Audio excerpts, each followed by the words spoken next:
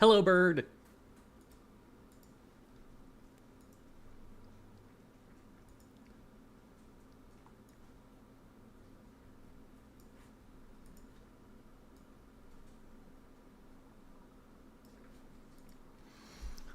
How's it going, Israel Bay and Bram and Los and King Mike and Jamie and Splave? Good morning, everybody. But Jem, it's 3:10 p.m.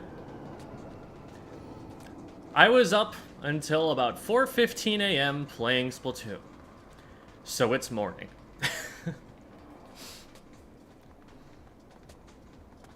Good day. Yeah, there we go. I wish people said that more. I wish that wasn't such a, like, weirdly formal thing for people. Guys, that would be a useful thing to be able to say a lot of the time. Alright. Oh, congrats, Jamie.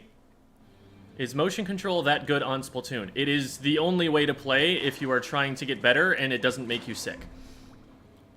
Like, literally, the only two reasons that I would tell someone not to use motion aim are that, one, you get motion sickness from using it.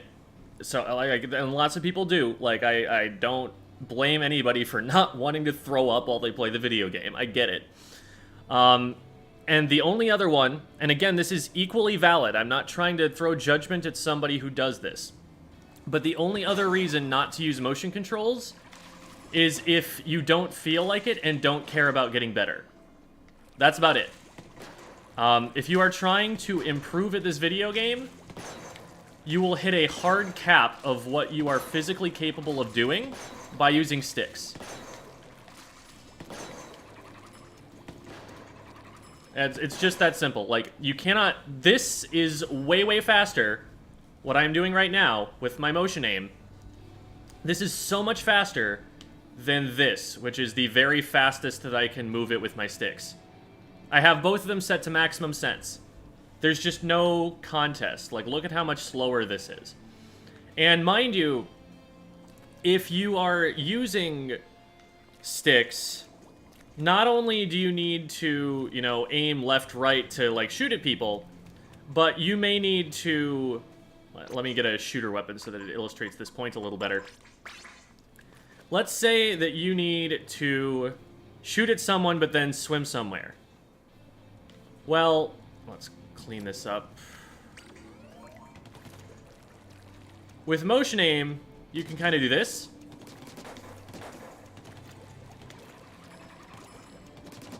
You can kind of just aim straight down at your feet and reposition so that you can then shoot afterward.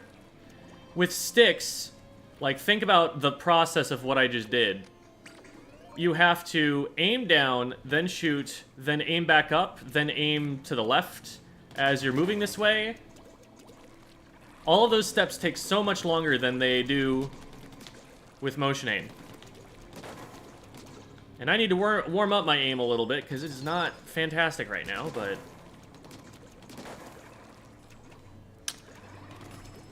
In Australia, good day is normalized, but still I can't imagine it in some fancy British voice and reading it. Oh yeah, it was a good day. I'm never going to say that again. I'm too American. I'm going to ruin the things that you say with my voice.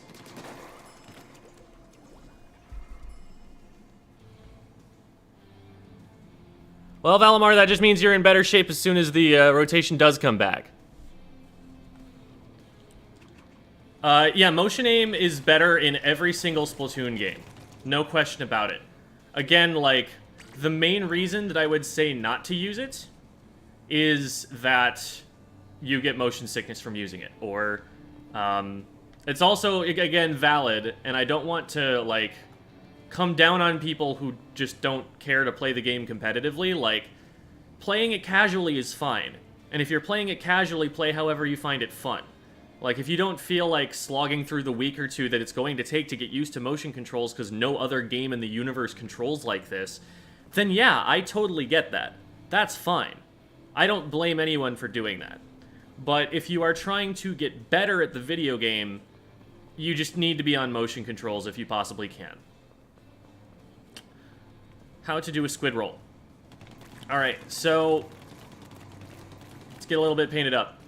So squid roll only works if you do it in a direction that is about 90 degrees or further from where you're currently swimming. So that's the first step. You need to be swimming, and then you need to want to squid roll in a different direction from straight ahead. So this is about the furthest angle forward that you're going to be able to get out of a squid roll. It's a little bit less than 90 degrees. Like, that was a little bit diagonal, you probably saw. But that is about the furthest away you're going to be able to pull it off. If you try to go straight ahead, you're just going to hop out of the ink. Because you are using the jump button here. So it's swim, move in a direction, and then while moving in that direction, press a different direction and then press B. And you get that squid roll.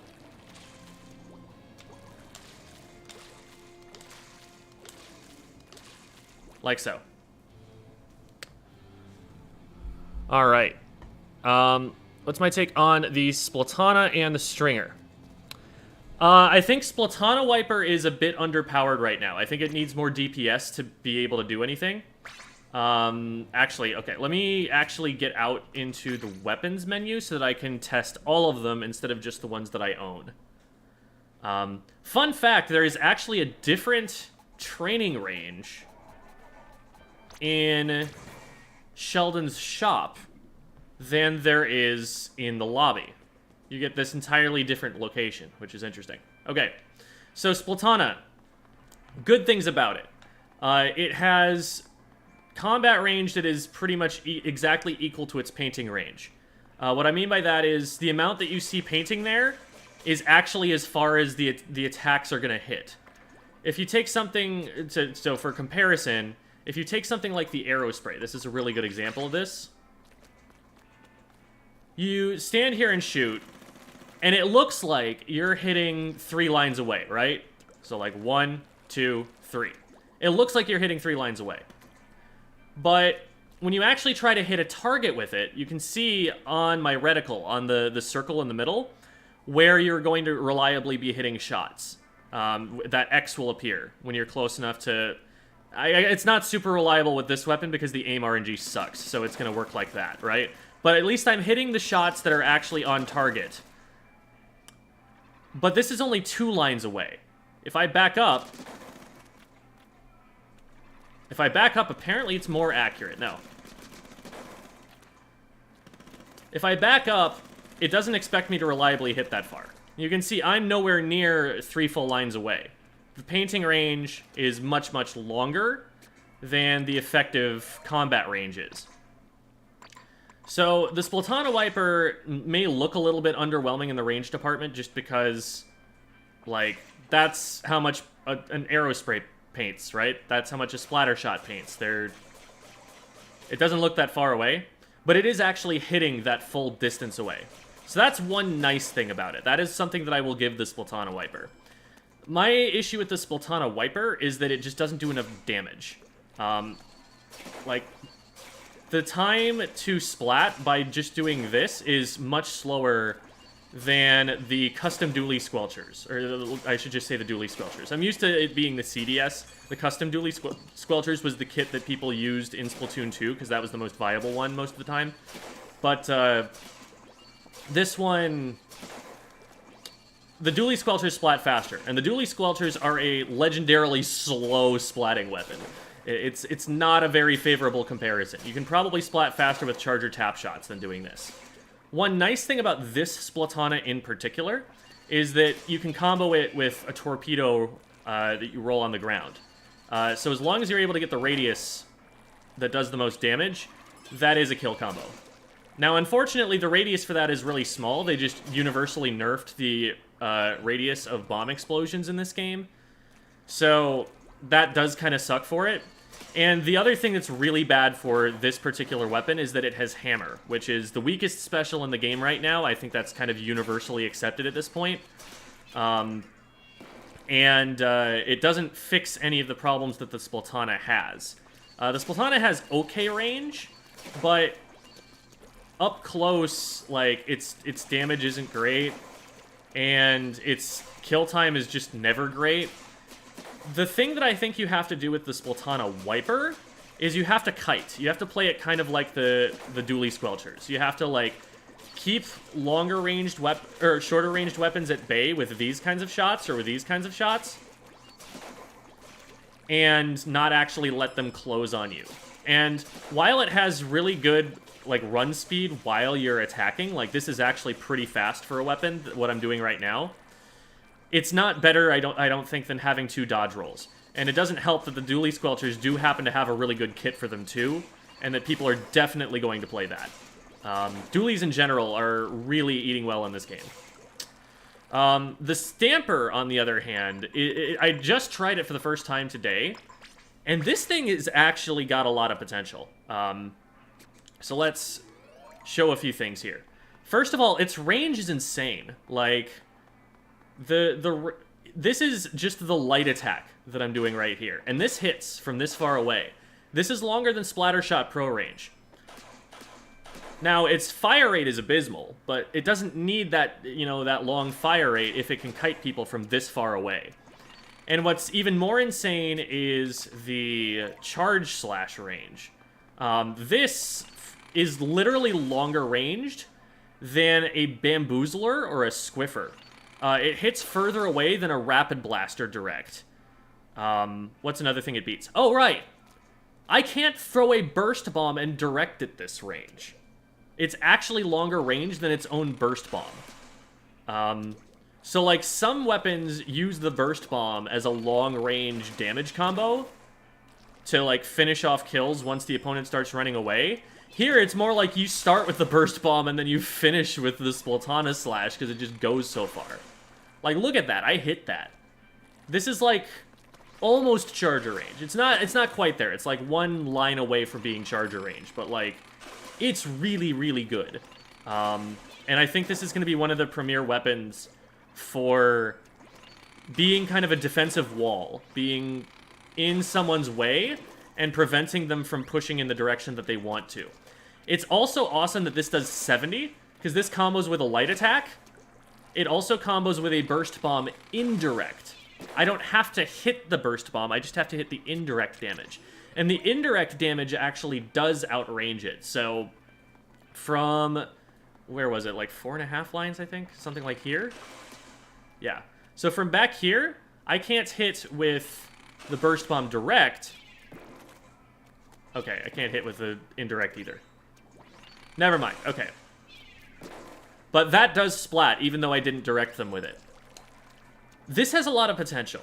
I think Zipcaster is, like, the absolute last special I would want on it, because this is a weapon that's all about keeping you out, not going in on you.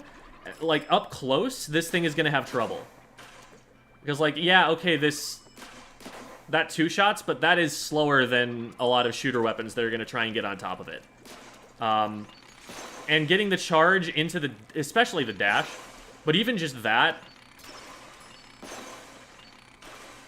like, that's still slower than a 52 gal is going to splat you up close. It's not bad if you don't input the dash. The dash actually makes it considerably slower. But just, like, launching it like that, that's not too bad. And it has better range, I think, than the Splatana Wiper does in terms of when it one-shots. Because it's longer, you know?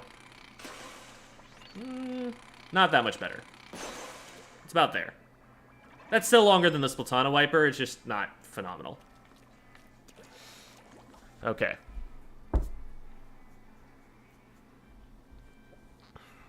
So let's scroll back up.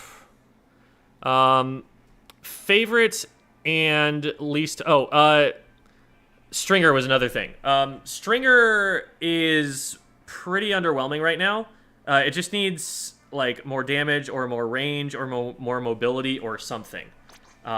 It's close to being okay, but it's not there right now. One quick thing with the Splatana, if you are going to try and use it, learn this painting tech. This right here is the most consistent way to get paint in front of you to swim through. Because, like, otherwise you're forced to, like, do 2 of these, like, vertical shots that, like, leave big holes in the ink. But tap, tap. and you can swim through it pretty consistently every time if you don't mess it up, like I just did a bunch of times. And it also paints a really wide arc, so that is going to paint decently well. But, like, if you just fire a single shot, you cannot swim through this. Look at how ridiculous this would be to swim through. And it's not even good on a full charge. Wee, this is so fun. This is so fast. I'm moving so quickly. Like, that's a fully charged shot, right? You compare that to something like a charger, and there's just no contest with how fast you can move. Single charger tap shot. Boom. Straight through it. Very consistently. Full charge shot. I can swim all the way through this, and I even have some room to move around. I could probably squid roll forward through this. Because to squid roll forward, you have to change directions in the ink, so you need a little bit of space. Yeah, you can pull it off through that. Wait, can you pull it off through here? You probably could. It would just be a lot harder. Yeah, something like that. But good luck doing that with the tri-stringer. Tri-stringer looks really weak. Reflux looks a lot better. So it just does consistent damage. It doesn't have that little explosion effect afterwards, but honestly, it did so little damage in the tri-stringer that I don't mind the trade-off. Like, this basically plays kind of like an Explo. More so with the tri-stringer, but the damage that you're able to consistently get here is 90, which is pretty nice. And it's decently long range. It's a little bit on the short side compared to the Explo or something, but it's up there. And it's a little bit more mobile, and it has charge hold. So you can do things like squid roll out of it and then hit shots. Like that. Also, it has missiles, which is a really good special that is still going to be competitively viable, even though it's been nerfed since Splatoon 2. So, this is not going to be a bad weapon. People are definitely going to see some use out of this. I don't know if it's ever going to be meta or anything, but that remains to be seen. Okay. Favorite, least favorite special weapon. Favorite or best? Because those are going to be two different questions. Favorite... I mean, I love Inkjet to death. I don't think it's going to be good in this game, and it's probably not going to be as fun to play, unfortunately. I'm pleasantly surprised with how interesting Crab Tank is. I was looking at it and thought it looked underwhelming, but I realize now just how much it paints with the rapid fire mode, and that's a huge asset to it.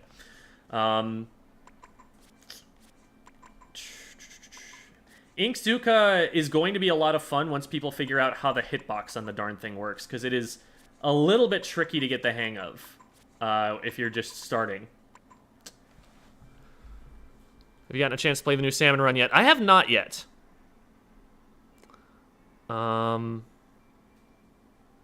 do I stop being bad at the game? By playing, and when you play, be very thoughtful and focus on learning, not whether you win or lose.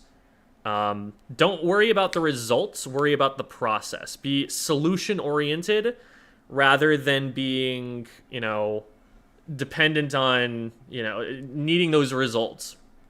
Saying, oh no, I didn't win, doesn't teach you anything. Saying, I'm consistently being outranged by this weapon. How can I get closer to that weapon so that I can beat it more effectively?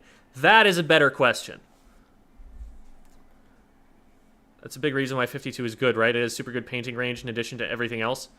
Yeah, 52 is... if 52 has, really good paint, it has really good DPS. The DPS, I think, is one of the biggest things that makes the 52 so good.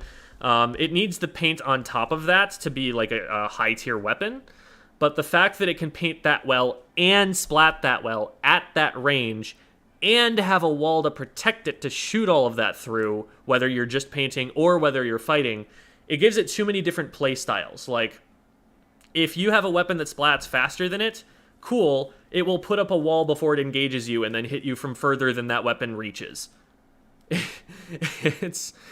It's got too many answers for every problem that it could run into. I misread AMA as ASMR and was really curious what the content was going to be like. Chargers feel different now in a good way.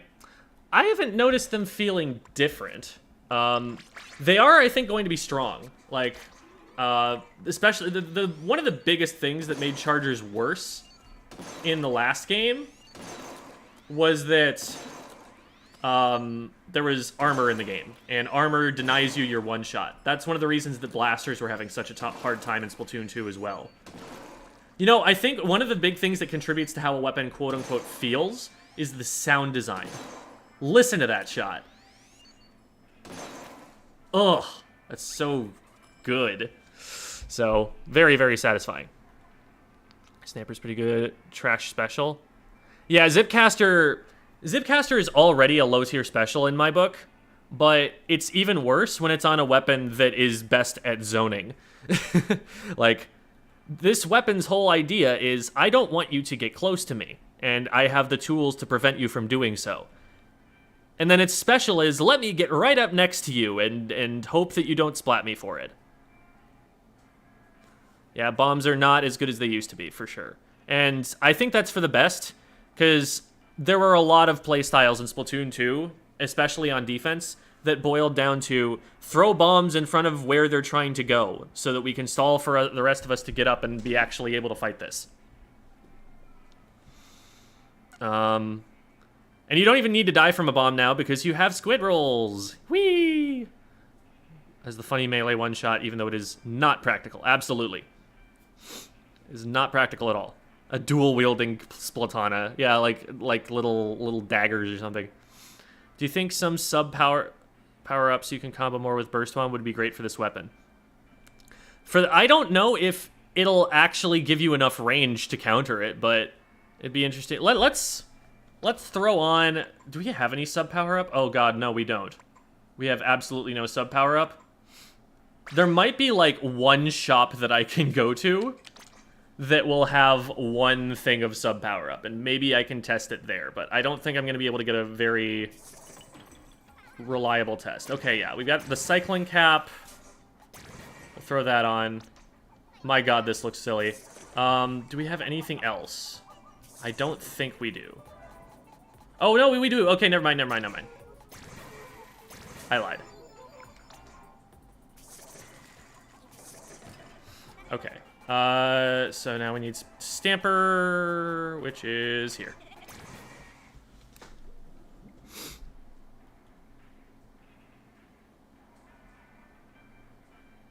Game's not out in UK? What? I thought UK was ahead of us. Devs clearly want the Splatana weapons to do the funny melee kills, but they also have good enough range that why would you do that? Yes. And also the melee range thing is really slow. What does the stars do on gear? The stars.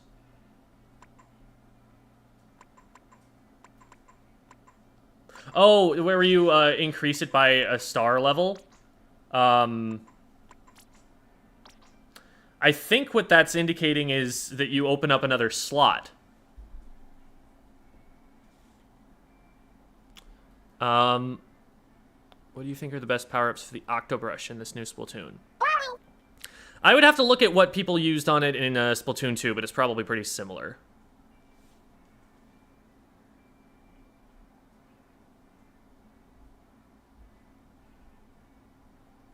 Okay. So I'm a little bit behind, but let me get into the testing room here and see what my burst bomb range looks like now.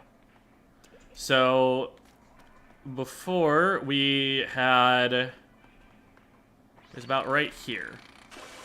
Yeah, that hits. And my burst bombs do direct from here. They actually direct pretty handily. They even direct from back here. So, yeah, about 1 point, maybe 2, and your burst bomb range is the same as your charge slash range, which is probably about as far as you need it to go. Unless you wanted to go further, I guess. So that answers that question. Okay. Let's get back up to the other questions here.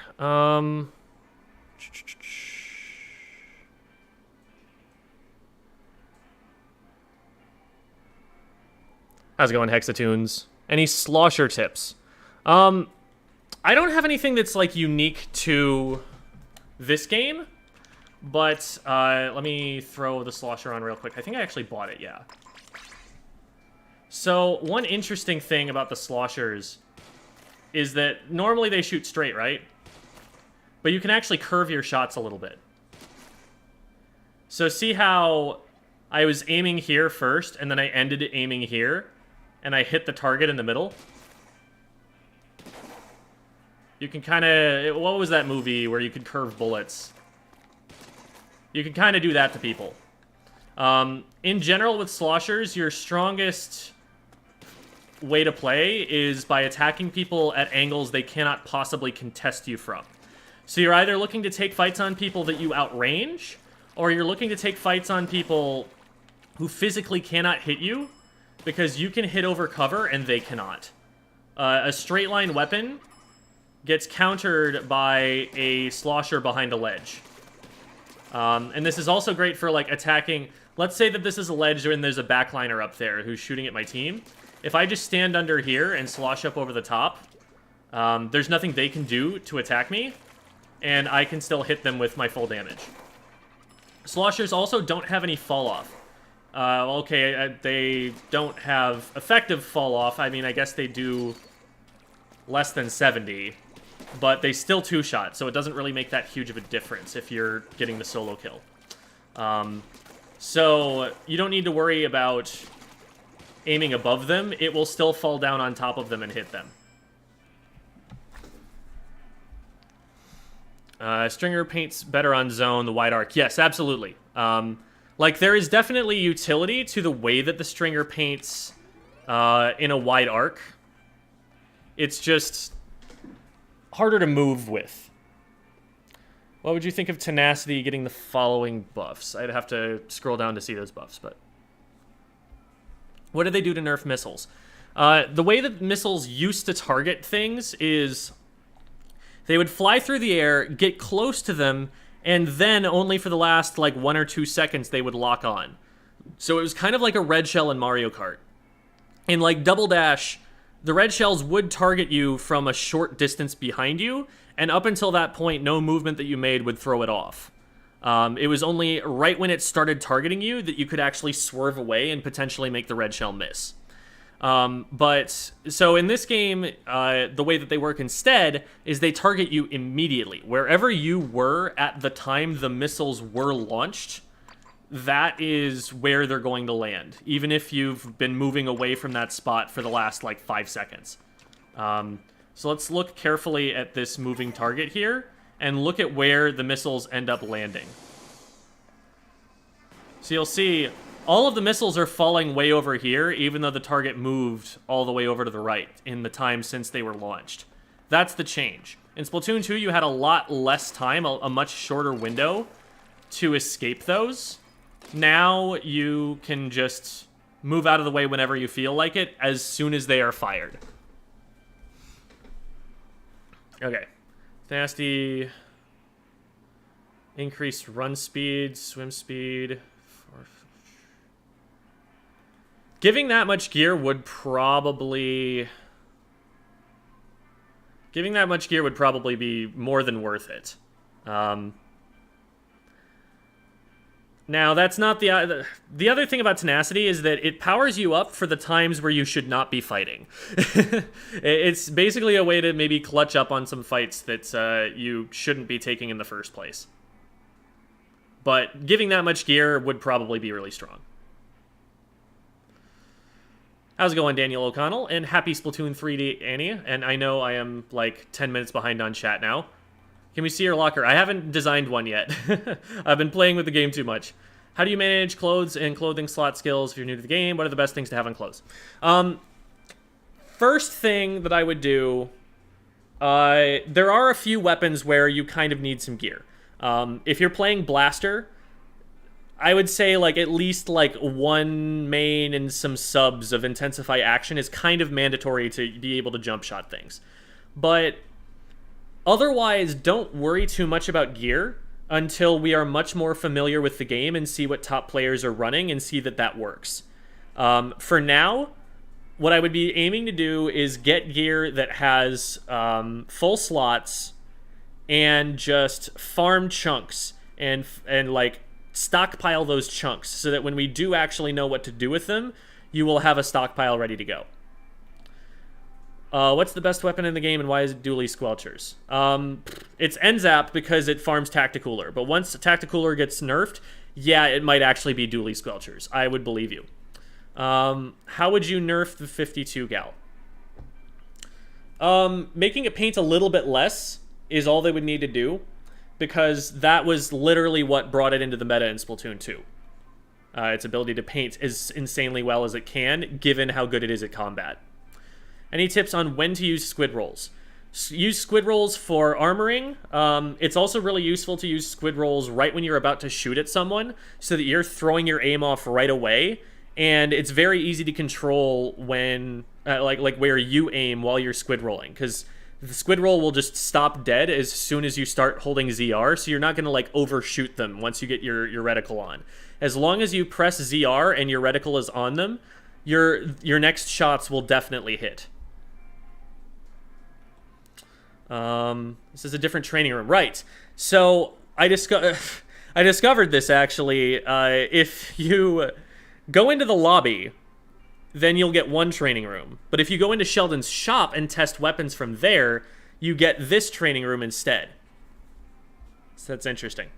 How do you use Zipcaster? Very carefully. I think that's a very weak special right now, because you're just too vulnerable while you're using it, and there are a lot of weapons that have it that don't want to be close to you anyway. But my guess is you just kind of like grab onto a wall with like a Luna Blaster or something, hit it direct, and then zip away as soon as you can. Anyone asked about the Splatana and Stamper? Yes. Splatana, Wiper, underwhelming. Stamper has a lot of potential, could potentially be a meta midline weapon. How does one get on top of clothes and the skills they have? Hopefully I've answered your question a little bit there, Daniel. One thing that I would recommend, and this resource isn't built up for Splatoon 3 yet, but there's a resource called sendu.ink. I'll post it in the chat here. sendu.ink/builds. This is where you can go and look at what people were building in Splatoon 2, and a lot of that is going to carry over. A lot of the initial thinking about how those weapons work is going to transfer. So, like, for example, if you see that a particular weapon is running, like, quick respawn and like, quick super jump and stealth jump and stuff, okay, now you know that that's something that's probably going to be a really aggressive weapon, and that sort of a play style is what you're looking for in this game. Can we see? Yeah, locker. I don't have my locker designed or anything yet. I haven't messed with that at all. Can get up to 5 stars now. Right, freshness.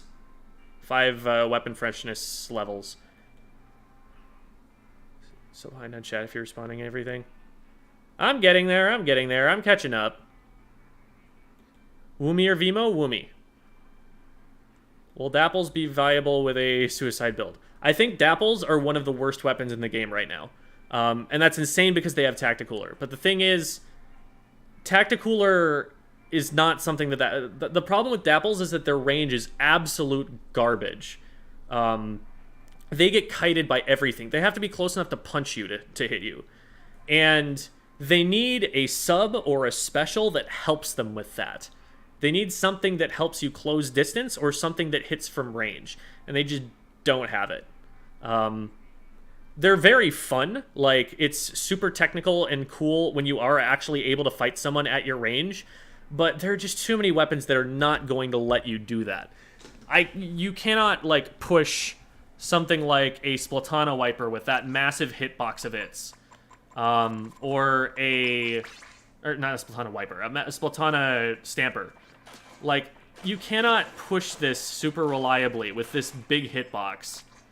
You cannot push, like, a 52 gal with a wall up with something that just has that short of range and moves that slow. Moves that slow, Gem? It's a dualies and it's lightweight.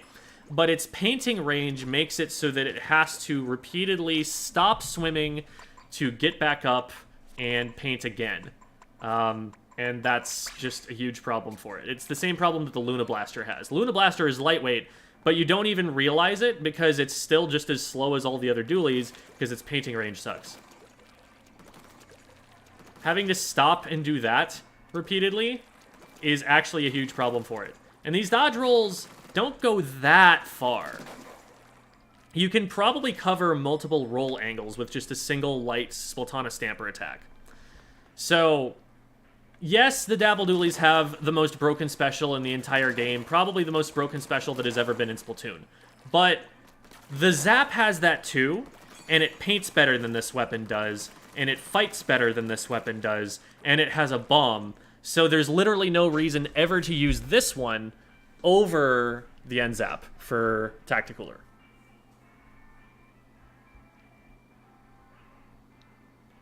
I wish Try could flick shot. Yeah, that would be neat. Also, another training room in Salmon Run. Oh, right, I remember that. I haven't actually gone and checked that out yet. Will Dapples be... Yeah, oh, right, we asked that. Is the non-existence of MPU going to make Splash-O-Matic worse than other shooters? I was using Splash-O-Matic, and it seems really strong. For zones, specifically. It paints a crap ton. It still has its burst bomb, which was always very useful for it. And Crab Tank paints so much from such a range that, like, you can play when you're in, or you can play when you're at long range. You still have... And you can also play at mid-range with your burst bomb. Like, it just has control over every range in the game. It seems really good to me. It's a little bit shorter range, but it's lightweight, it's maneuverable. It's going to be zippy and zoopy. It has perfect accuracy. Like, I think it's still going to be a very strong weapon. Opinions on using range and off angles with Zipcaster for mid, long-ranged weapons. So this is a little bit of a weak point for me in my knowledge of the game. I'm a short-range shooter player, so my knowledge of exactly how mid to backline weapons work is a little bit weaker. But my understanding of, like, Tri-Stringer right now is that it works kind of like a sort of Rapid Blaster Explo hybrid. It's trying to go for chip damage, and it's trying to, like, control space. It's not a Charger. It cannot outcompete the Charger at anything that the Charger does, and it honestly can't compete a lot of weapons for their niches, but that's the best that I've seen people able to do with it. Is there still going to be value in subs like Quick Super Jump? Absolutely. Quick Super Jump is one of the strongest, like, couple of sub abilities in the game. Ask me anything, can I ask for a booyah? Woomy! There you go. Does Splatoon 3 feel like a different game than 2, or does it feel like a glorified DLC to you? It's going to be a very different game because the meta is going to be different. You're going to see different strategies being used. It's a very slight adjustment to the game mechanics. There are only so many things that are added, but I played the crap out of Splatoon 2, and I honestly don't mind. Can't wait to play Table Turf. Table Turf is fun. Is Dapple Doolies viable? Absolutely not. One of the worst kits in the game. Completely garbage. The Dapple Doolies as a main weapon has never been good. It's weapons with that short of range and that little ability to paint or do anything else are just not great. If you want, like, a short-range one-shot weapon, you still have more range on a roller, and it will still one-shot. It will splat faster than the Dapple Doolies can, because they have to hit multiple shots.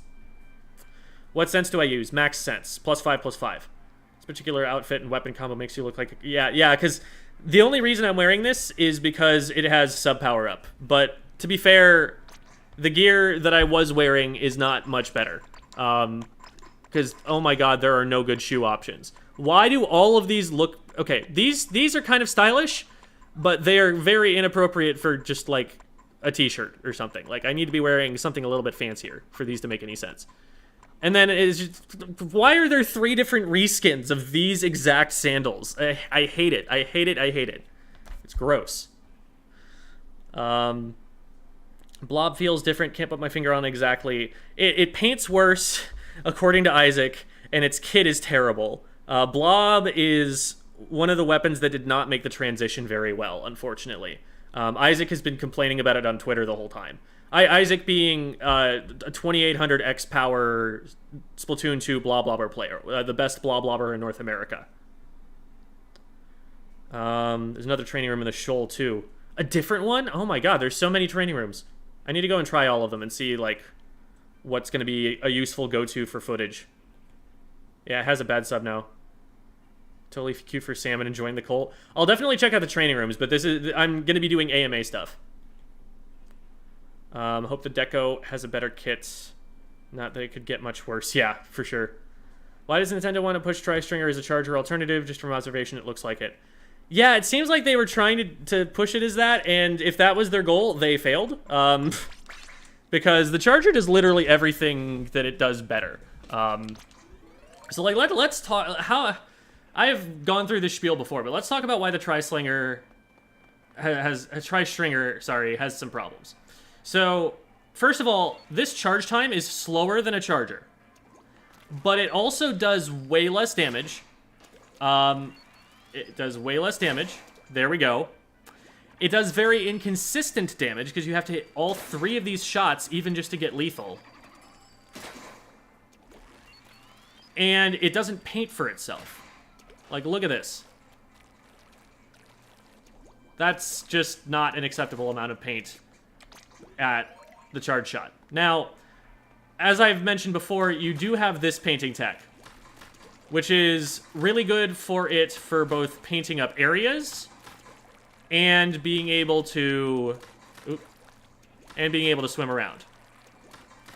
The problem is that this gives some people motion sickness, and it's also still not that great compared to being able to just tap shot and swim everywhere.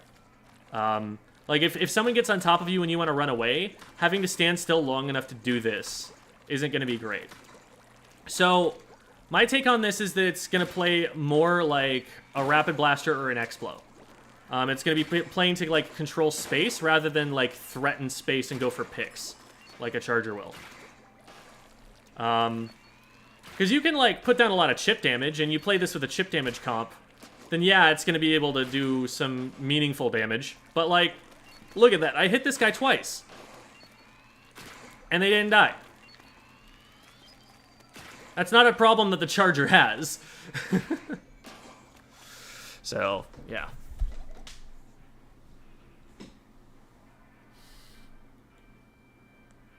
Do you like the Dark Tetras? Dark Tetras are one of the best weapons in the game right now. That Tetra players are going to pop off in competitive Splatoon 3. Table Turf tutorial when? When I learn how to play it well enough to beat Cool Squid. Or Cool Jelly, sorry. The computer players start off at a relatively high difficulty. Lost 3 times in a row to that little jellyfish. Yeah, right? Like, it's literally baby jelly. That is who your first opponent is, your first AI opponent, and he beat me round 1. I got beaten by a literal child. Do you play Salmon Run? I don't play a lot of Salmon Run. I like Salmon Run. It's like a great game mode, and much respect to the people who play it, you know, at a higher level. I just get more out of the PvP personally.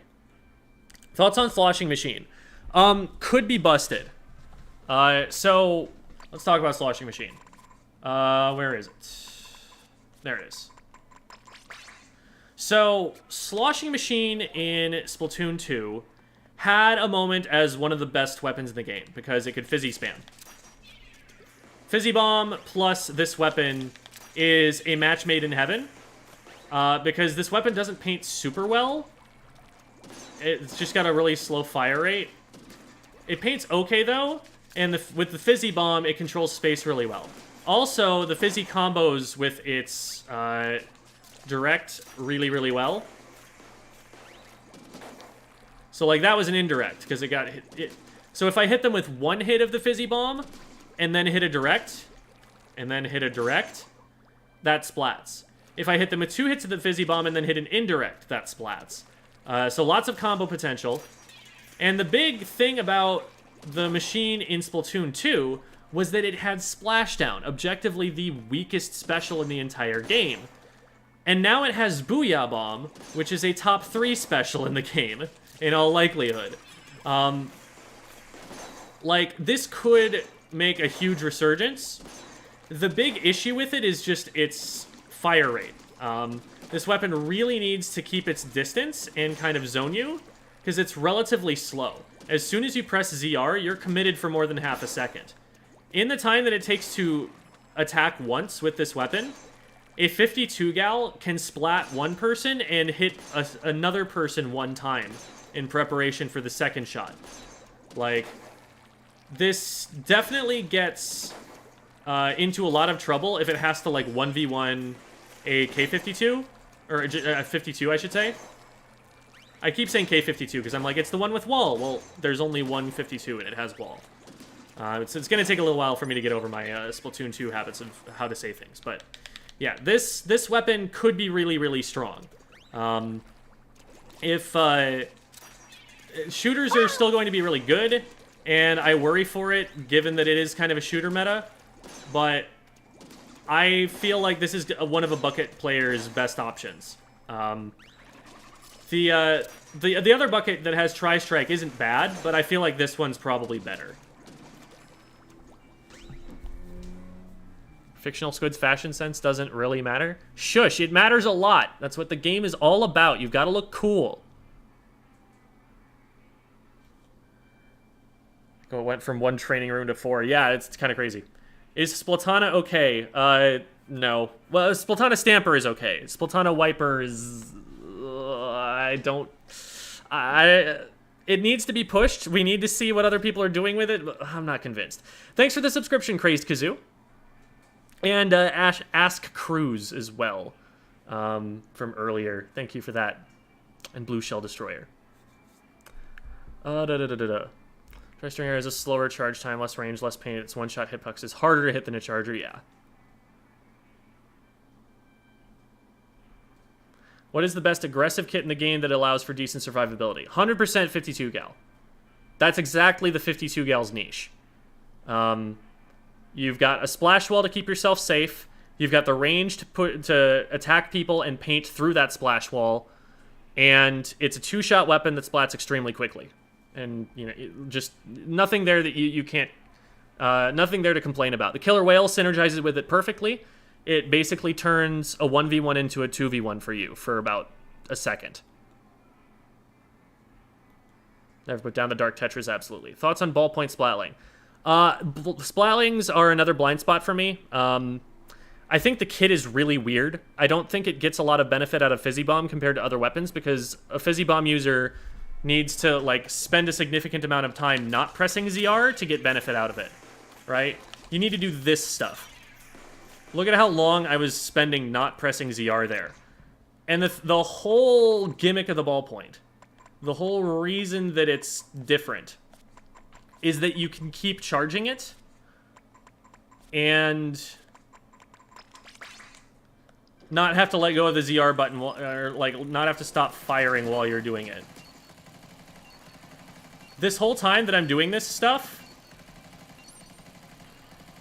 I am not able to use a sub-weapon. So, like, having those two on the same weapon is a huge mismatch. Also, Inkjet is going to be relatively weak in this game. Not that it's any different than it was in Splatoon 2, but that it will not have armor to protect it anymore.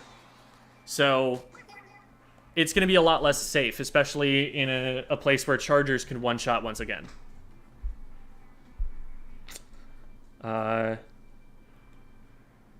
Totally new, never put down the Dark Tetras. Yeah, absolutely. Totally valid weapon choice. If you get good at aiming, you will love those things. Quick tip on the Dark Tetras, just in case you didn't know. I think I bought those. Yes, I did. So, most dualies, when you dodge roll... let me show you what normal dualies look like first. When you dodge roll, you start firing once the roll is done. With Tetras... you fire shots mid-roll. So, if you can get your aim on in the middle of the roll, you can splat way faster. So, the better you can get at aiming, the better you will be at Tetras.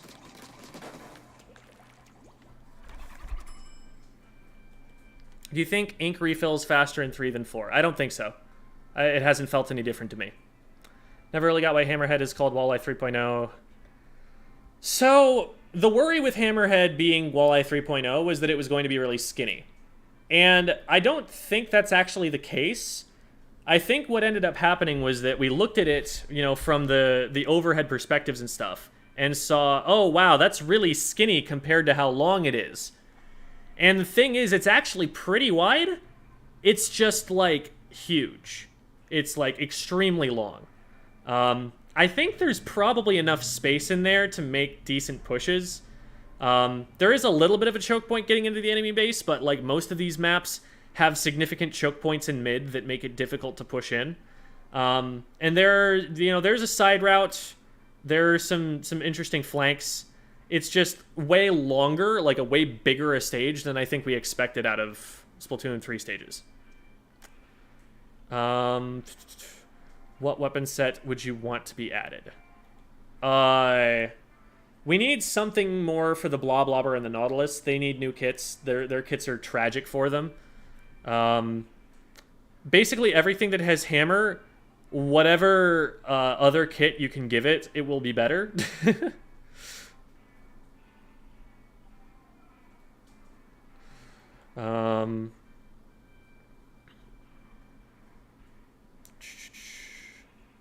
What's that sparkly bit in the corner when you're in the weapon select? Sparkly bit in the corner. Sparkly bit in the corner. I don't know exactly what you mean there. Does the special ready effect remain? That's kind of funny. I don't know. What training room is this? This is Sheldon's shop training room. That's why I have access to these weapons that I don't have unlocked right now, because I'm in Sheldon's shop and I'm pressing Y to test them. What are we doing in here? It's a bit of an AMA. I'm answering questions for people. Thoughts on Splatana Stamper? I already gave them, but I'll repeat real quick in quick summary. It looks really strong to me. It looks like this is going to be one of the premier zoning weapons in the vein of the Rapid Blaster or the like Bamboozler or something. It seems really, really hard to push in against, and like it does really decent damage for the range that it has. It outranges a Bamboo and a Squiffer and a Rapid Blaster direct and a Burst Bomb without sub power up. Like, it's pretty long range, especially with that Charge Slash. Mid looks super dangerous and court looks useless. Mid is going to be dangerous, and that's just always going to be the case. Like, have you seen Hagglefish? In Hagglefish, if you're standing out in the open in mid, you just die to a Tri-Striker, or to a Trizuka or something. Or, like, you get sniped. This game is still a cover shooter. It's a little bit closer to Splatoon 1 in that respect, that, like, every little scrap of cover you can possibly find, you need to be using, because it is scary out there otherwise. But, like, mid of Piranha Pit is absurdly dangerous. You basically never want to be there. That doesn't mean it's a bad map, though. You just have to pass through it safely. S3 Hammerhead looks much less fun compared to S1. I do... Mincemeat Metalworks is my favorite map in this game, and I know that it was kind of similar to Hammerhead Bridge in that you had these, like, vertical poles that you could swim up from any direction to get up to the bridge, and that was really fun. And that sort of carries into Mincemeat Metalworks, and I love Mincemeat Metalworks. I think Mincemeat Metalworks is, like, probably my favorite Splatoon stage ever. I didn't play a lot of Splatoon 1, so I don't know Old Mahi Mahi, but, or Flounder. I think that's probably my favorite stage so far. Some of the topped out in S Plus back in Splat 1. How important is gear and rolls in S3? It seems way less important than it was in Splat 1. I've seen your X-Rank series, the beginner gear for X. So, I've played Splat 1 for 2 hours. I played Splatoon 2 for about 5,500 hours. So my experience is a little bit skewed. There were certain maps that I just never played in Splatoon 1. That said, squid rolls are situational and niche, but very useful. You'll probably use it like once or twice in a fight, and that's about it. And otherwise, maybe if there's a predictable special that would one-shot you, you use them to dodge out of the way or something. What kits for heavy splatling do you think they should add? The one that it has right now is not bad. It was seeing competitive use. The sprinkler obviously is never something that you want, but let's see. What could we put on this? Burst Bomb is always nice because it gives it some quick damage that it doesn't have to charge up for. And it might be that they're just balancing around not giving it that. But it would also be useful to help the heavy move because then it wouldn't have to focus on like getting enough charge to paint. So Burst Bomb I think is like always going to be a really highly prized choice among heavy weapons that don't paint their feet super quickly. As for specials though, Booyah Bomb would be amazing for it, but it's already on the Hydra, so I don't know if they're going to give the heavy that. Missiles would definitely not be bad. Anything that like doesn't require you to like push in with it, anything that can be used from range. Tri-Strike might be interesting, although I don't know. It might be a little bit redundant with the main weapon being what it is. Maybe like Tri-Strike. Did I say Tri-Strike twice? I keep saying Tri-Strike when I mean Trizuka, and I hate that there are two of them. Summary on Inkbrush, if you already talked... No, I haven't talked about Inkbrush. Inkbrush is a really cool kit. Because Inkbrush has a very unique synergy with the Killer Whale. Let me get special really quick, and then I'll show you. So the way that the Killer Whale works is that it targets 3 separate times. And it can either target the same thing, or it can target 3 different things. Like each time those lasers go pew, pew, pew, if you aim at something else, it'll target something else. Now, the really cool thing that you can do with a brush that you can't do as well with any other weapon is you can move those starting positions. So you saw while I was firing it that I was moving from left to right. The reason I'm doing that is that it is harder to dodge if they come from a wider range of angles at you, because then, you know, they're doing this and kind of crisscrossing, and you need to be in the wedges on the side in between those 2 angles to be safe. Well, if you shoot them all from the same place, they look like this, and you have much more space down here that you can be safe. From here, you have much less space you can be safe. And so you want to be moving from left to right while you're firing this. Well, guess what the brush can do? Better than any other weapon. It can put the brush down and run while it's doing that, and do almost like a 180 around them so that they get hit on like all sides by the whale. So that's a really, really cool piece of synergy that the brush has that's basically no other whale weapon is going to be able to do as well. So that's super cool.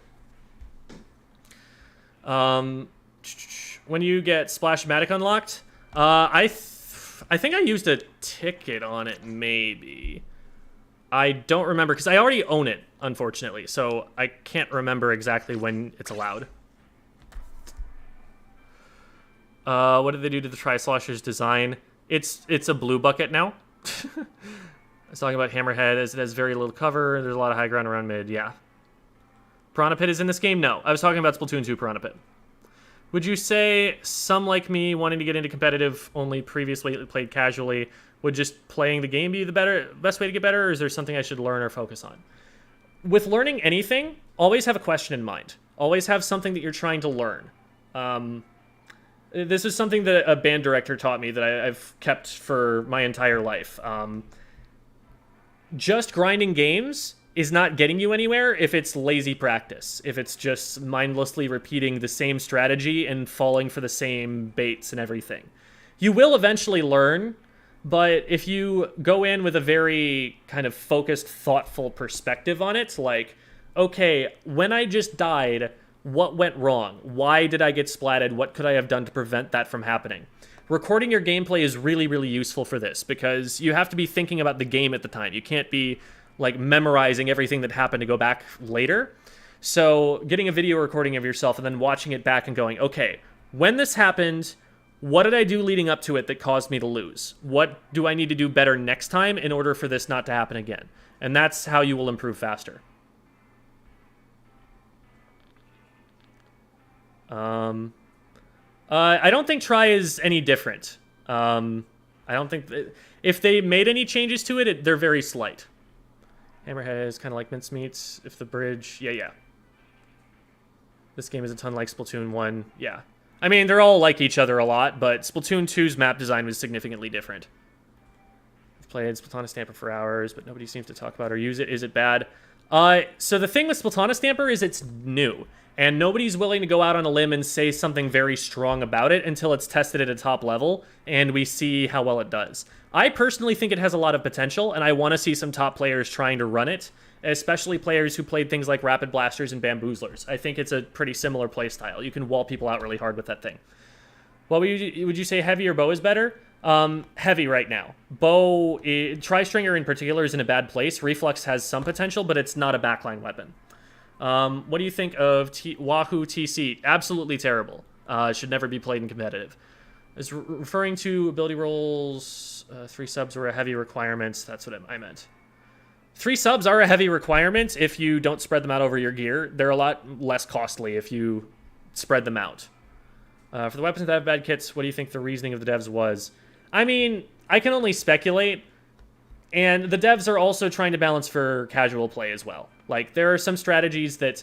like the dabble dualies. If you're able to hole up in someone's base and get everyone jumping in on your beacons and have a tacticooler ready for them there when they get there, that's going to be really difficult for like a casual team to play through. And that could be a potentially very fun play style. It's never going to happen in competitive play though, unless one team is significantly better.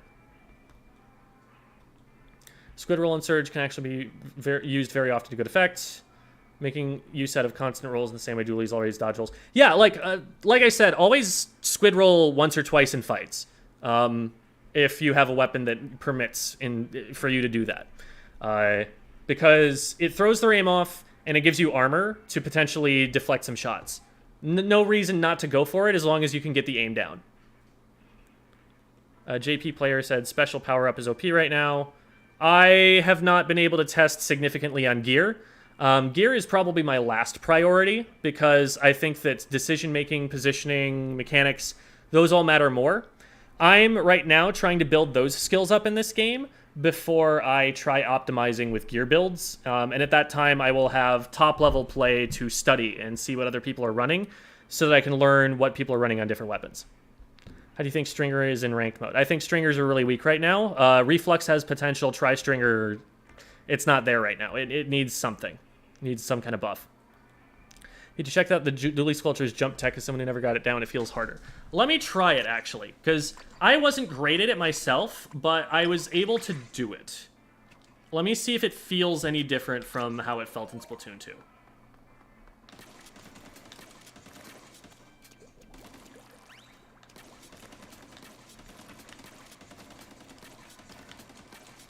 This feels exactly the same.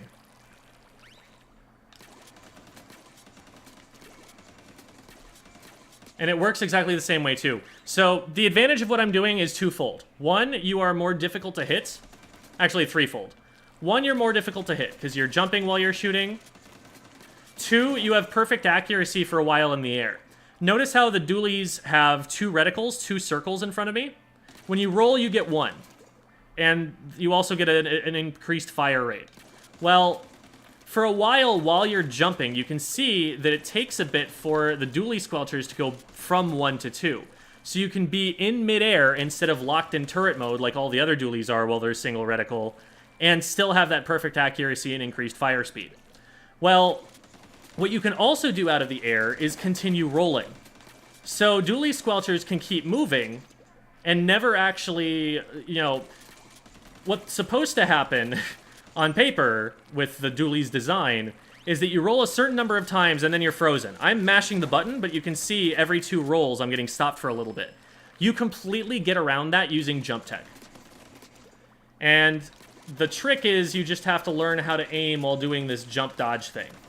But if you're able to do this, and especially if you're able unlike what I've been showing, to steer through the air while you're jumping. You just have one of the most mobile weapons in the game, and one of the best kiting tools in the entire game. And this is why I don't really see a niche for the Splatana Wiper. Because the Splatana Wiper's biggest advantage right now is that it's able to move and attack at the same time, and it's able to move really quickly while it does this. And it paints for its feet and everything. Like, this is really good movement. This is better than most shooters have. The problem is that you have dually squelchers in the game. They outrange it. They actually out-DPS these attacks. And they also have better movement. So what are you running this weapon for if you could have the dually squelchers that, on top of all of those advantages, also have a special that is being used in competitive play and a bomb that is functional? I mean, granted, torpedo roll is really important for the Splatana Wiper, but I'll take a splat bomb on any weapon in the game, and it will not make that weapon bad. Except maybe a carbon roller. I don't know. So, yeah, I don't really see any difference with the dually squelchers jump tech, and I don't see a reason to use Splatana Wiper over this. What's your opinion on the maps you've played so far? 0 out of 10. Mincemeat, 11 out of 10. Favorite map in the entire series so far. Eeltail, 8 or 9 out of 10. Very solid map. I have no issues with it. Scorch Gorge, 6 out of 10. It's got way too many choke points. Turf War is unacceptably choke pointy. Like, there is one very narrow great bridge that you have to go across to get to the enemy side, and even if you successfully navigate that bridge, they have high ground and, like, an entire bunker on the other side to shoot you from. Like, it's just, you'd never get out of mid on that map. The whole fight is for mid. It's stupid. Even in Rainmaker, there are just way too many choke points there. Not a big fan of that aspect of Scorch Gorge. If they make it so that the map is more open, if they made even some of those walls into the enemy side paintable, I would love that map. But it's just, there's that one aspect of it that really bugs me about it. So that's Scorch, Eeltail, Hagglefish. Hagglefish, like 7 or 8 out of 10. It's fine. It'll do well competitively. It's nothing to write home about, I don't think. But it's fun. The map design is generally better than Splatoon 2's, in my opinion. There are far fewer stinkers, I think. Is the Splatana Stamper a good weapon, or is it outclassed by... Splatana Wiper is... Okay, so they're not in the same class, first of all. They do completely different things. Splatana Wiper is very light and tries to be mobile. Splatana Stamper is all about denying space with big hitboxes and lots of damage. So it's, I compare the Splatana Wiper to the custom dually squelchers, but I'm comparing the Splatana Stamper to something like a Rapid Blaster or a Bamboozler. They're completely different. Splatana Stamper looks way better to me, but this is first impressions, and I am not playing the weapon, you know, there's a lot of testing that needs to be done to unlock the capabilities of all of them. How do you improve aim with high sensitivity? I'm new and definitely want to improve. Yeah, I should talk about this because this is something that I said I was going to talk about for some people on TikTok. I'm going to... First of all, the first thing I'm going to do is I'm going to go check out the other training rooms and see which one I want to shoot this in. Because I didn't realize there were 4 of them. I only found 2 of them. So there's one in Salmon Run and there's one in the Shoal as well.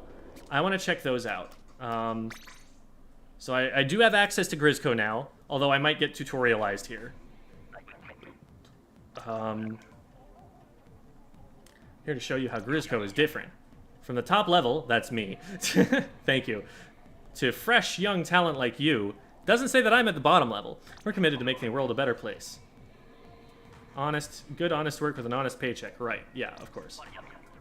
I love how, now that it's been established in Splatoon 2, that this company is just sketchy as all get out, that now they're giving us this fake spiel about how honest it is. Alright. Check your records. I'm a returning employee. Yes, I am. Interested in a refresher. Not a bad idea to look over the basics again. We'll skip that. Not sure HR would approve of deviating from mandatory training, but let's just not tell them this once. It's maybe old news. Yeah, there's some new salmonids, I know. Usually require them, but it's all in the manual. Read that over and... Oh, well... we can haul you or whatever's left of you back anytime you like. Not now. I want the training room. Shoot. I can't get to the training room until I do that tutorial. And I don't want to spend all of our time doing that. So we'll skip that for now. Let's go check out the shoal, though. Because this supposedly has its own training room as well. Welcome to the shoal. Yep, local wireless.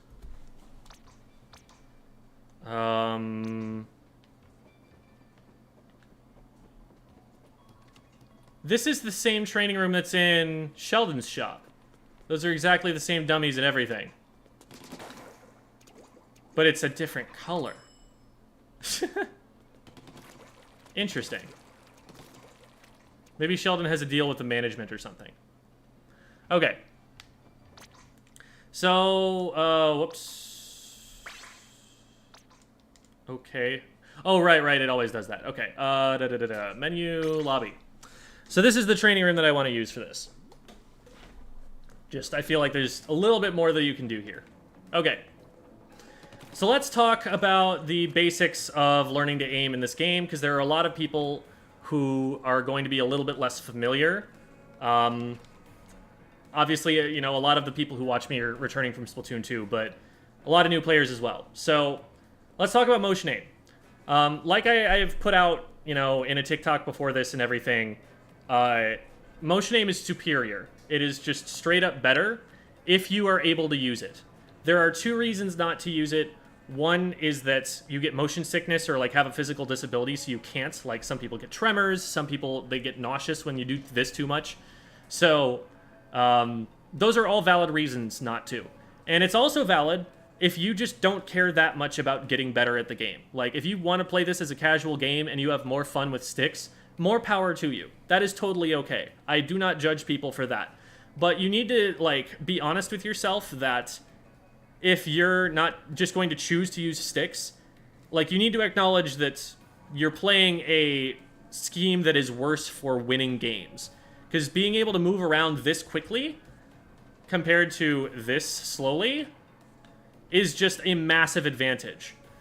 On top of that, you can add the left-right of the right stick while you're using motions to snap extremely quickly. That was a 360. Like, if you really get used to that sort of thing, you can go absolutely ballistic with how fast you can aim at something. So, how do you get started? The most important thing that is difficult about this early on is just keeping your reticle pointing forward at eye level at all times. You want to have... I usually play with... Let me see if I can get this arranged somewhere. Okay, I can't really. I'm going to kind of try and simulate this a little bit. So while I'm sitting, I have my hands on my legs like this, so that the only thing that's moving is I'm pushing my forearms forward and back. So like right arm forward, left arm back to turn. That's how I'm turning left-right. Or I'm doing this with my wrists to go up-down. Those are the motions that I use in order to aim in this game.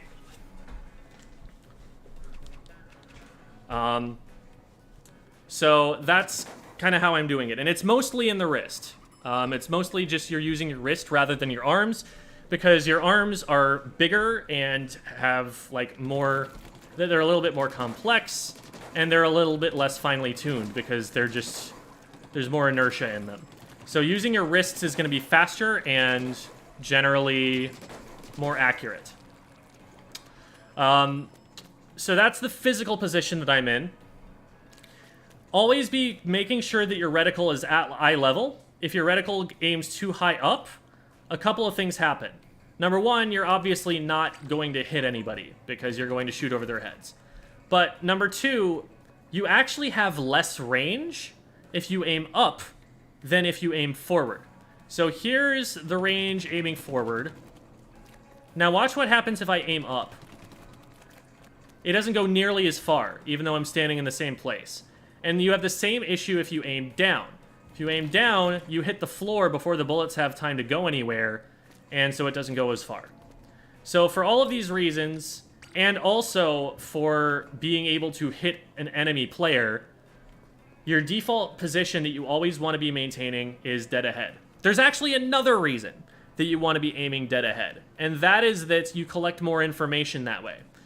Let's count how many target dummies I can see right now. I can see, besides the moving one on my left, 1, 2, 3, 4, 5, 6, 7, 8, 9, 10.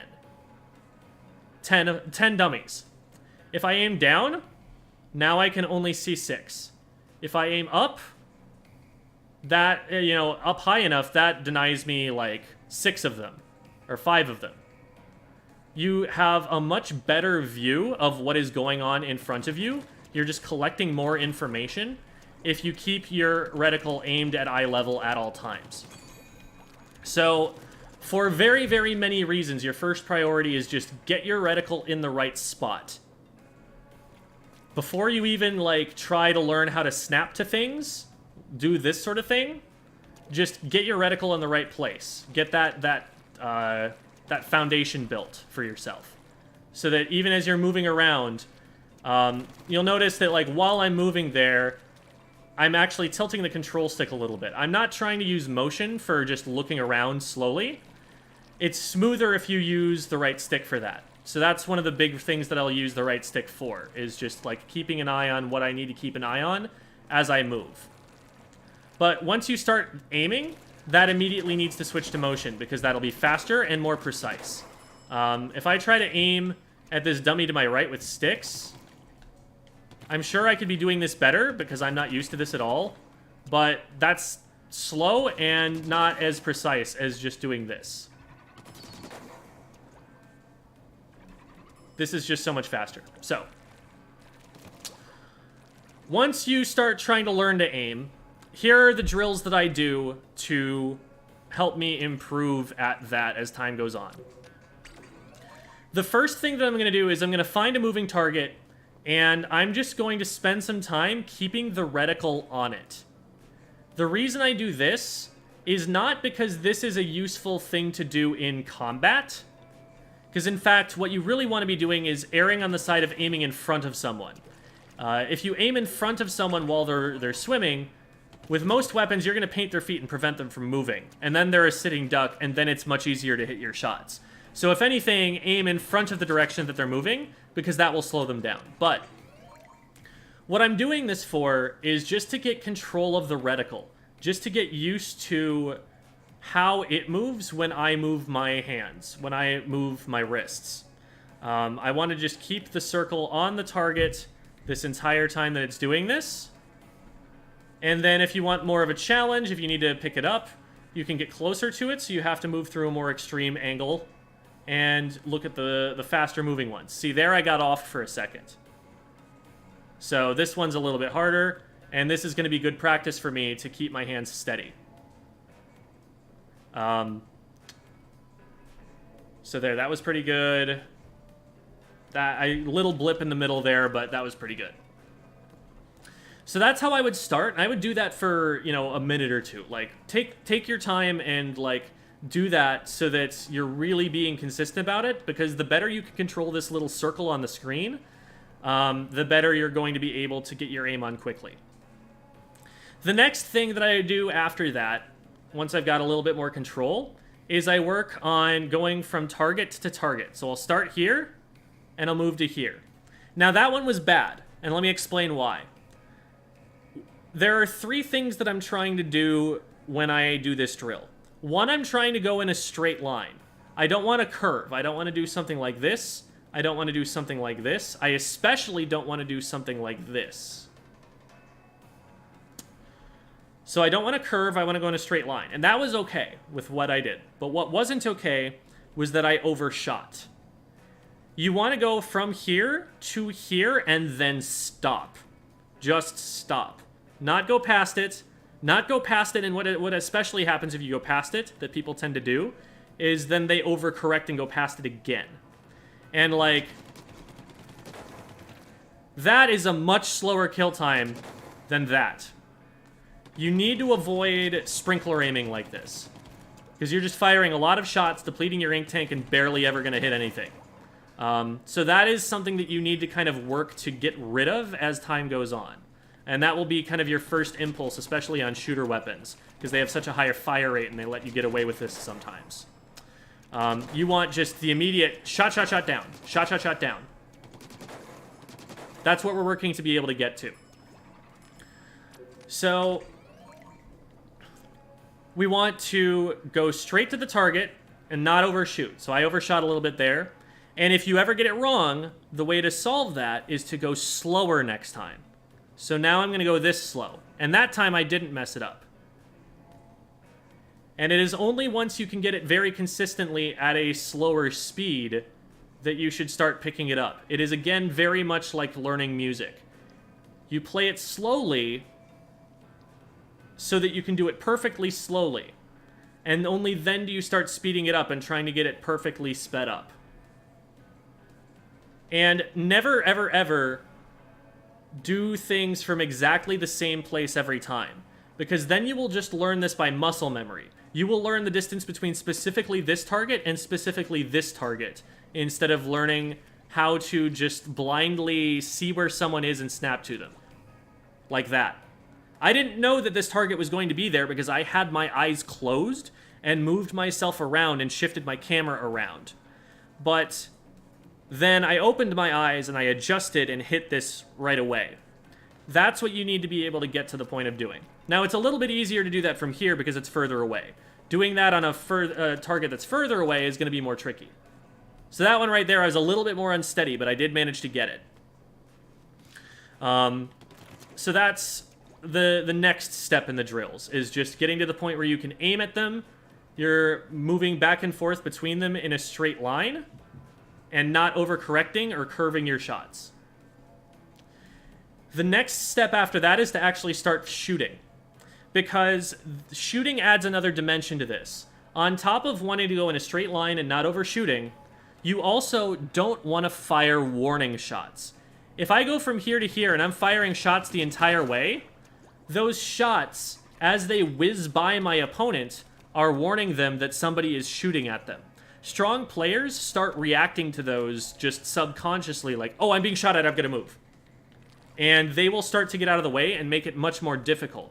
But if the very first shots you're hitting are landing, they might just not respond in time. Or if they do, they will take at least a couple shots before they are even able to move, just because those shots come out so quickly. So, on top of going in a straight line and not overcorrecting, you also want to go in a straight line, not overcorrect, and only start firing once your aim is on.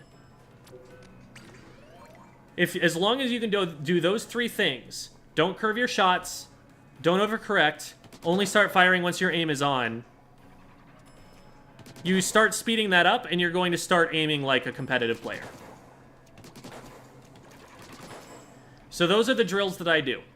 Once I've got that, where I want it for the end of that day, because this is going to be a long-term project. It's not like this is going to be perfect after day one. It's not like this is going to be perfect after week one or month one.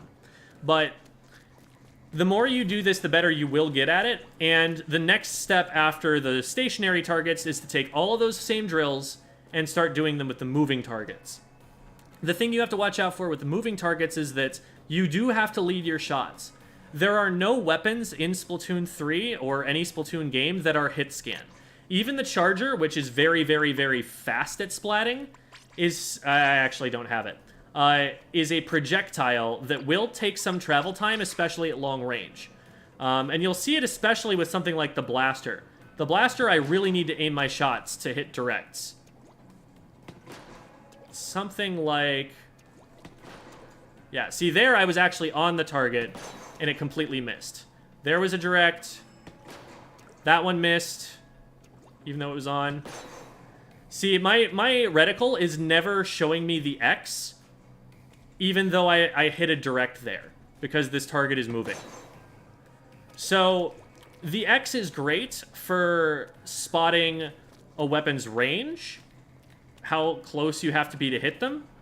It's also great for just having a way of knowing, yes, you are aiming where you want to be aiming for those earlier drills, but against moving targets, and any target in Splatoon should be moving, or they're kind of throwing. They, like, don't know where you are, or they're just not that used to the game yet. Any target you're aiming at should be trying to move as much as it possibly can. You're going to need to lead your shots, and so if anything, err on the side of leading them too much, but definitely don't trust that X on your aim when you are looking for where you need to aim for, because it may be pretty far away, especially depending on the weapon. It's not going to be as bad for a shooter. Like, I was on the front half of it with the circle, and I was actually hitting shots there. Let's aim at the higher one, and then I won't get interfered with by the one that's in front. But you can see, even there, the shots are trailing just a little bit behind it. So I need to be on the front edge of it in order to be hitting it with those.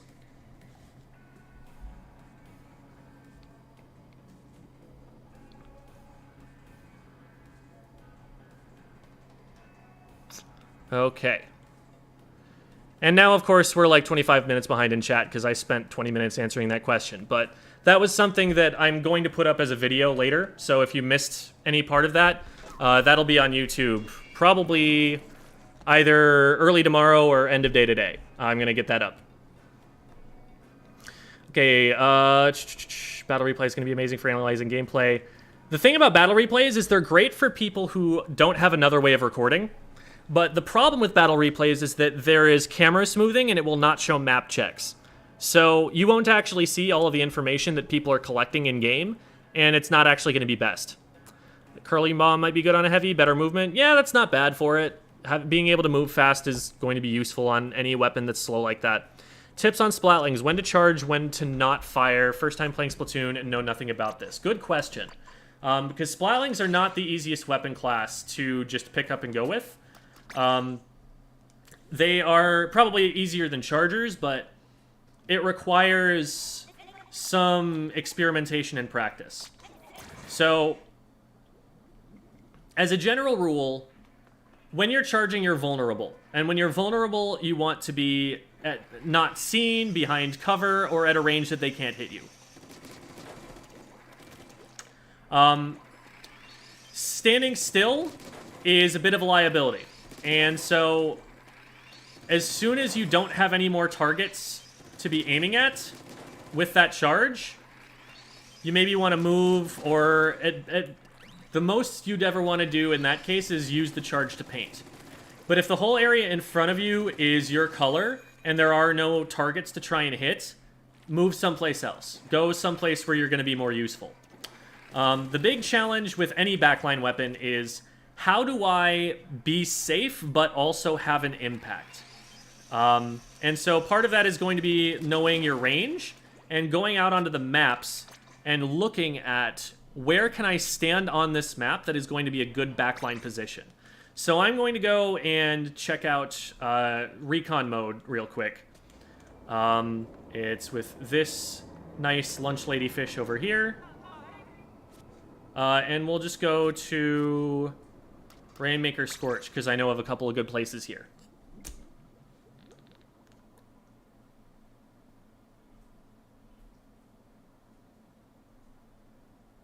Man, this is taking a while. Okay. Whee! Okay. This is not the weapon that I wanted to do this with, but we'll pretend.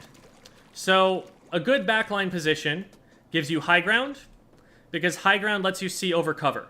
So, for example, if I'm down here, and I'm right in front of this block, I can't hit super reliably over the top of it. Yes, I can aim up and have the shots fall down, but those do half damage, so that's not ideal. So a short-range shooter would love to be on the other side of this block from me, because they can just really quickly get over to the side here and start attacking me, and they're in my range. Or they're not in my range until they can shoot me themselves. So cover is a short-range shooter's best friend, or a short-range weapon's best friend. They need cover to keep themselves safe until they can get close enough to hit you. And that's how they win fights with you. So you want to deny them cover whenever you possibly can. And one of the ways to get that is height. If you are up above the cover, from here, I can just shoot down over the top of it and just, like, hit a player who's standing on the other side of that block cleanly. So that's the advantage that high ground gives you. That's the power that high ground has. It also extends your range by a tiny bit. So I will first... Can I clear this? Okay, I guess I need to... Oh, I should have just gone to the other side. That was silly. Why did I quit out? So if I'm standing at ground level, I'll shoot a certain distance. But if I'm standing up above, shots will go a little bit further.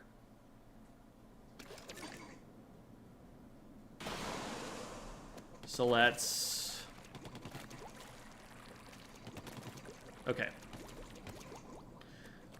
So I'm going to shoot some shots from right here.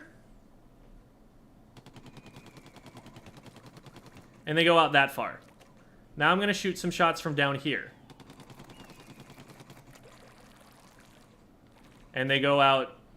Okay, they look about the same, but it's actually a little bit shorter. And I had to walk a little bit forward to be able to fire them from here. So these are just a tiny little bit longer, and you'll have to trust me on that. But that is a mechanic. It can make the difference when you're fighting the same kind of weapon that you're using. So those are two big advantages for long-range weapons. Now, of course, being up top right here isn't a great position because you're very exposed. Everybody can see you. You don't have a lot of cover. So what a Splatling player might do is hide behind this pole because they can charge behind the pole and then take one step out past the pole to be able to shoot. And you can also see one of the mechanics in this game is right side peek advantage. You hold your weapons on the right side of your body. So if you're peeking around the right side of something, you are able to hit around that cover, and some of your body is still behind the cover. Whereas if you peek around the left-hand side, in order to get the shots around, you need to fully expose yourself around that cover. It's a little bit less pronounced in Splatoon 3 than it was in Splatoon 2, but is still a mechanic. And that's something that especially backliners can take big advantage of, because they are able to stand way back here behind the cover and still have range to hit anything. So anytime you see little pieces of cover like this, right here on like the edge of some high ground, these are designed for you. You stand here, you charge, and then you peek out from around the side. And that's what a backliner is going to be doing. As time goes on and you get more used to how the maps play, you will start to figure out some positions that are really strong for backline weapons to stand in. There is a resource that I will now put in the chat on backline positioning for Splatoon 2 maps. This is something that Devi has put together. Devi is a competitive Hydra player, and she made this to teach new backline players where she likes to position on her weapon. So while those are all Splatoon 2 maps, it should give you something of an idea of how you want to position with a backline weapon in Splatoon 3 as you start thinking, okay, why is this position advantageous as opposed to this one? And kind of drawing the right conclusions from there. Thank you for the follows, Zoe and Angry Goat on Roof. I love that name. All right. Do you think the bomb hitbox nerf might be very impactful? Yes. Bombs are still good, but they are not as domineering as they used to be, which I think is good for the game. Very interested in what special power-up does on all the specials. Wondering if there's anything as crazy as Bubble Blower's size practically doubling. Haven't been able to test it much yet. And I don't think I have much special power-up gear at the moment.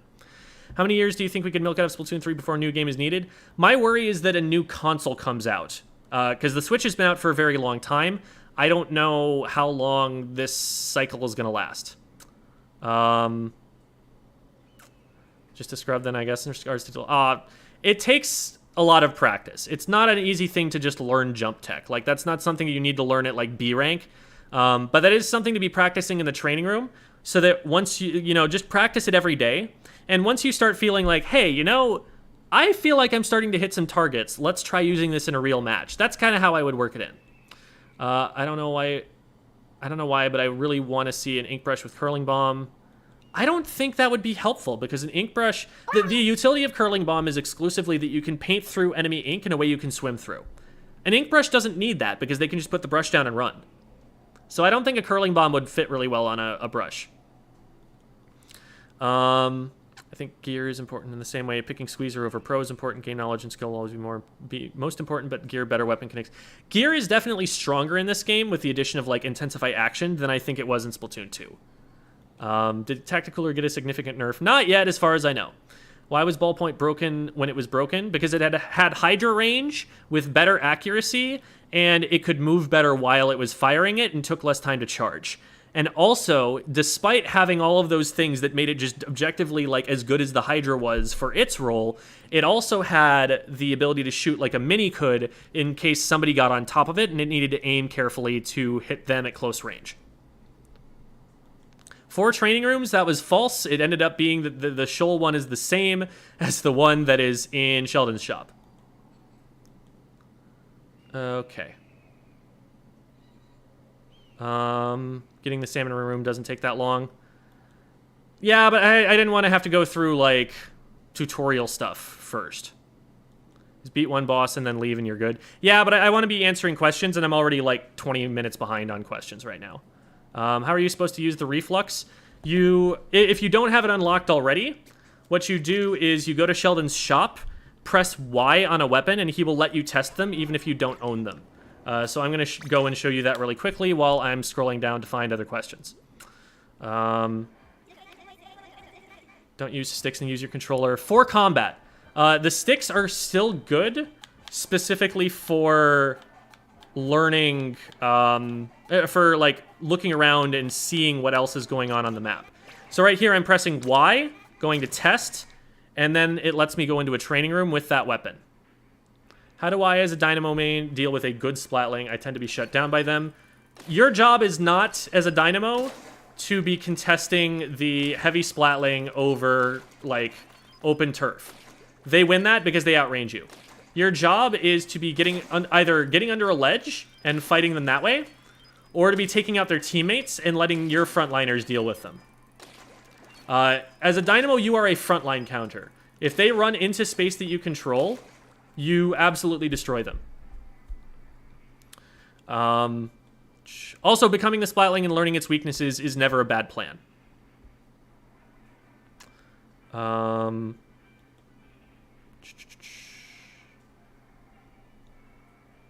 Just stay away from backline sightlines until you can approach them. Absolutely. Lean has tweets on special power-up that I should check out at some point. Lean Yoshi is a data miner. So let me go and link to them on Twitter really quick. They are finding things out about the game that are difficult to determine without actually being able to see the game's code. Highly recommend following them if you're interested in mechanics of the game. I want more marker sub on Splatling, preferably. I think the marker sub has some potential. I would like to see a damage buff. I'd like to see it do maybe as much as, like, an Ink Mine does or something. Because the Ink Mine has utility in that you don't see it until you run into it. The marker has utility in that you can throw it at someone. I don't know. Ink Mine is already kind of underpowered, so maybe Ink Mine needs a buff too. I don't know. This is really helpful since I have a really bad habit of positioning myself badly with the charger while not playing for a while. Yeah, definitely, check that out, that link that I posted. Isn't the Switch supposed to be around until 2027? I don't know that for sure. I don't know where that information came from, and I'm only speculating, basically. Let your front lines take care of them is a lot to ask in low S. I mean, it is something that your weapon is less equipped to do than theirs is. If you're doing your job of taking out the enemy front lines, though, that means that the only people your front lines have to focus on is the enemy backliner. So you can make their job easier in order to facilitate them doing what they need to do for you. Can you help me with best scenarios to use Big Bubbler? Half the time gets shredded because I think I'm trying to be too aggressive with it. Yes, that is a really good question, and that is a question that a lot of people are asking right now. A lot of people are like, oh my god, this is going to be so busted on tower. And right now, that has not been materializing in the metagame. Right now, people have... I know I own the blaster. Where is the blaster? Excuse me? Where is my blaster? Oh. Why does it bleed over into the... That's so weird. Why does it do that? Okay. So, the bubbler, like you said, is only going to keep you safe for so long. So, what you want to do with it is, first of all, you need to anticipate how long it's going to take to go up. It's much like a splash wall in that the splash wall does not instantly deploy. Think about, like, okay, how long does it take me to fire a shot and splat someone? That long. Not super long. How long does it take me to use this special? It's only once you see the whoosh and the shield goes out that it is active. I can direct someone in that time. So, you need to use it a little bit proactively, preemptively. Both of those words worked, and I tried to use them at the same time, and it didn't work. But what you want to do with this thing is use it to walk forward further than it would be safe for you to walk forward otherwise. You use it when you're going to aggress, but you pop it maybe like here, and then continue walking forward. And now, you know, once you're at the very edge of the bubble, you should now be approaching the enemy's range. You don't want to put it closer to the enemy player than you have to, because that gives them the opportunity to maybe push into the bubble, and at that point it's your DPS versus theirs. Now, the blaster, or the roller, still don't hate that. Although the blaster, if you do get in too close, starts to struggle, because you cannot hit indirect damage with a blaster at short range. You have to direct them with the blaster at short range. Otherwise, you don't get any damage at all. The indirect damage comes from the bubble in the shot that happens right at the end of it. So you see how there's this big circle right here? This is the AoE that the blaster has. It happens this far away from you. You do not get AoE if you are this close to someone. That doesn't hit anything. So it's either I hit a direct, or I don't hit them at all. And hitting the direct is a much more demanding aim requirement than just hitting the indirect damage like that. You see my reticle was fully off, it wasn't moving, and I still did 66 damage. So, with the bubbler, get right up to where it's unsafe, and it's only when you're right at the edge of the bubbler that you want to be within their range, and then that's a good bubble placement. Kind of a weird question, but why do you think they've never released ranked turf war? Would you want it? No. Turf war is a phenomenal casual mode. It is terrible competitively. Like, I love turf war. I love the suspense of, you know, whether you're going to be able to win at the very end as the music pumps you up and you start scrambling to paint everything and it's really frantic. That's a really fun experience. But at a competitive level, what it really boils down to is who wins the fight that happens with 30 seconds left in the game. If your team wins, you win. It doesn't matter what your team was doing for the first 2.5 minutes. If you wipe the enemy team with 30 seconds left in the game, you win the game, and that's it. You only need 30 seconds for even one player to paint enough to take over probably about 50% of the map. It's just not fair to give someone a numbers advantage at the end there. So, like, the first 2.5 minutes, like, why are you even there? What ends up happening is, like, you get this team that's absolutely dominating and spawn camping them and stuff, and they're just not getting rewarded for it at all. And either the team that's getting spawn camped has to suffer that for 3 minutes instead of having it be mercifully over in 30 seconds, or the team that was getting dominated and should absolutely have lost for being dominated that hard manages to get a lucky wipe in the last 30 seconds and ends up winning the game despite being, like, massively outplayed for the vast majority of it. A competitive game requires that advantages that you win for yourself allow you to snowball. That's just a factor of any competitive game.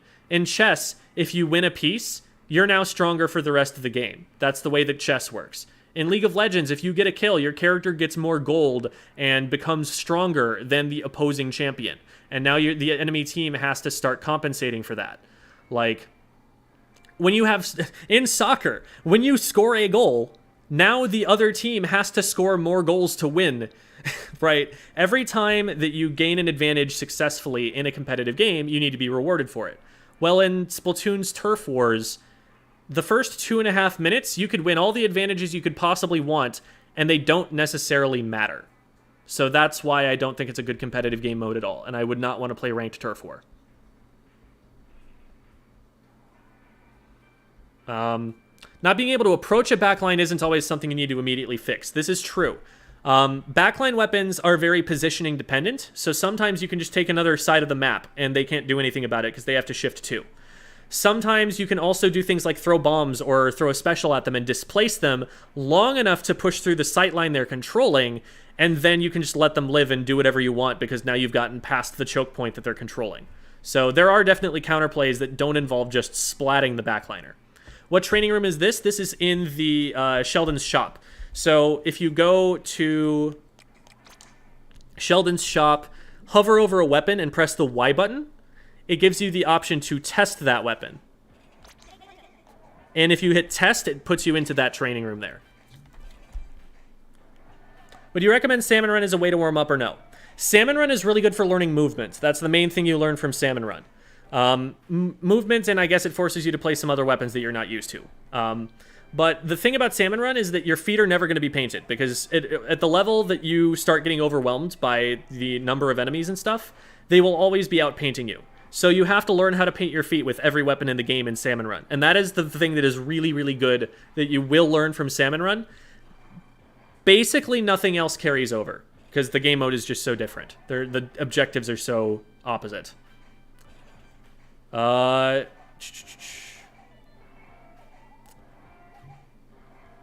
will your videos change, like VOD reviews and Weapon X for Splatoon 3? That is a good question, and it's a question that I'm still working on. The VOD reviews are going to be about the same. I'm still going to do VOD reviews starting on the 20th. Reason I say it on 20th is because ranked right now is really messed up. They've got everyone who is B- actually through top 500 best in the world all getting lumped into B-. So you, for all you know, are playing with both one of the best players in North America and also somebody who's been playing the game for like 10 hours. It's just really weird and unbalanced, and strange things are going to be happening in ranked for the first week or so.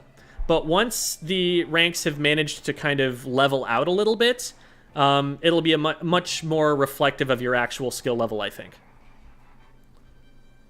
As for Weapon to X, I'm probably not going to do that for at least a little while because I need to get my main weapons to X. I want to get my main profile worked up first and start figuring things out on that. And only then am I going to start going and learning other playstyles and stuff like that. A nice way to buff Toxicness would be to have special charge deplete while standing in it. Ooh, that would be brutal. That would be actually pretty impactful. I wonder whether I like that, but that's really interesting to think about. Should have mentioned I'm using it as a junior main. I'm so sorry that you are a junior main, because junior has been excellent in both of the previous titles, and I just don't think that Big Bubbler is a good special for it in this game. I think that the support meta has shifted to NZAP pretty strongly in Splatoon 3. I'm not seeing a great use case for the junior specifically to be the one who has the Big Bubbler. You really want it on a weapon that can punish people for trying to push into it, like a roller or a blaster. Turf War makes me want to never... Okay. Thoughts on Tenta missiles returning? It's not my favorite, but I do like that they've nerfed them, and I think they're still going to be good, which I want them to be. I want the special to be usable. I want people who have that on their main weapon to be able to function on that main weapon. It's not my favorite special design, of course, but I don't think it's going to be as dominant as it was in Splatoon 2 because of the targeting nerf. How should Slosher play in Clam Blitz? So in Slosher's... In Clam Blitz, I'm just going to give you some general pointers for ranked modes, because I don't think it's going to change that drastically. Generally, what an Slosher is going to do is play as a backline player, and they're going to be trying to take positions where they can have an impact on the opponent without being aggressed on. So they're going to play a little bit further back than their teammates, but they're going to want to watch their teammates and support their teammates by painting the enemy player's feet when the teammate tries to engage them, or just taking players out when they get into your sight lines so that your teammates don't have one fewer player that they have to push through. You're, again, like I was talking about with backline positioning, trying to position at high ground. You're trying to take advantage of cover however you can. As soon as you get closed on, you should win most fights, or lose most fights. You really need to stay away from enemy frontline players because they just have a much better fire rate than you do, and more consistent DPS.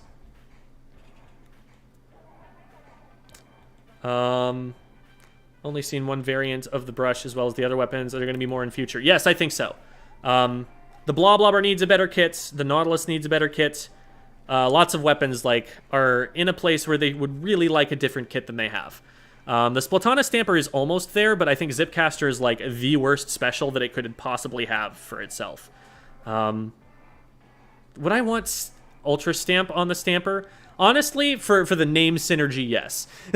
Over the Zipcaster.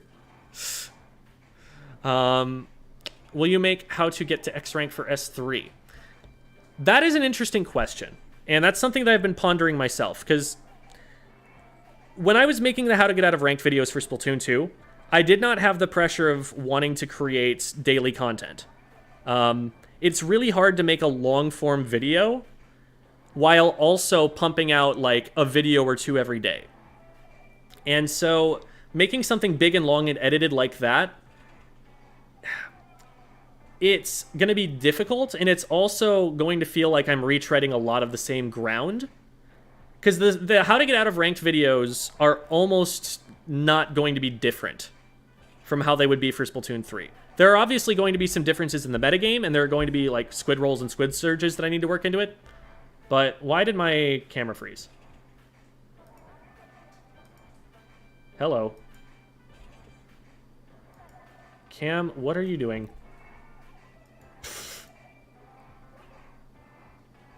Is OBS just crashing on me?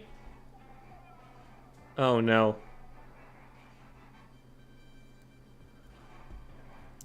I think OBS might die on me here. I'm gonna... Are you guys still hearing me?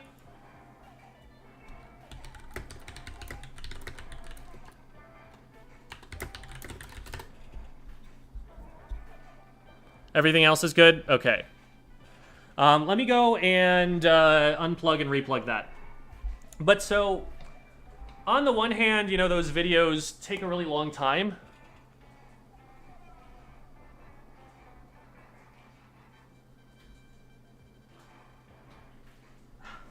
But on the other hand, I think a lot of the people who will be watching them won't mind. It'll be good to update especially the older ones. There we go, now we're back. We just have to fix the green screen again. I think that it'll be really helpful for a lot of new players. So it would be worthwhile. It's just going to be hard to fit into the content schedule, and they're not going to happen quickly. It will probably be a project that would start up maybe a month or two into the game. Okay. Sorry about that, guys. Okay. If you get a good team, you can stick with them for the rest of your series, which is kind of busted. Yeah, I don't know what I feel like about this. So here, on one hand, I feel happy about that for the sake of backline players. Because... For example, a backliner does not want to play triple backline. And that's just something that the game is not going to let you avoid at random. But if you end up in a team that's oh, I've got frontliners now, and they know how to play around me. Now you're okay, yeah, I want to keep that team. But also, a lot of what this is going to boil down to is, oh, hey, I had a cracked player who went 21-2 that game. I want to stay on a team with them. And it's also kind of random because, you can say, yes, I want to stick with this team, but then that one cracked player that you really wanted to stay with ends up leaving, and you're only left with the other teammates who you were less happy with, right? So it's, not super consistent. I don't know how I feel about that exactly. And it is going to make it so that there is strategy in deciding whether to stay with those players. And I don't think that that's a part of the game that the developers really intended to test with the ranking system. So, I have mixed feelings about it. Tips for a noob frontliner. Okay, so I play frontline, so this is sort of my area of expertise.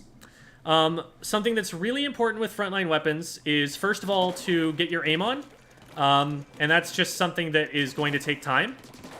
But, like, because you're a frontliner, you're going to be at more extreme angles to your opponents than you are as a backliner. Like, just look at how much I have to turn my aim to keep my reticle on this target as it moves by me, because I'm so close to it. I have to go almost 180 degrees because I'm up close to it. If I were to back up and be using, like, a charger, I would only have to move it like this much, which is maybe, like, 45 degrees to keep it all the way on, all the way across, right?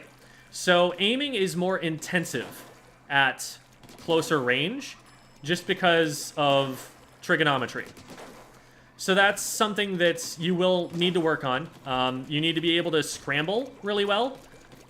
Short-range weapons, especially shooters, are able to zip around like this a lot. They tend to be more mobile. So learning things like how to ledge cancel, which is what I just did there. Learning things like how to substrafe, to change your momentum, to be able to get up over ledges quickly. All of that stuff is going to be really beneficial, specifically for your weapon class, even more than other weapon classes. Another thing strategically about this weapon class is that cover is your best friend. Because if you have an open sightline against a charger, the charger wins that every time. You have to just get so much closer to them before you can hit them, and they one-shot you if they hit a single shot in that time, before you ever have a chance. But if you're right on top of the charger, and they're in between charge, now you have more consistent DPS and maneuverability to make them miss their tap shots, and you have a better fight against them at that point. So your job is to close distance against other weapons, and the way that you do that against a weapon that outranges you is by keeping a box in between you and them until you want to pop out and shoot them. So instead of just standing out here and trying to take these shots from here, you want to... So like, let's say I'm right here and I want to approach that target on the right. Instead of approaching it by going this way and being across open ground, what I want to do is I want to cut the sightline as quickly as I possibly can, and then either approach them maybe from up here and do something like this, or I want to get behind the cover and then peek out of them from there. So those are the basic principles of frontlining. Now, on a more macro scale, and this is something that you really more have to talk about in the context of a rank mode, your job is to understand what your team currently controls, and when you have the advantage, when you have a good situation, either that you can win a fight conclusively and you know you can, or that your team is just up a player or something, it is your job to push the enemy team further backwards so that your team can advance further in the direction that they want to push. Let's take tower control for an example, because tower control, it's really easy to illustrate what I'm talking about here. In tower control, the tower needs to move on a set path marked by this line from one side of the map to the other. So, in order for your team to be able to push the tower, there needs to not be anyone who is going to splat the tower rider as the tower moves into that position. So right here, for example, as the tower rider, I'm worried about people who are standing here.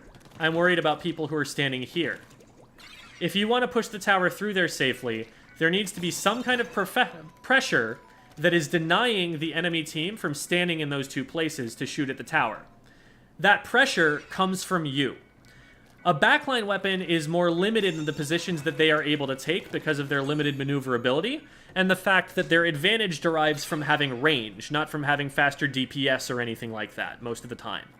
So, you, as a frontline weapon, are best suited to being the person who pushes them out of those positions. So, once the tower starts moving, your job is to be, like, pushing in here and trying to shoot at these people, maybe, so that the tower can advance and not have to worry about being shot by somebody else, because they're already shooting at you instead. And hopefully you're winning that fight while you do it. That's basically the job of a frontliner, to get the opponents off of this line further ahead of the tower, so that once the tower does get there, all the guy who's standing on the tower needs to do is stand on the tower, and not, like, cower in fear behind this pole and try and, like, paint his feet and move around and all of that. The ideal tower push is one in which the tower rider fires no shots and gets shot at never. Never has to paint their feet or anything like that. So the best frontline players are the ones who are going to create those advantages for their team so that the objective is playable in advance of when the objective actually gets there. Let's see. Do you think the Octobrush, it's skipped? Do you think the Octobrush needs its double hit back from Splatoon 1? No. Octobrush was viable enough in Splatoon 2. It wasn't the greatest, but the extra range helps it a lot. How good would you say the Splatana is? Sorry if someone already asked this. No worries, no worries. I totally understand. Splatana Wiper, I think, is really weak. I think it is completely outclassed by the Dually Squelchers. I don't think there is anything that it does that the Dually Squelchers don't do better. It does combo nicely with Torpedo. Torpedo is, like, one of the best sub-weapons it could possibly have. But I don't think it's enough. And I think that the Ultra Stamp on it is one of the weakest specials it could possibly have because it doesn't solve any of its problems. Then the Splatana Stamper, I think, has a lot of potential. It has a lot of range for the amount of damage that it does consistently. It paints decently well. It has Burst Bomb, which combos with it, even though it already has the light attack that combos with it as well. It outranges the Squiffer and the Bamboozler. It outranges Rapid Blaster Directs. It outranges default range Burst Bombs, at least the Directs. Like, it's going to be an absolute wall. It's going to be really hard to try and push through on open turf, especially since it has a big hitbox on its light attacks.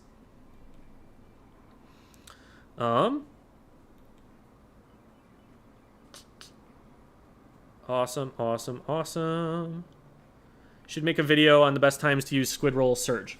Squid Roll is basically the way I've found that is best to use it, and granted this is from a close range frontline perspective, but you want to Squid Roll right when you're about to start shooting at someone, because it's kind of like a Dooley's dodge roll, where you not only, you get used to how do you adjust your aim after you Squid Roll so that you're not missing, but as you are getting into range of them, you are armoring through whatever shots they may be putting out there to try and pre-fire you with. You are also throwing off their aim, and then you have your aim on. So all the utility of a Dooley's dodge roll, basically. And you can use that, maybe 1 or even 2 times in the middle of a fight. You also want to use it if you need to armor through something that's otherwise going to one-shot you that you can predict. So if somebody's aiming a Trizuka at you or something, and you know that it's their last shot and they're probably going to hit you, just throw out a Squid Roll and see if you can tank the damage on it. How would I effectively use short range like Spatter Shot and Splash? I like to use those types of weapons, but I'm not good at them just yet. Hopefully the answer that I gave earlier gives you a lot of perspective on that. Paint your feet. Paint up for special. You are one of the strongest painting weapons on your team, so even though you are a frontliner, make sure you're also putting plenty of paint on the ground so that you get a lot of special output. And go in once you have an advantage and have special. Will the crab tank fit on the tower? That is a good question. It should. I can't see it just like pushing you off, but it may look comical, and so I want to go and try that out.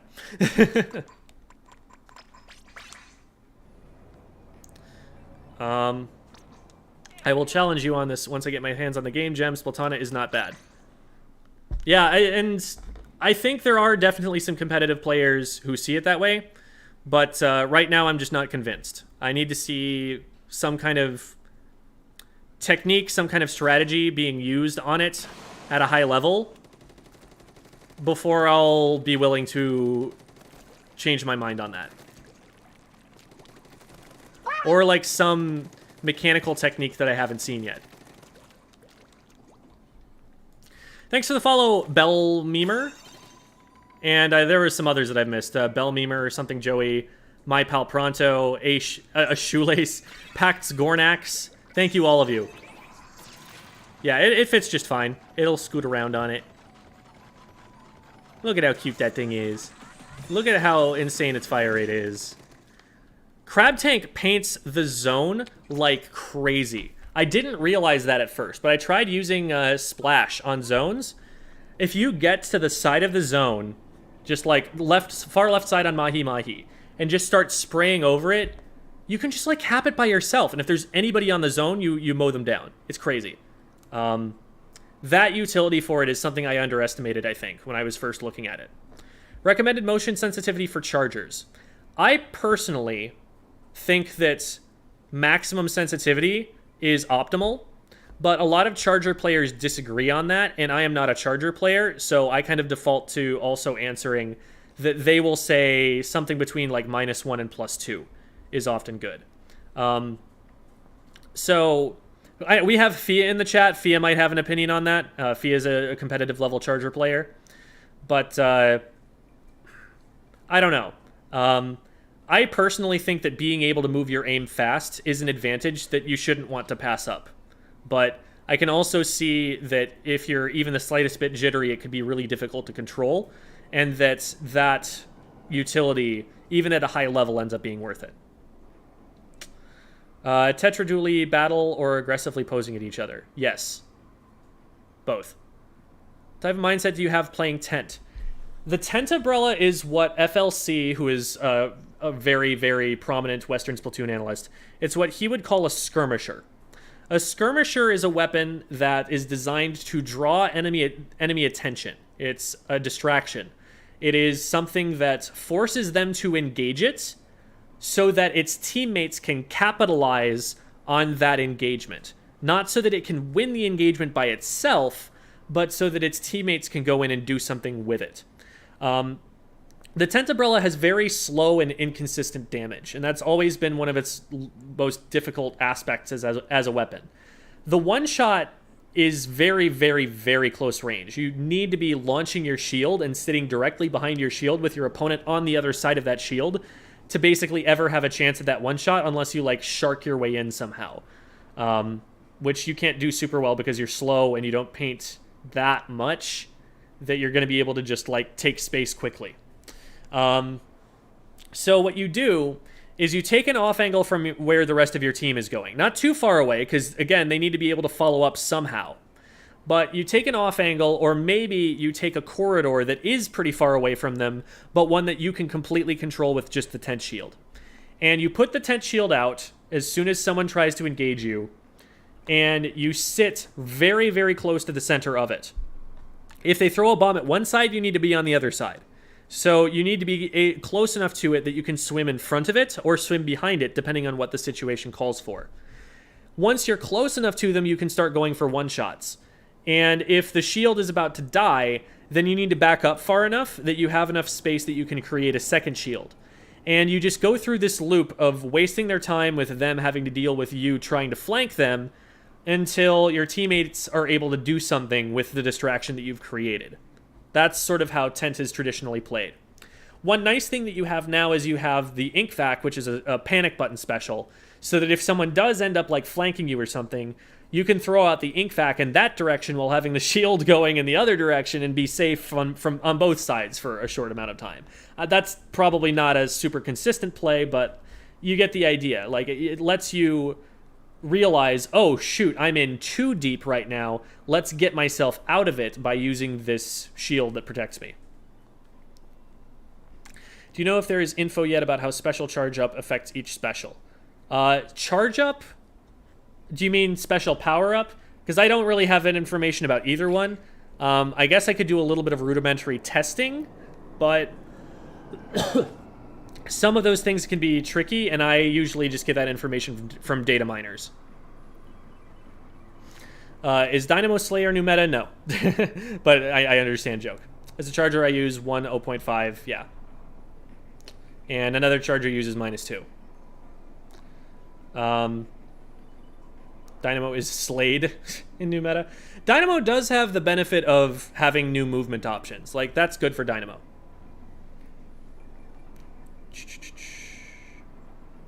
I don't have Splatoon 3. Are the lockers any good? All right, you know what? I haven't designed my locker yet. So let's go find out. Let's see what my options are here. I think it's out this way.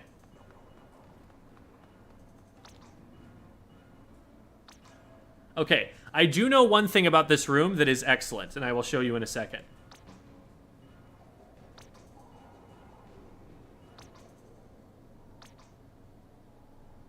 Put a few things in there for you to take a look. Cool. Okay. Everybody, listen to this sound effect. Ugh. So good. The steps are made of rubber. And that thump is the best. I love that. Okay. Lockers. Would Grisco Slosher be broken in comp? Yes.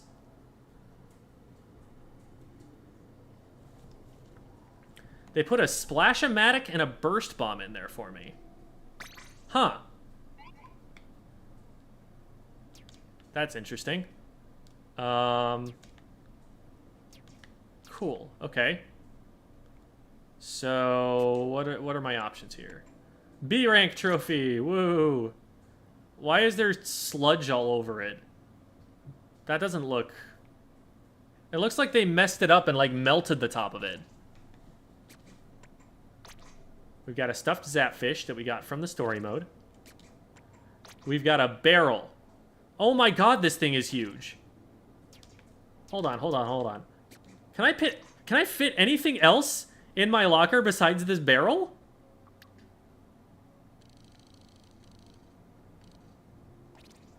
Can you... And you can't shrink them either. Wow, okay. We've got Sunken Scroll number 3. We've got... Okay, so I can take all of the weapons that I own and the subs that come with them, presumably, and just stick them in there. So what a bunch of junior players have been doing is just...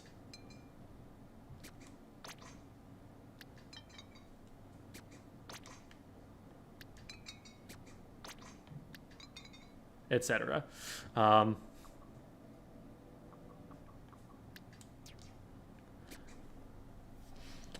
Let's see. And then we've got... Okay, so you can display your headgear here. That's neat. Display all of the clothes you have. Here are some, like, shelves and organizers. Oh, and you can get different kinds of lockers. So those are the options I have available to me right now. I'm going to put shoes here.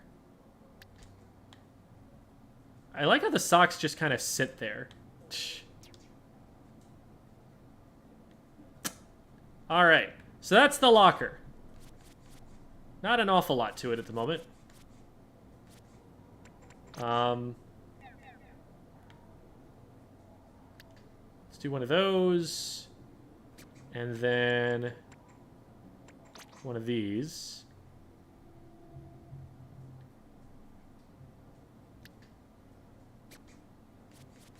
We'll put this guy here. Oh.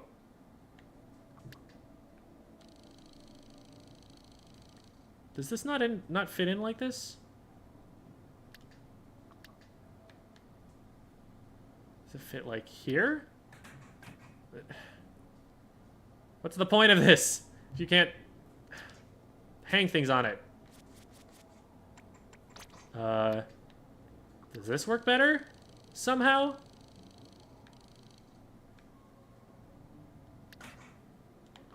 Maybe I need 2 hooks?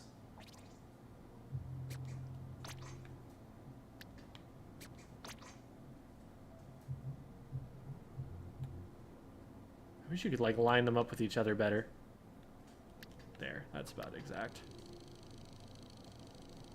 Maybe we do like this.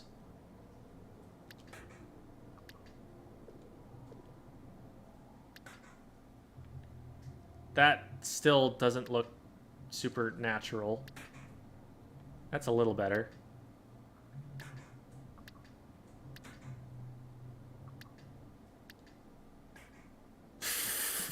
Much better, yes. Oh my god.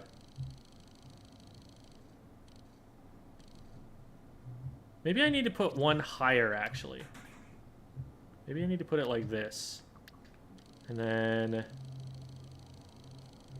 this will end up straight. Oh, okay. I'll take that. That's fine. And then...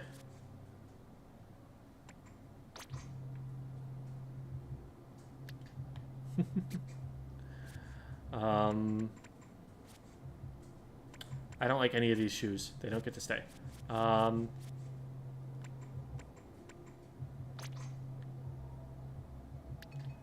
a couple of these down here. And then let's get some... I guess this is really the only, like, sticker or anything that I can put up.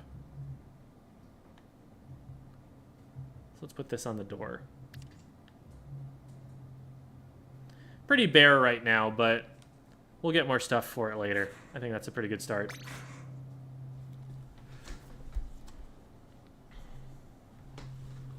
Okay. Yeah, I mean, special power-up. I was wondering if data mines were done already.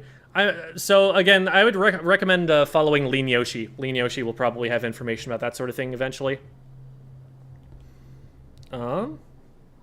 Texture on the barrel is so low quality. It's extremely funny. Yeah, it's very silly.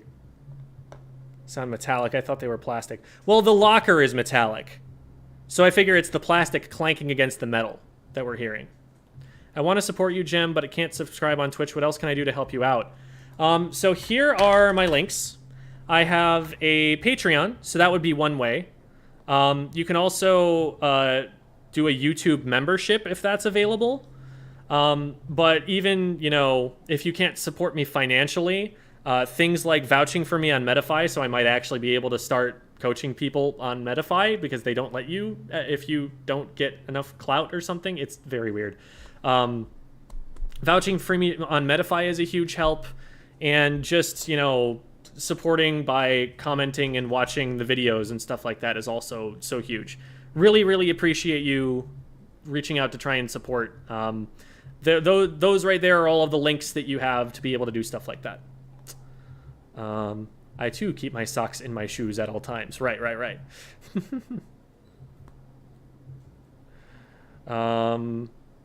This is good, but I think everybody would still prefer apartments. Yeah, I guess. It's an easier feature to implement, I think. You know, fewer variables they have to work with, and still kind of meets the same need.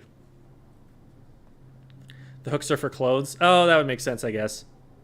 But look, it holds my splatter shot. I'll join the Patreon. Keep up the great work. Thank you. I really appreciate that, Simba. That's very kind of you. I am actually caught up on chat. What a concept. Wish I could use an inkjet to decorate with. Yeah, hang that up on the back. That would be sick. I am going to... It'd kind of be like having a jetpack in your locker, like a heavy weapon or something. I don't know about that. That might be scary. That might be... Because you've got, like, rocket fuel in there or something. I'm going to go and grab some food real quick, but I will be right back.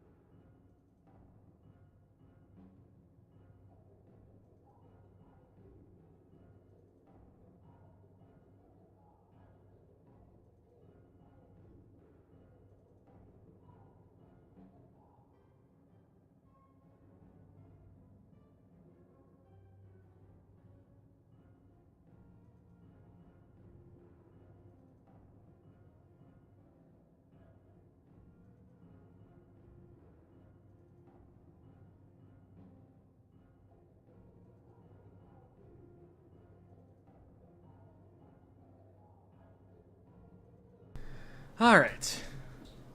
Let's go Gem's chair. Best decorator ever? Absolutely. Put gaming chair in the locker. It won't fit. Sorry. Although, if an entire barrel fits in there, maybe it's a bigger locker than I think it is. I don't know.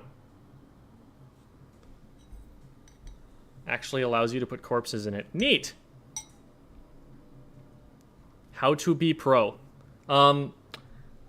So what you need to do to be professional is to make money playing the video game, which is really hard in Splatoon. So it's going to require that you be somewhat charismatic and have a big social media following, on top of being very, very good at the video game.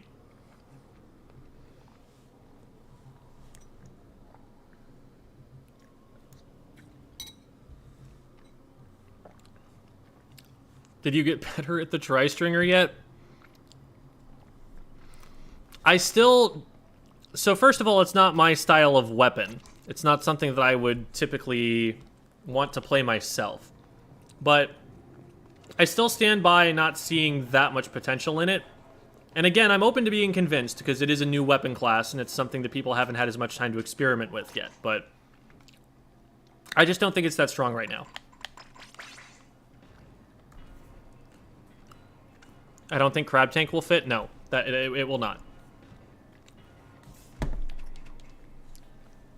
Things to learn in this game more now. So, I mean, most of the weapons are the same, but there are still a few new ones, so we need to figure out how those weapons work. There are some new specials, and so we need to figure out how those play into a competitive environment. And based on that new combination of weapons and specials, we need to figure out which the prominent strategies are going to be and how to beat them. So those are all new things that we need to learn about the new game. There are also some new movement mechanics that don't have a huge impact on how the game plays at a macro level, but are important for micro level gameplay.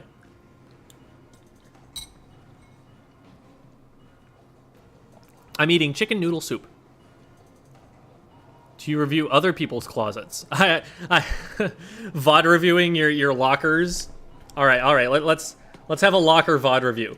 Let's go over and see what other people are putting in their lockers and judge them.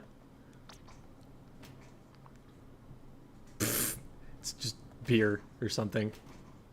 I'm gonna headcanon that that's beer, and trust that this person is above the age of 21 or whatever the drinking age is where they live. Okay, nicely organized. Got a Sploosh-o-matic. Their shirt hung up in there, and a box of tissues. I guess that's handy. Oh, this is a single player because they've got the bamboo, which is Captain Cuttlefish's weapon. They've got a sunken scroll. They got the hero suit. They've got that stuffed zapfish that you get from the single player campaign. Okay, we got a K-Doolies player from Splatoon 2, probably. That's funny. Junior chips. That's it. That's all we need. Easter Island head. I need to get to where I can find that. Some neat gear that they're showing off.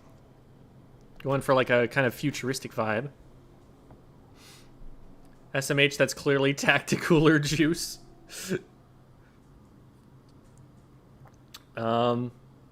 Use the Splatana wiper to wipe your car windows. Yes. Highly recommend. Is the stamper out? Yes. Yes, it is available at like level 15 or something, or if you want to use your Sheldon licenses on it. How do you like Reef Slider? I think it's awesome. It's not super powerful, which is good, but it is very useful for certain niches, which is also very good.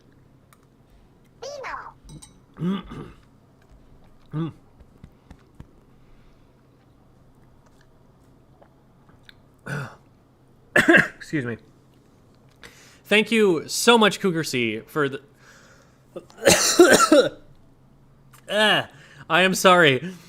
Thank you so much for the $10 donation. That is super helpful. Thanks for your teachings and advice. I know your struggles, and I think you need this more than me. I play Squid packs. Isn't much, but it's honest work. Thank you so much, Cougar C. That is very kind of you. Imagine a bomb that chaotically bounced around before exploding, the purpose being more for distraction than splatting. You say that. Imagine a bomb that bounces around before exploding. That's not for splatting, but is for distraction.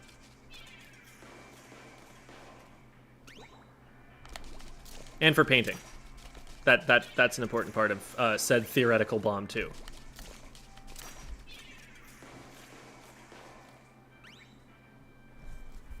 Yeah, that'd be cool.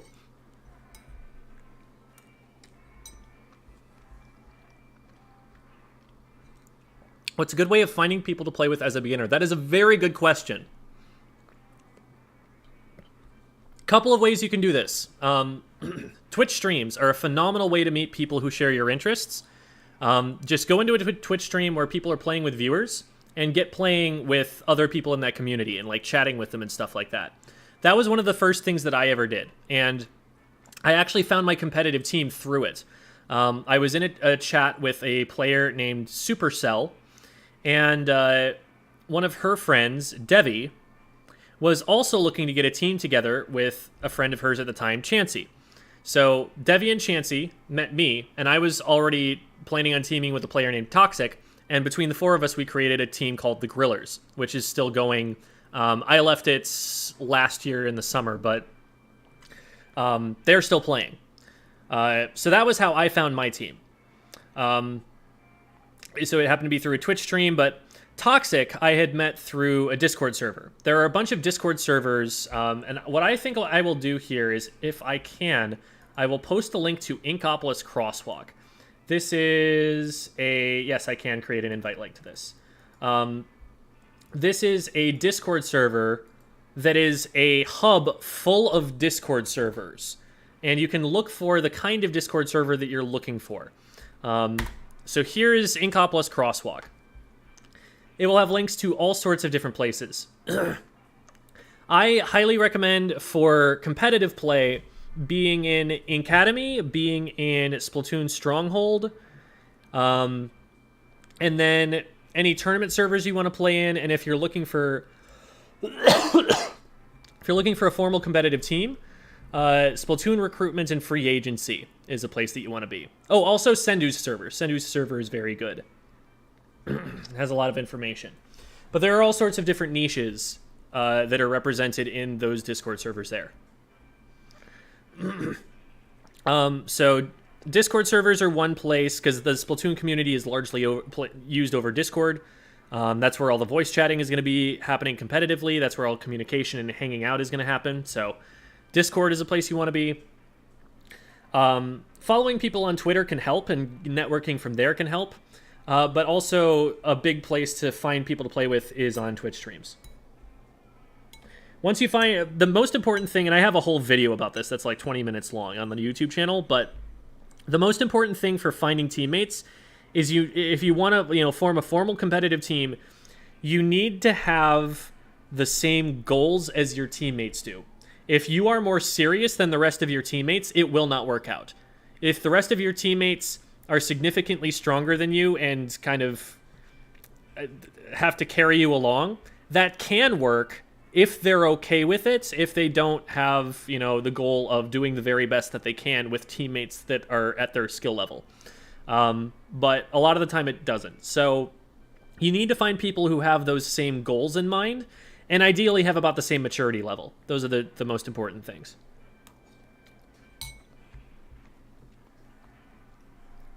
How are you liking the game so far? It's awesome. It's so cool. There's so much to learn now. There's so much more to do. And there's so many more things to do with this game, and I'm excited. It's like Christmas morning for me.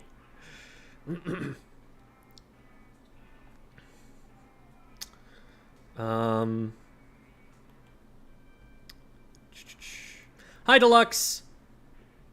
See you later, Gemlim. Gonna go get the game. Oh, congratulations, Manic. Have fun with it. Does anyone else get a lot of communication errors before getting into a game just to get someone disconnected so you have to reconnect to another game again? Nintendo has always been like 15 years behind on online networking. They're just working on outdated architecture all the time, and it's very frustrating. So part of that is just that the game is peer-to-peer, which means that there is no central server. There is no machine that your Switch connects to that is run by Nintendo that will reliably pump the same information out to every other console. You are connecting to another person's Switch. And so if that other person has a crappy internet connection, then everybody has a crappy internet connection. Lost my first 5 turf wars and first 3 ranked matches. Ranked right now is a Shark Tank. So what they did when they were transferring save data over from Splatoon 2 to Splatoon 3 is they took anyone who was at... I'm going to try and get this so I'm not just staring at the floor. There we go. See, this is a little bit more interesting. They took anyone that had been between B rank and X rank and put them all in B-. So you're playing, you know, even if you have like 10 hours in the game and you made it out of C rank, you may be playing with the best players in North America in ranked right now. It's dumb. I don't like it. What they easily could have done, and I don't understand why they didn't, is they could have made it so that it worked like a season reset, where at the beginning of each season, anyone who's X rank gets demoted to S+0. Anyone who's S+0 through S+9 gets demoted to S. And then everyone else goes down by 2 ranks. That makes a lot of sense to me. Just demote them the exact way that you will for a season reset. Nope. B-, everybody. I thought they were going to try and avoid the situation where you have Smurfs. But nope, I was getting skill checked in B+. Like, there were players who were just flat out mechanically better than me at one of the lowest ranks in the game. Ridiculous.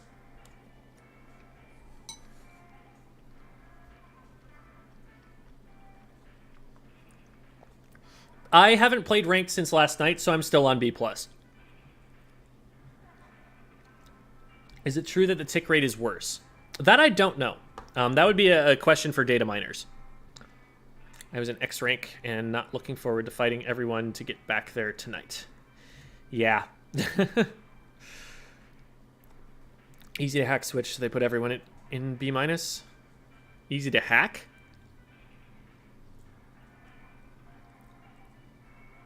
Oh, I see. So people... I mean, I don't know. If you hack your way up to a certain rank, you're just going to lose. It's not like you actually made yourself better at the game. So you're just going to get demoted. Oh, but wait, you couldn't demote because they don't have that. Oh, yeah. Okay, I guess that makes sense. I don't know why they don't have demotion. I don't think demotion is a bad thing at all. Like, I think demotion is something that should be in a ranked system, because otherwise what happens is you promote up to the point where you can't handle it anymore. And then you just have to play all of your matches where you can't handle it anymore. It's the Peter principle. It's something that happens in the workplace.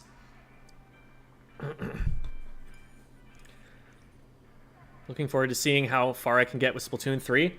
Well, best of luck to you, and let me know if you ever have any questions.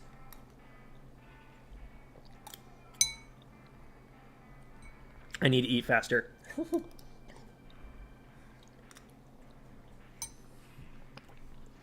Basically forcibly smurfing everyone, yep.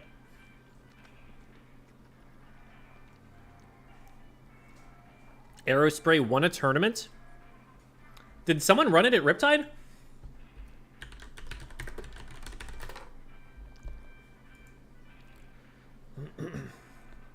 Did Riptide happen and it's the first day of it. The Splatoon tournament wouldn't be done by now.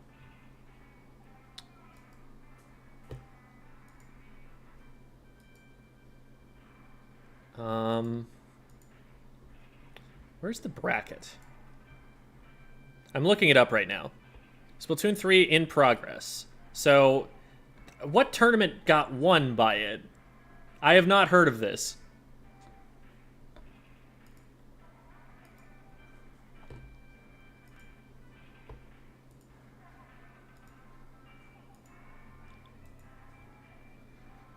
Um,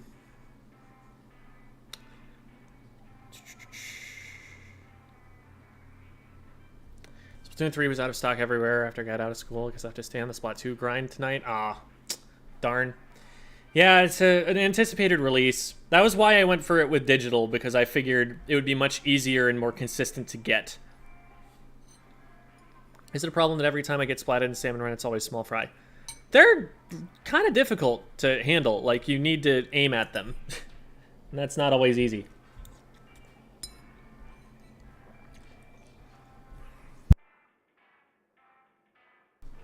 Locker design, but it's ranked. Yeah. Yeah, exactly. Sorry.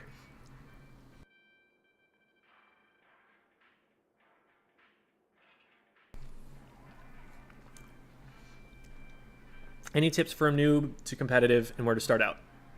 Okay. So first of all, as in terms of in-game stuff, while these videos are all for Splatoon 2, I have a series called How to Get Out of Ranked that gives a lot of advice for a lot of different things. That's specifically designed for getting better at solo queue, but a lot of it carries over. The How to Get Out of S Plus video has been especially well received. So that's something that if you're looking at a competitive level, those are some basics that I would definitely look to understand. As far as meeting people and getting to know people and finding your team and stuff, I do have a video on finding your team. And again, Discord servers like Inkopolis Crosswalk are a great way to find those people. I would still be networking as much as you can and trying to go into, you know, Twitch streams and playing with people and talking with people and getting to know people. A lot of people are going to be joining the game right now. So now is the time to go out and like try and find teammates, because there's probably someone like you out there. Let me know if you have anything more specific that you want help with, like if you want advice on a specific weapon, or there's a specific challenge that you're having with finding competitive play. If you just don't know how a pickup scrim works, I can talk you through that. Like, any of that sort of information I'm happy to help with. I just need something more specific to monologue about. Anyone know how to get more splooshes in your locker? Like, way more? Yeah, I don't know. I don't know if you can duplicate them.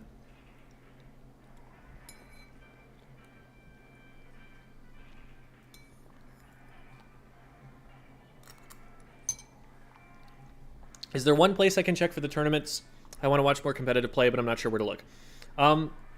Sendu's server has a tournaments feed where they advertise their tournaments, and the advertisements are aimed more at players to join them, but they will also include, you know, the Discord links and places where you can go to watch the streams.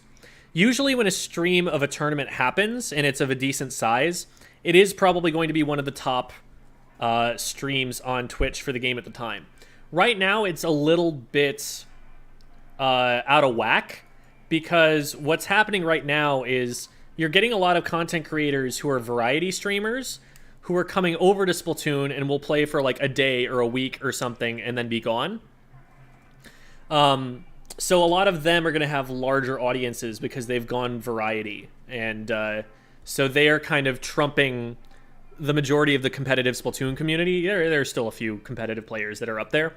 But once things level out a little bit more, what tends to happen is like when Dapple Productions goes live or something like that, they have a big tournament series. Well, they have a bunch of tournament series, but like they have a hypothetical tournament going on, and that'll usually get enough viewership that it'll just be at the top of the list, so you can watch from there. So definitely recommend following Dapple Productions.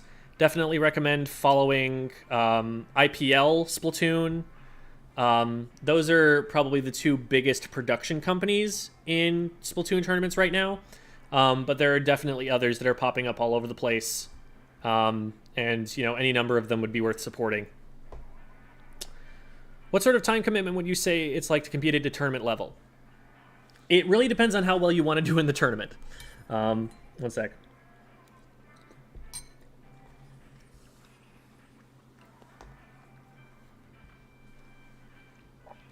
If you want to practice once a month with a bunch of friends, and then go to a tournament and get whooped, that can be fun for people. It really can. Like, they're just going out there and doing their best. Maybe only attending the Nintendo tournaments or something, you know?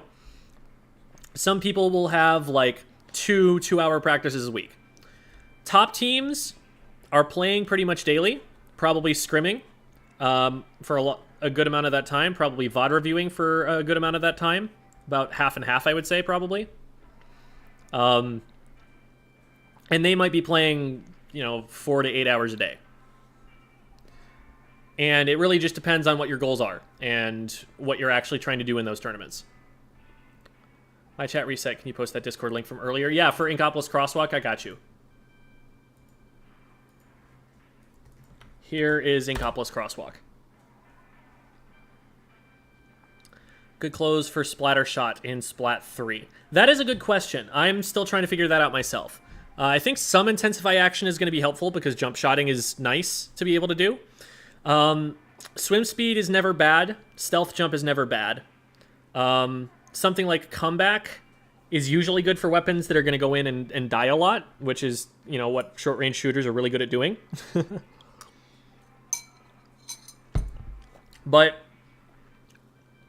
that hasn't really been optimized super heavily yet, and I'm not seeing, what top players are doing on that just yet. Is Inkacademy still in active Discord? It's less active than it used to be. The founder of it got into NFTs and lost a lot of goodwill in the community for doing so, and has not been very active in supporting that recently. Splatoon Stronghold is trying to step into the niche that Inkacademy left kind of open, and there is a need for Splatoon Stronghold still, but some people will still use Inkacademy, and it's kind of, they compete a little bit. How do you keep a good distance with your team with E-Leader while still keeping yourself relatively safe? With E-Leader and any backline weapon, what you got to do is kind of have some pre-planned positions that you want to take and rotate between them. So find places that are good to stand, that let you have an impact but still be at a safe distance. And like have those pre-planned, have those in the back of your head. Like, this is a location that's usually good for me. Which one of these do I want to rotate between? So maybe go into recon mode and test like what you can actually hit on the map. That would be a good way of seeing like, what can I control from here? Is this going to be worth doing?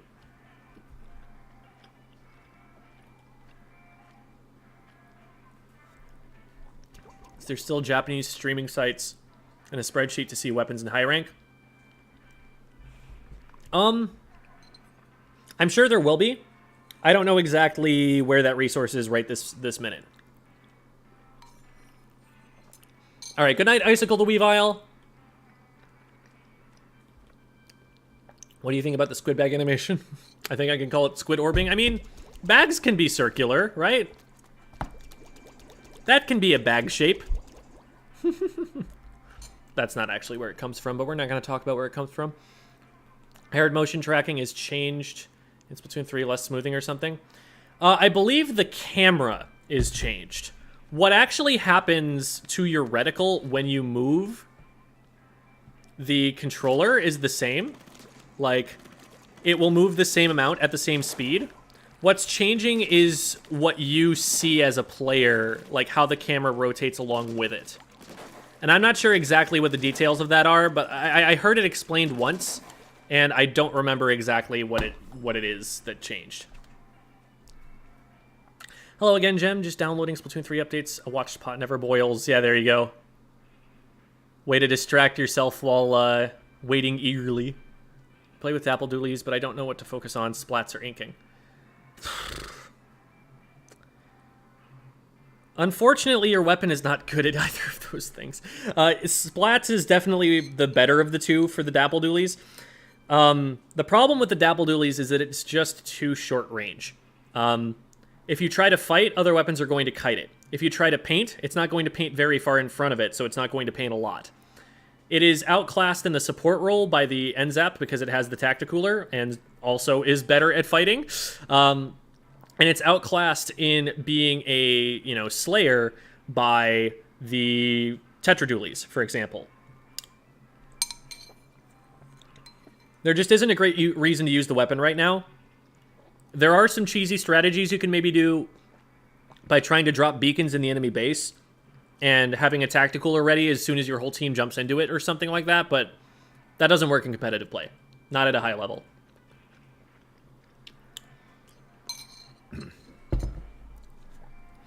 The kit that the Dapple Doolies has, while not bad on paper, is one of the weakest kits in terms of synergy with the main weapon in the entire game. In any Splatoon game, really.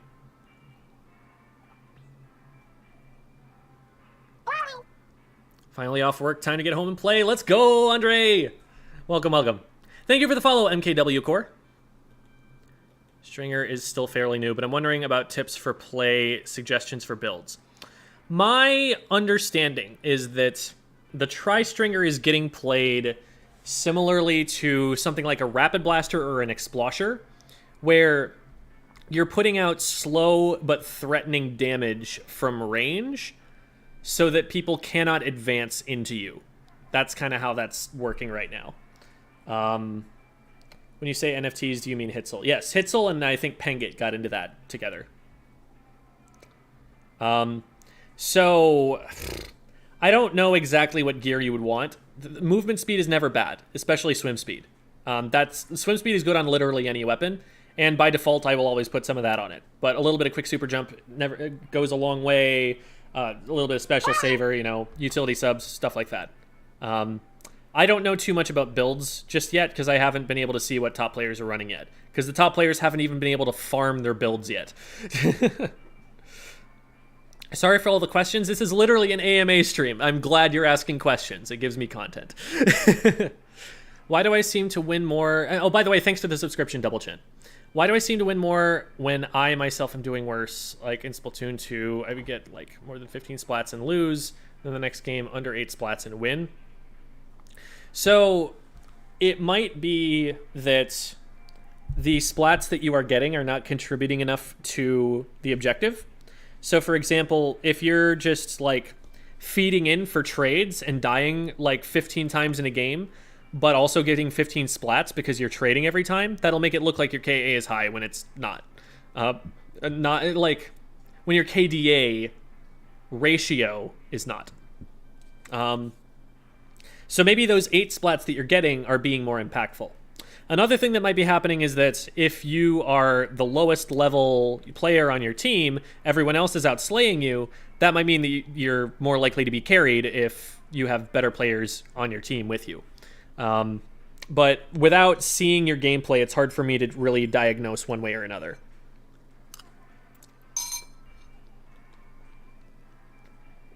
Really like the undercover umbrella. I've heard it's on the worst side of all weapons. Can you summarize it just a little? So the undercover umbrella has very, very, very weak DPS. And that is its primary flaw as a weapon. DPS isn't everything. Weapons like the Rapid Blaster, which are pretty slow killing weapons, do flourish in the meta. But this weapon happens to have a combination of pretty short range, not that impressive paint compared to other weapons. Like, it's fine, but it's not like it's exceptional or anything like that. And a very, very slow kill time. And with the Brella Shield, in Splatoon 2, all it took was a single suction bomb thrown against that shield, and it broke the shield instantly. So it did not last long enough to justify having that slow of a kill time. The only way that you could make this weapon work was by pushing in, getting someone else to shoot at you, and then just barely having a teammate swoop in to save you in time. The Splat Brellas had a stronger Brella shield and were better at that playstyle, and the Tents took it to a whole nother level. But the Undercover just didn't have enough to distinguish it from those other options. On top of that, it has been cursed with some of the worst kits ever to be in Splatoon. Its Inkmine Splashdown kit from Splatoon 2 was absolutely the worst thing it could possibly have. It's a frontline weapon. It doesn't want ink mines. Ink mines are for stopping people from sneaking up on you when you're taking backline positions. It had Splashdown, which was something that could be shot out of the air and was generally a liability at top level of play. So it has Reef Slider now, which is an improvement just because Reef Slider is better than Splashdown. But otherwise, it has all of the same issues. It does not want to just be like hard engaging in a way that it like actually moves into the opponents because then it's stuck right here and it's going to get its shield shredded and not be able to splat someone very fast. So those are the big problems with the Undercover Umbrella. A good kit can absolutely save this weapon. The Kensa Undercover Umbrella from Splatoon 2 was meta for some time. So it's not like, you know, it's doomed to be bad forever. But it needs a better kit than it's got right now. What weapons am I planning on maining? Splattershot and Blaster are the two that I'm looking best for me right now. Might also add Neo Splat or the Splashomatic. That is a really strong option on zones that I'm seeing.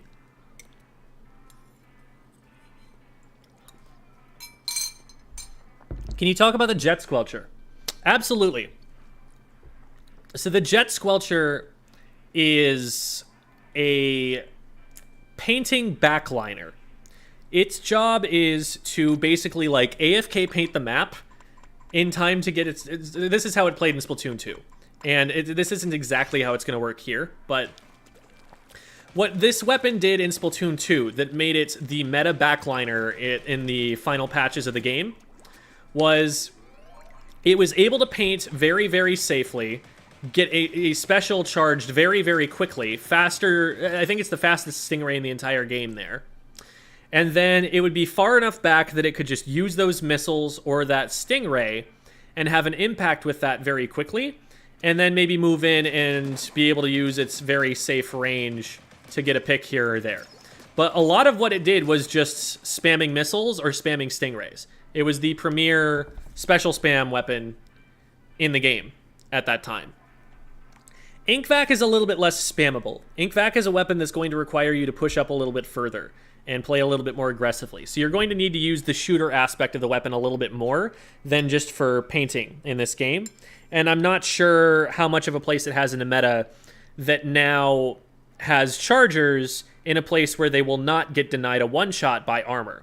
I think that the Jet Squelcher is considerably weaker both in terms of kits and in terms of the overall metagame because of those factors changing from Splatoon 2 to Splatoon 3.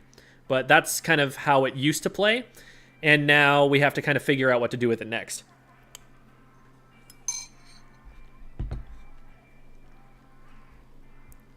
How do you feel about the food that boosts the entire team's winnings? Oh, isn't that in Splatfests? That seems neat. That seems fun. Was Tactical or nerfed yet? Not as far as I know. Main Tetris and Squeezers. Cool. That's an interesting combination of weapons. Very, very aiming intensive and very mechanically intensive. Haven't been up to date on Splat 3 news. Has the first Splatfest been announced? Not as far as I'm aware. Do you remember Team Rocket they used to make? I actually came in at the about a year into Splatoon 2. I didn't start playing until April of 2018. How good is the Inkbrush right now loved in the demo? It's definitely very solid. It's going to be playable. I think it has synergy with the Killer Whale that no other weapon has, which is really cool. Thanks for the subscription, Ash Crimson. And Tan Goth... Oh, sorry, Tango the Mango.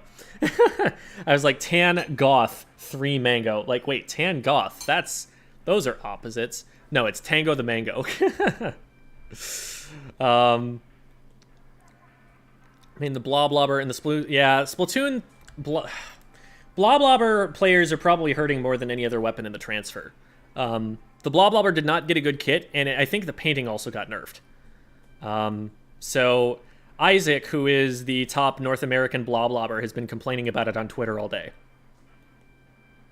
Gets obliterated on every scrim. How do I get my team to get the team synergy we need to be at least decent? Or how do we get the team to get good, in other words? So, first of all, again, we need to define our goals here a little bit more carefully than just saying good or decent. But talking about team synergy, I did, post the guide about callouts and everything, and so I say a lot of what I want to say about that there. Mechanical skill definitely factors in. You guys should all work independently as players to improve your own individual decision-making and your own ability to take fights, because that is definitely going to impact what you can do as a team. Just keep working at it, and it will get better. But keep working at it thoughtfully. Don't just keep doing things that don't work. Best tips for not squandering the inkjets. I am so bad at it at Splatoon 2. Always just avoided weapons with it in their kit.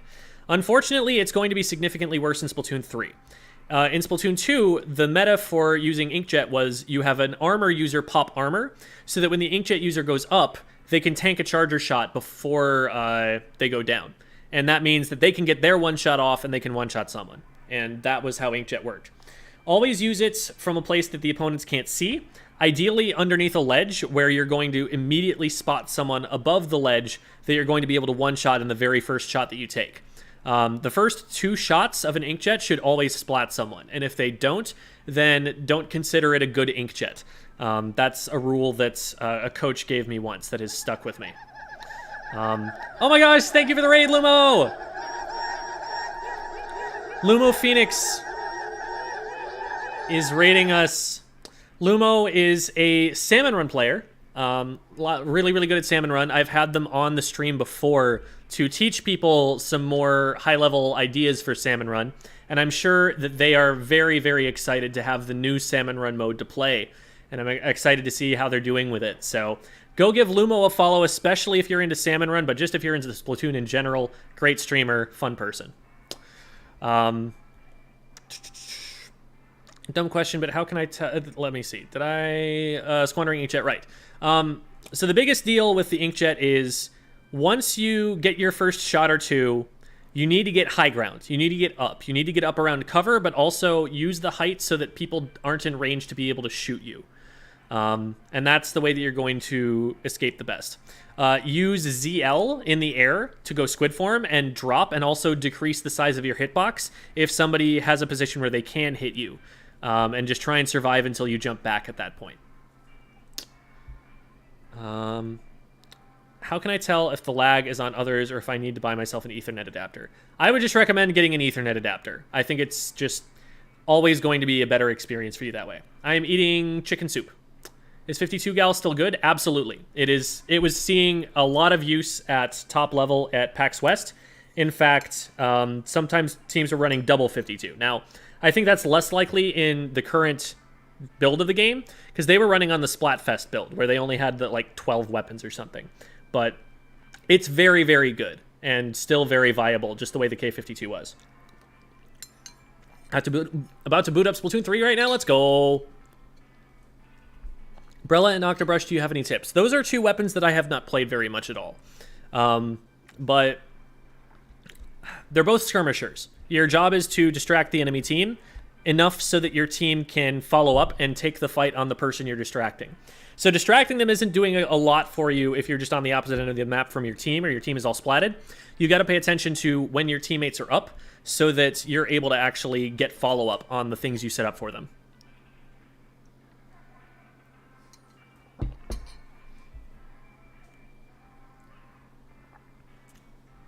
Oh my god, Nightbot, chill. Lumo is cool.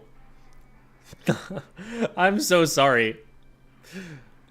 Salmon is so fun. I spent the entire 8-hour stream playing the story. Oh, okay. There you go. What's the name of the top blob player? Isaac. Never knew there was one. I must steal their wisdom. I will link their Twitter right now. They're also in my Discord server. In Squid School. So here is Isaac's Twitter. And here is the Squid School community Discord server. And they're just in there as Isaac.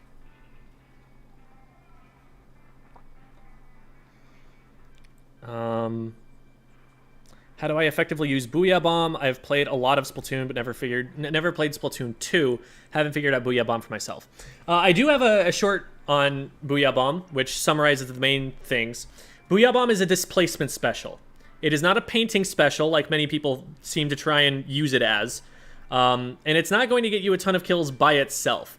But what you do with a Booyah Bomb is you put it in the middle of an enemy formation to force players to move in opposite directions from each other, to isolate players from each other. You can also use it on certain objective modes that are very predictable. So, for example, if you have a Booyah Bomb and you're close to the end of a tower control game and you have the lead, if you throw the Booyah Bomb on the tower, there is no way, it is not possible for the enemy team to safely exist on the tower and that makes it really easy for your team to just hop on the tower and end the game right away. So there are some situational uses of it like that, but most of the time you're using it for displacement. You're using it to push people away from each other. Is the Squiffer any good? I haven't messed with the Squiffer much, but the Squiffer was very strong in Splatoon 2. It was definitely viable and saw use even at the top level of play. So I don't see why it wouldn't be good here. I feel like Big Bubbler probably helps it because it has one-shot potential, and so it can threaten anybody who tries to push into its range to try and get into the Bubbler. I feel like it could be good, but other people are saying that they don't like the kit as much as I do, so I tend to trust other people's opinions on that at a competitive level just because I'm not a Charger player. Should a beginner use Splat, Charger, E-Leader, or Squiffer? Okay, so Squiffer and Bamboo are mid-range charger, and YouTubers. They're mid-range chargers. They work significantly differently from how the longer range chargers do. Splat Charger and longer range play like backline weapons, like anchors. They take very safe positions and try to have an impact on the game from those positions further back. But a Squiffer is like getting up underneath a ledge and sniping someone right over the top of that ledge. A Bamboo is going out there and controlling space against frontliners. A GooTuber, I don't know what a GooTuber is doing. For all I know, they might be trying to hit damage combos with 40 damage barely charged shots with their torpedo roll or something like that. The GooTuber hasn't had a good kit in Splatoon 2, so it was never really pushed that far, and it's tricky to see exactly how it's going to be used in future. But I do have a little bit more experience on GooTuber than the others, because I did a YouTube series called Weapon to X, where I was playing the GooTuber to trying to get to X rank on the GooTuber in Splatoon 2. So maybe there's a little bit of what I learned there that you can possibly pick up on that. Thoughts on the ballpoint kit? Not great for it. There are going to be situational uses for the inkjet, but the ballpoint wants to be like pressing and holding ZR the whole game. It doesn't want to have to stand still and jump around to be able to throw fizzy bombs. And at the range that it controls with its main weapon, it can't reach with the fizzy bombs. So I don't know what it's supposed to do with fizzy bombs. It doesn't seem like a good match. What would you say the best use of Golden Sheldon tickets is? Getting the weapons that you want to play right now, especially the ones that you would need to wait a long time to be able to get otherwise. How effective is the Bubble Shield as a special in the Splatfest? It felt like people just couldn't advance. It is limited, but very impactful for a short time. What you do with the Bubble Shield, as far as people have figured out so far, is you use it on a weapon like the Roller or the Blaster, where them pushing into the Bubble Shield does not give them an advantage over your main weapon, where you are going to be able to splat them if they try and push into your range like that. And you put it out there so that it's far enough away from them that you have warning if they try and approach you, but that you're taking up space that you couldn't normally safely stand in. And it lets your team move in a little bit more effectively. There are going to be some situational uses, like putting it on top of the tower as well for protecting the tower rider. But even then, like, it's probably going to get shredded pretty quickly. And the biggest thing that you're going to be using it for is to be able to kind of start fights and have like a home base, a sort of like super powered splash wall to be able to use in that fight. Thanks for the subscription, Monday's a Glitch. Do you think Aerospray is better now? It feels a lot more powerful with the Shark, but I don't know. Aerospray, it's best as a paint support weapon because it paints better than anything else that it does. And Reef Slider is a special for a weapon that wants to engage, that wants to go in, that wants to get picks. What the Aerospray really wants is a powerful support special. Like Aerospray with Tacticooler, now we're talking Tacticooler spam. Now this is something that's interesting. Now this is potential competition for the Zap. I don't know if it beats the Zap in that, but you get more Tacticoolers at least.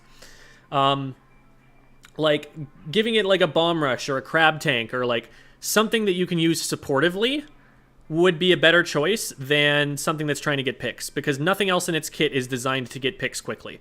The Tetras love Reef Slider. The Aerospray, that's just not its best playstyle, going in and trying to slay. So I still think that the Aerospray is pretty weak, I mean, fizzy bombs are not bad for it. It is a pretty supportive sub-weapon, and it's going to paint a lot, but it didn't need those to paint. I guess it needed them to poke.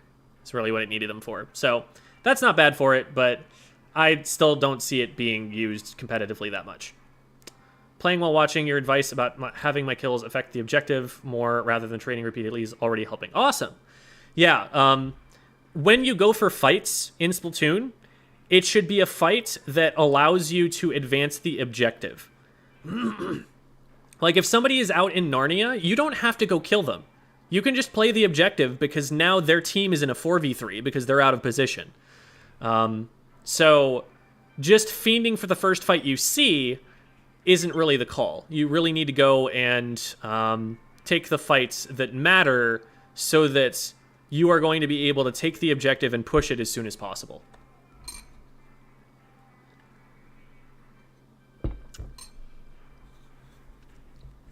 Yeah, I'm really looking forward to both the Knot and the Ballpoint getting a second kit. I think those weapons need it. I think the Bloblobber also needs it. Dapples need to be a better main weapon, but they also need a better kit.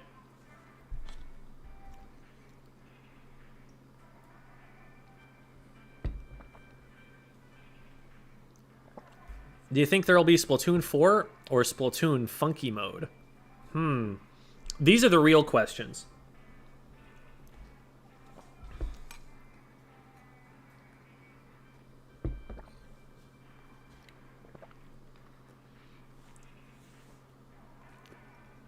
I'd say we're more likely to get a Splatoon 3 Deluxe Squids or Funky.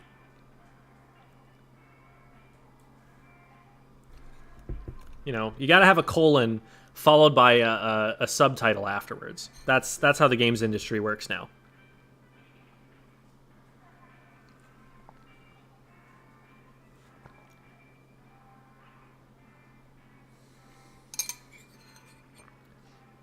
All right, I'm gonna go put this bowl away and then I'm gonna play the video game.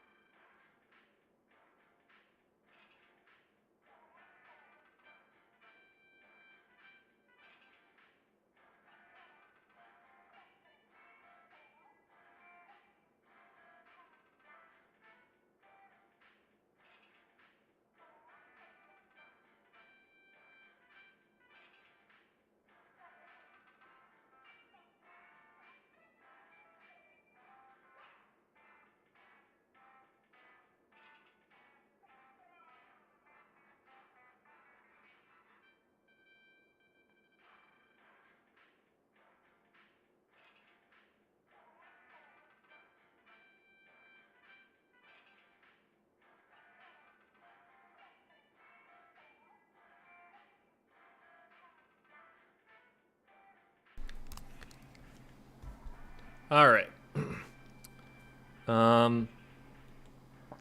My understanding is that the Splatana has not changed from how it was in the Splatfest premiere.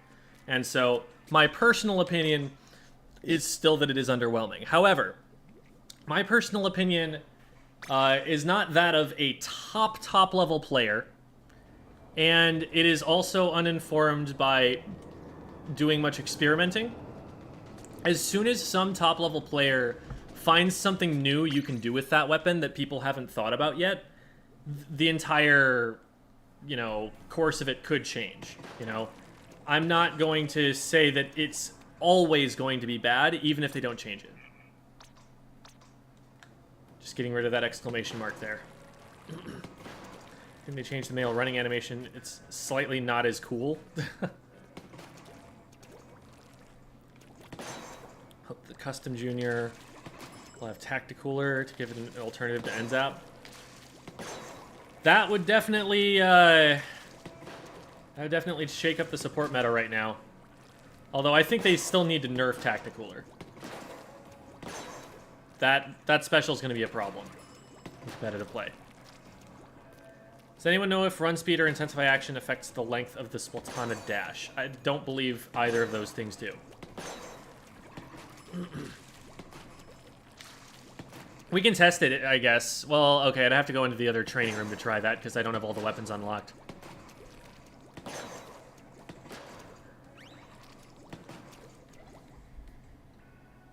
My favorite competitive Splatoon player, Chair. Yes. Just got back from collecting food. What happened? Probably just that I was up and putting the bowl of soup away because I was done with it. Partner loved the Splatfest and we plan to play together a lot. With motion controls don't jive with them well as far as comfort goes. Any tips for playing using joystick aiming?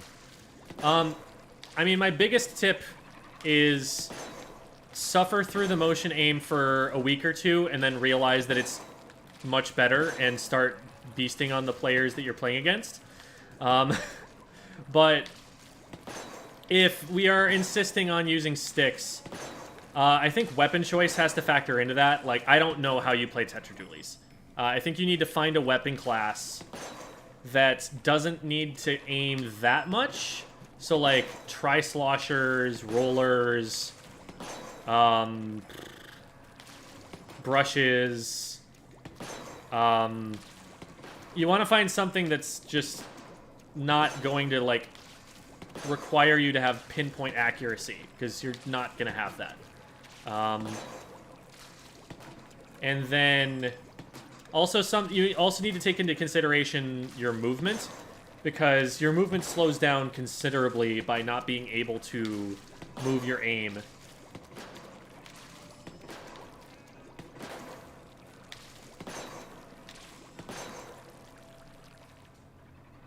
Are you going to try for top 500 in Splat 3?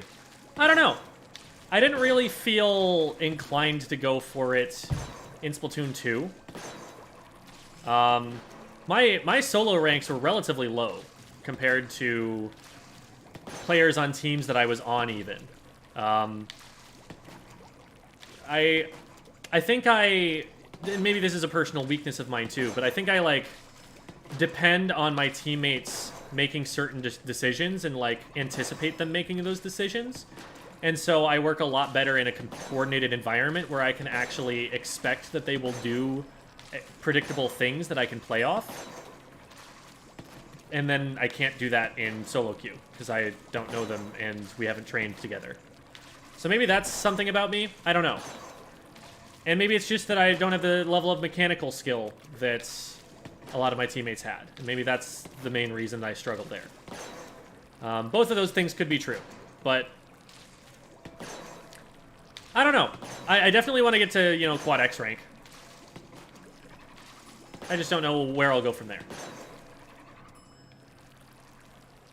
How is the new Salmon Run different? I have not played it, but there are new bosses, and there's also a, like, final wave that you can get sometime with a mega boss.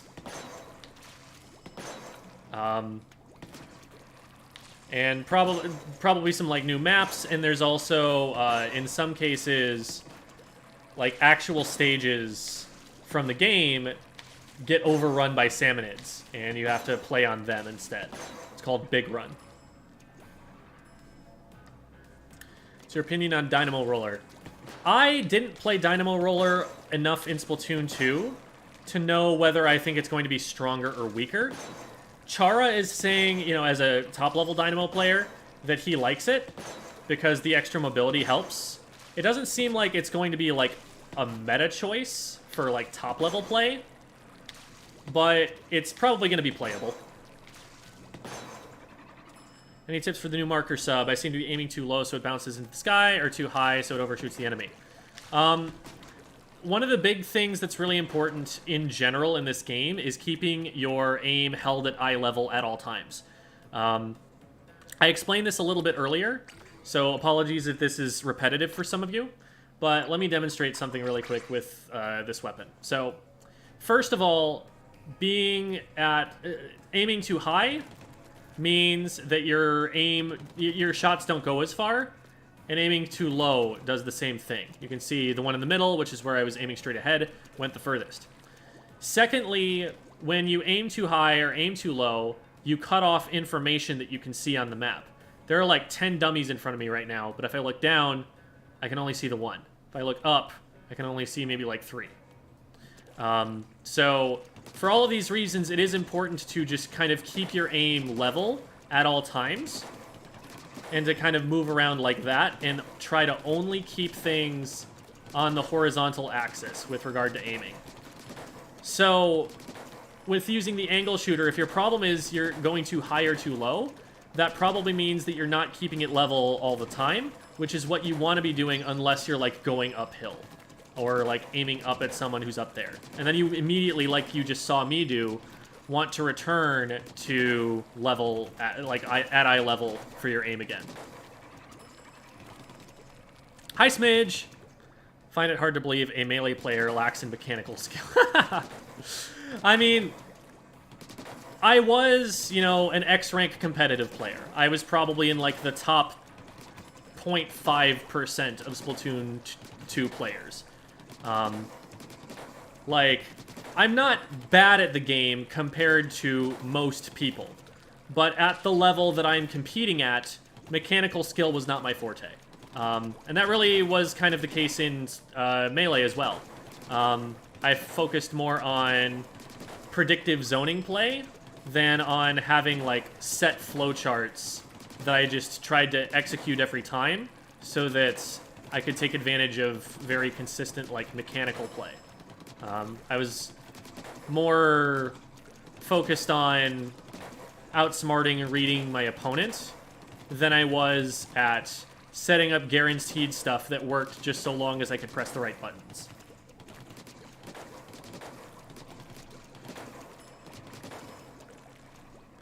There is an anger meter for Salmon Run.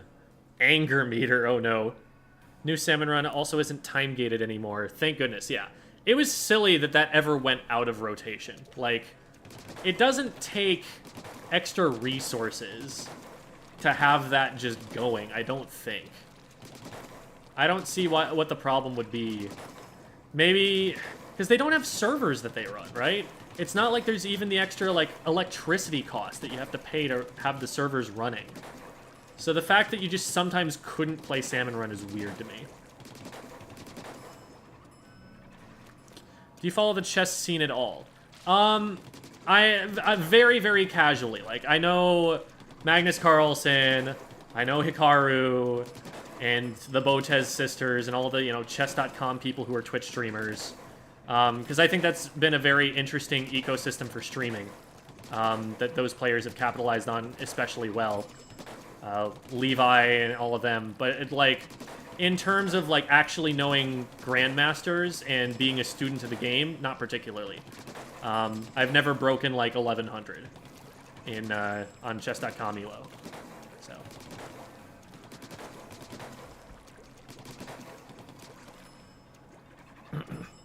Wall jumping using Squid Roll, yeah. Oops. I'll get it. There we go. And it's so sick when you do that with a charger and direct someone. Or a blaster. Here, let's do it with a blaster. I'm gonna miss it like 7 times, but it's gonna be sick when it happens. Oh. Ah, that was close, actually. There we go. This game is sick. You can just do that. Like, I can just do this and get all the way up there. Look at that. Look at that. How can you not love that you can do that in this game? You can also just do this and poke someone over the ledge.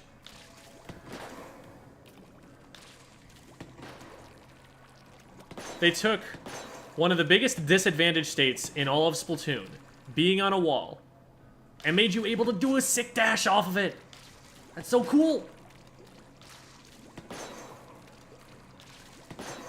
Oh, I'm not running Intensify Action. No, I am running Intensify Action. Never mind.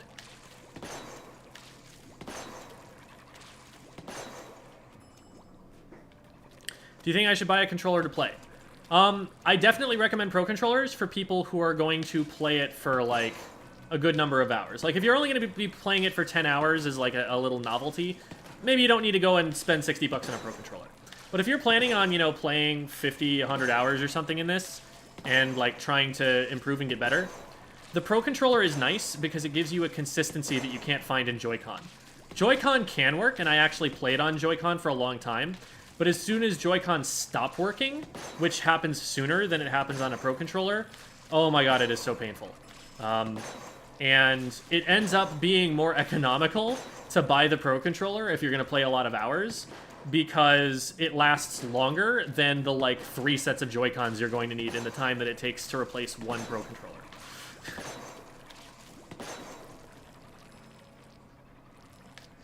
Can only specific weapons do that role? No, every single weapon in the game can do this thing, can do this thing, and can do this thing. All of them. They can all also Squid Surge, which is, I guess, kind of useful. That technique is pretty underutilized right now, but people are definitely going to work out how to use that optimally and figure out ways and times to do it.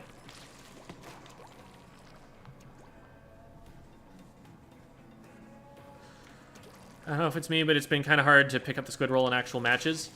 It's definitely something that you want to work up the muscle memory for first. That's why I'm doing so many squid roll shots here. So that I can, like, automatically just revert straight to this muscle memory as soon as I need to hit a shot. Because it's going to be advantageous for a blaster player to just squid roll into every shot, basically.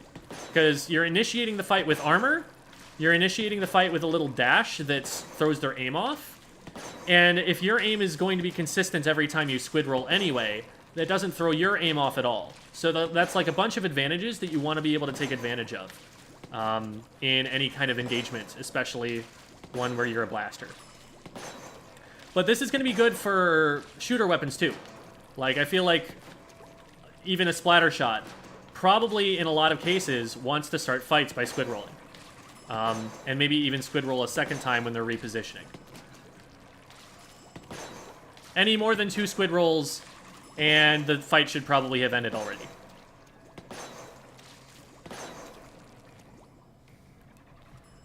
Put 1,200 hours into Splatoon 2. Joy-Con are expensive. Yes, definitely. All right. I'm going to take a risk and go into a match. And the risk is that I get like 7 billion questions that I can't answer super cleanly while I am in that match, and then I spend another like 20 minutes trying to catch up to chat. But we're gonna try it.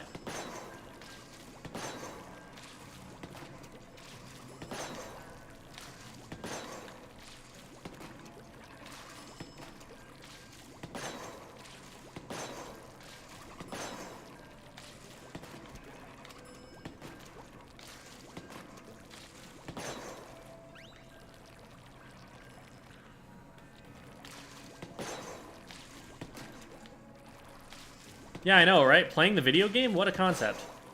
Who does that?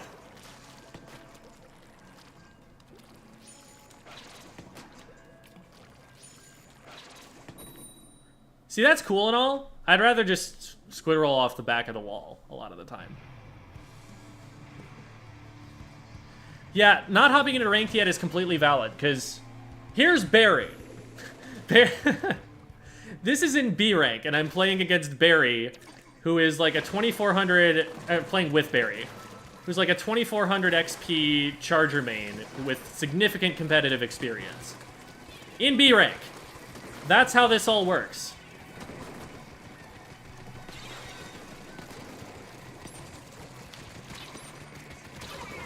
Ah, missed the shot. Unfortunate. He's getting flanked, yep. Good trade, though. We might still be able to cap zone off this.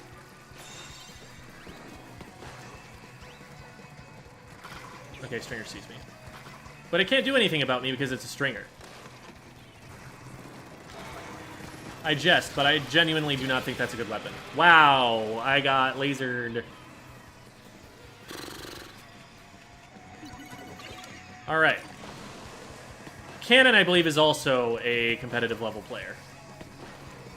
I think I've seen that name before.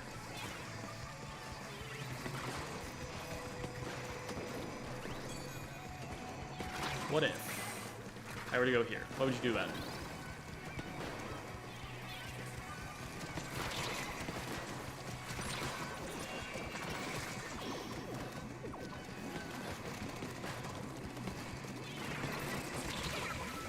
Oh, shoot. It got shrunk to the point where it wasn't actually doing anything for me.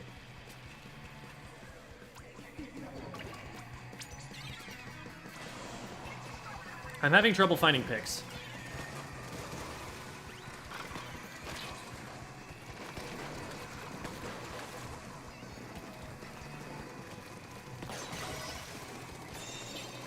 You take the easy pick first, and then there.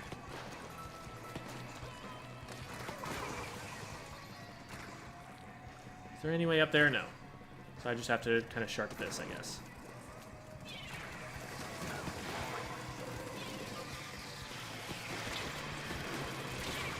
What? The first shot didn't hit? Darn. I thought I heard it hitting someone. Maybe it was hitting the 52 instead.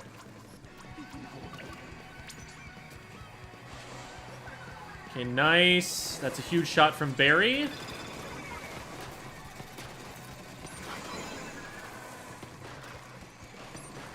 We really need to keep zone right now, and I don't think it's going to happen.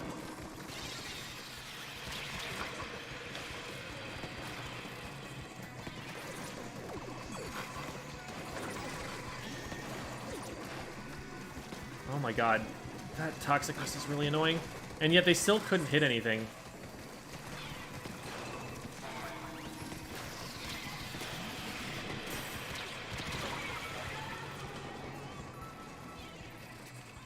That's going to be a problem. Yeah. At least we got the trade, but we still don't have control of zone for it. This is going to be sweaty. Nice, that's 2 down. Okay, that's huge, that's huge, that's huge. We take space, we take space.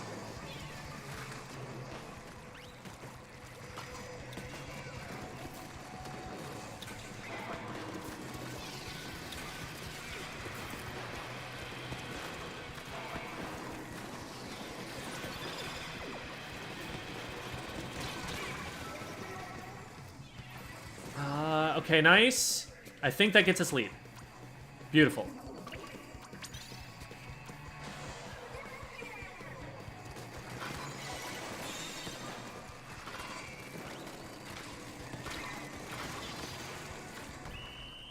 That would have been a direct.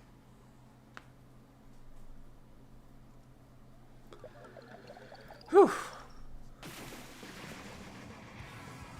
Learn to play... Played with sticks for 400 hours of Splatoon 2, switching to motion for S3 because of videos and tips. Oh my god. I'm so happy that I could help you in this way.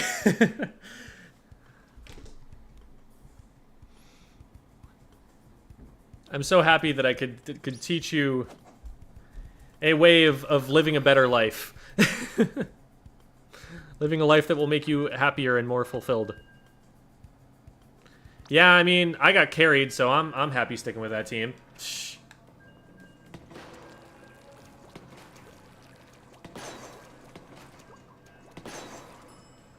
Completely forgot about how everyone above B got moved to B. I think I'd cry if I went into rank and immediately saw a top-tier player. Yep. I had a viewer who played against Kyo in B rank. It was great.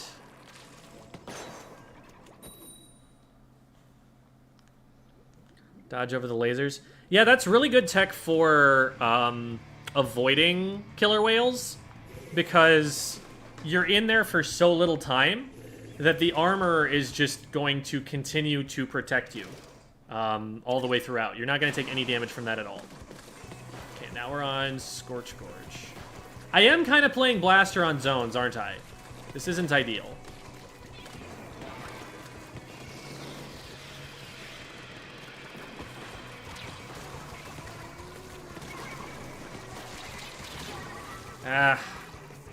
I was out of range when I first started shooting, and then they knew my position, and everything went bad.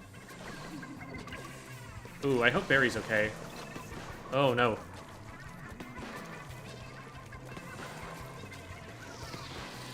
Yeah, that brush got like a triple or something.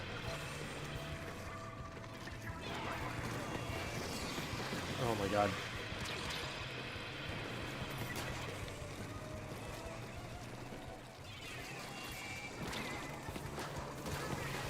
There we go.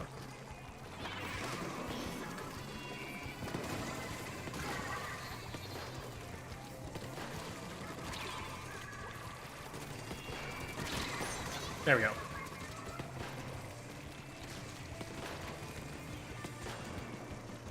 We need to get control of zone here. What? Oh my god. Aim is not as good as I thought it was. Man.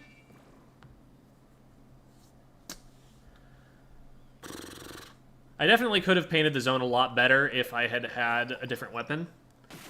But I'm not super happy with the way I'm playing the fights either. I don't think I'm leading my shots enough.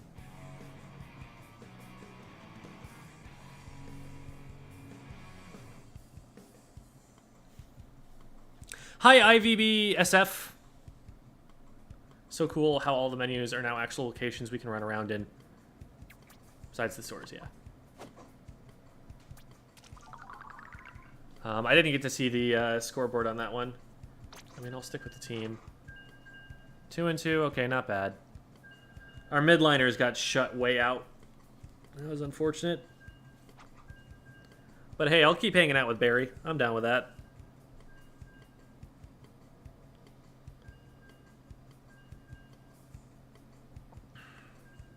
Inky, I think, is a name that I've seen before in competitive play.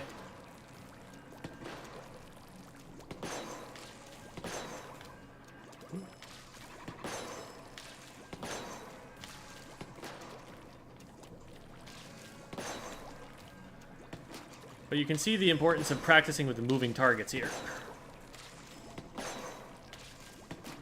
I should probably be trying to get a little bit less close to people and try and use, like, my max range a little bit more. Because it's harder to... Like, if you get right up close to someone, you have to direct them. Whereas if you're a little bit further away, you can get that indirect damage and maybe two-shot them. So that's something I should be trying for a little bit more. Thanks for the follow, BobbyCool231.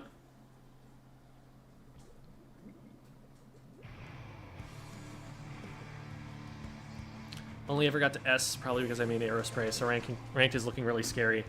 Yeah, they're... Right now, ranked is stacked. And it's hard. But I would not be surprised, by the way, if Barry is streaming right now.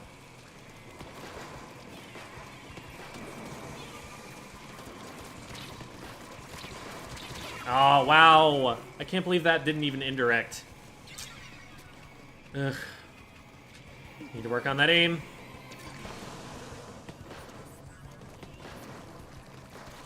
It's a little bit tough because I didn't play blasters in previous installments, so some of the shots are just like, well, this isn't the weapon class that I've gotten good at playing, you know?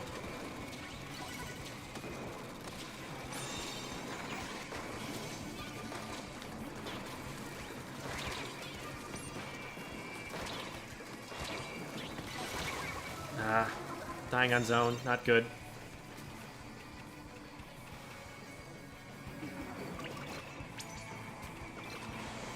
We almost get lead off of this, which is crazy. Oh boy.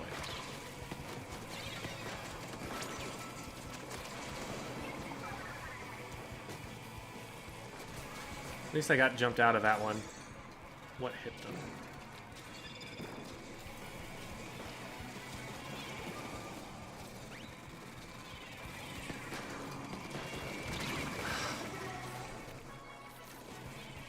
I'm getting outranged. I need to get in closer before I can do stuff.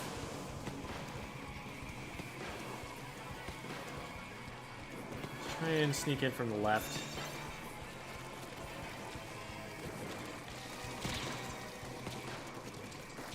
Clear on cover here.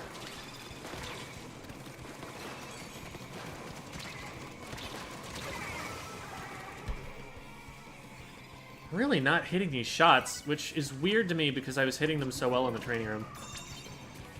This might not be safe. There's a lot going on in front of me.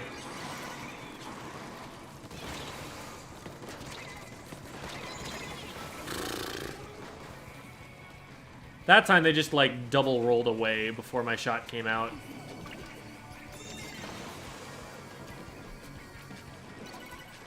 I'm gonna need to go and study the use of this weapon a little bit more. While I like it, and it's very satisfying, I just don't have the skill built up with it right now to compete at this level.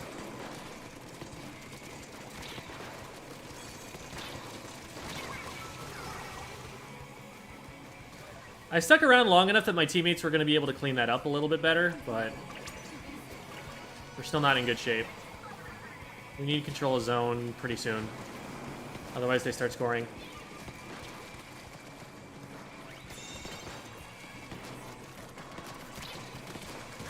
Okay. I got 2 sparks there, unfortunately, but it was enough.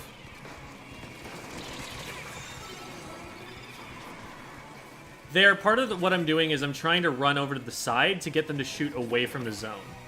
Because that's going to help us cap, and also going to clue my teammates in, oh, hey, we can engage because we'll have an off angle on them. Unfortunately, we happen to have double backline right now, which is not ideal for aggression.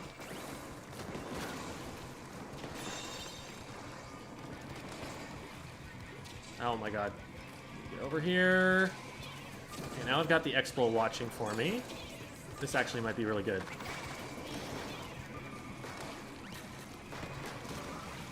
Nice. If I follow up on my Explo, I have some damage combos. What hit them?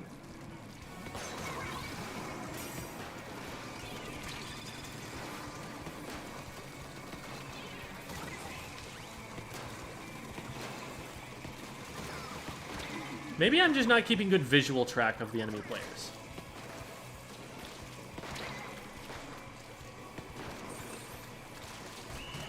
Okay, we got it in the end, and I did get a couple of picks to facilitate that.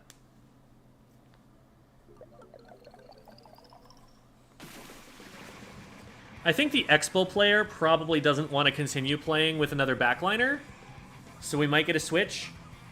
We'll have to see. But my KA was not great there, compared for my KD, I should say.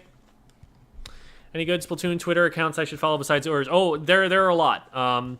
It depends on exactly what you're looking for, but any top competitive player, especially one that posts a lot, is going to be good to follow.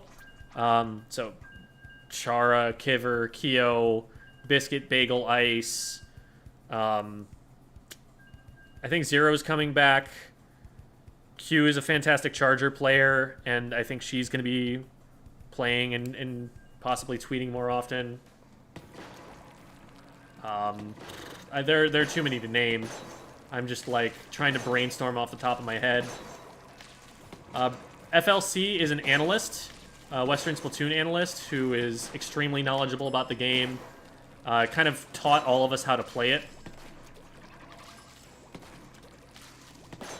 So, highly recommend following him on Twitch and on Twitter. Milana and Barry are both major members of the community. Nine is a caster who is in very well with Nintendo and would be good to follow, just to know what's going on. Splatoon Lily is a longtime competitive junior player. Might not be playing junior in this game. I don't know. Junior's not great, but she does a lot of stuff in the community. K-Bot, definitely follow K-Bot. K-Bot's a tournament organizer and commentator. Very good at both of those things, even though he will tell you repeatedly that he's retired from both.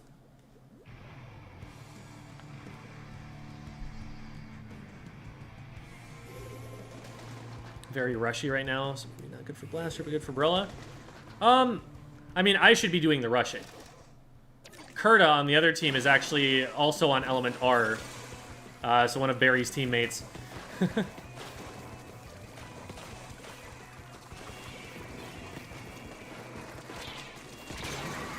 I'll take the trade. Considering that they, you know, checked it and saw me first, that's a win for me. Got a big bubbler to deal with over there, unfortunately. Middle is It seems like something that you could potentially push. Just because everyone's going to be so focused on the safer side routes. Yeah, there they were able to kite me, but look at how many shots it took them before they were able to kill me. I just don't think that weapon does enough damage. I think it's a lot scarier if it splats quicker than that did.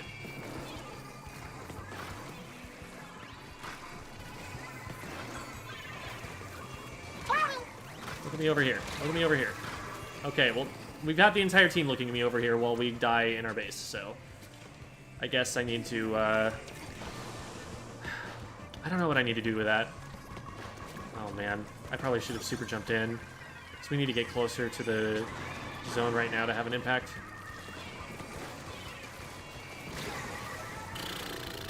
I ran right into a bomb. That's all on me. I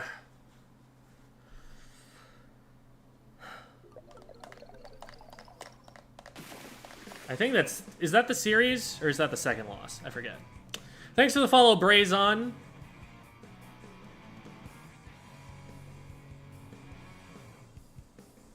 Tips for fostering better game sense. I have difficulty tracking where the opponents are and focusing on in match.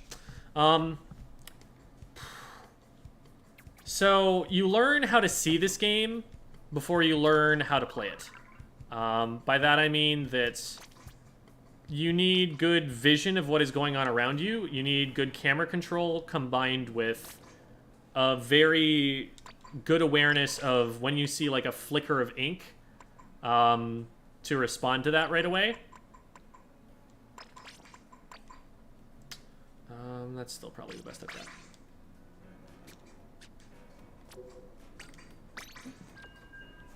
Let's see if I'm doing any better on this. The one advantage, besides my familiarity, I think, with the splatter shot over the blaster, is that I play splatter shots in Splatoon 2 and was not playing a lot of blaster at the time. So I'm going to be more familiar with the main weapon, which isn't to say that I don't want to develop the main weapon as the blaster, but the other thing is that it's splat zones, and this weapon paints better than the blaster does in splat zones. So this should hopefully go better. Although Trizuka is also not the easiest thing to get the hang of. The hitbox on it is very weird.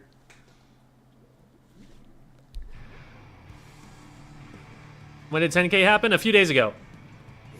You say someone named Shu is the best blobber. No, Isaac. Isaac is the best blobber in North America.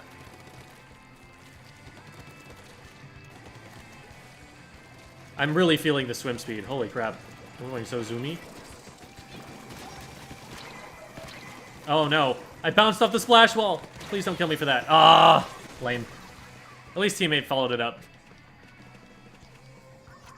I had my aim on, and then I physically bounced off the splash wall. That was a lot more players than had to go down to that, but we've got the blaster. Oh man, we don't want this fight. We don't want this fight. They've got tacticaler. They win by just trading. That guy doesn't because he didn't grab the tacticaler buff, but okay. Push it. Ah, crap. Not that way. You can't push in because I have a bomb in front of you, and we still have zone control, so I'm fine with you staying down there. Ah.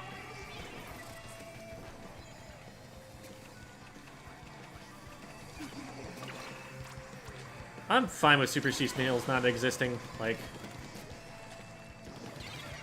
I think they were very hard to farm. I should have known. Blaster would just show up there. That was me feeding. Please don't go in without me. Okay. Alright, we got time.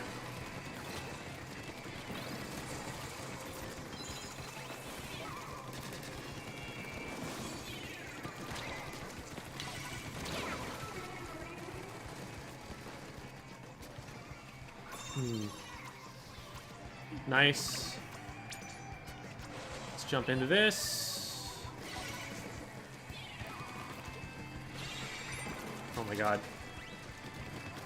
Where is everybody? Ah!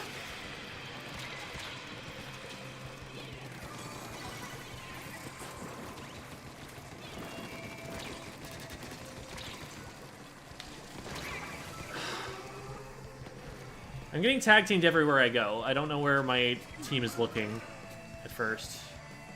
I guess I should be looking for my undercover Brella and trying to follow up with them. But it kind of hurts because we also have 2 backline players, so it's harder to push in. What they're running is a relatively meta team comp. They don't have any range, but otherwise they're in good shape. I'm gonna wait until that big bubbler goes away. Well, that pushed me backwards. That's unfortunate.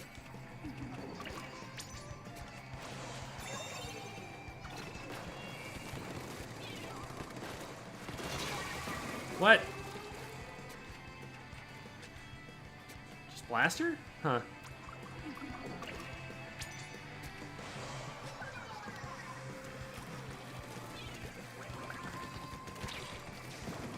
Okay, they have Tacticooler. I don't want that fight. Oh, nice. Got him with a bomb. The bombs have been doing more work than the main weapon has this game. This guy's really weak. Got him.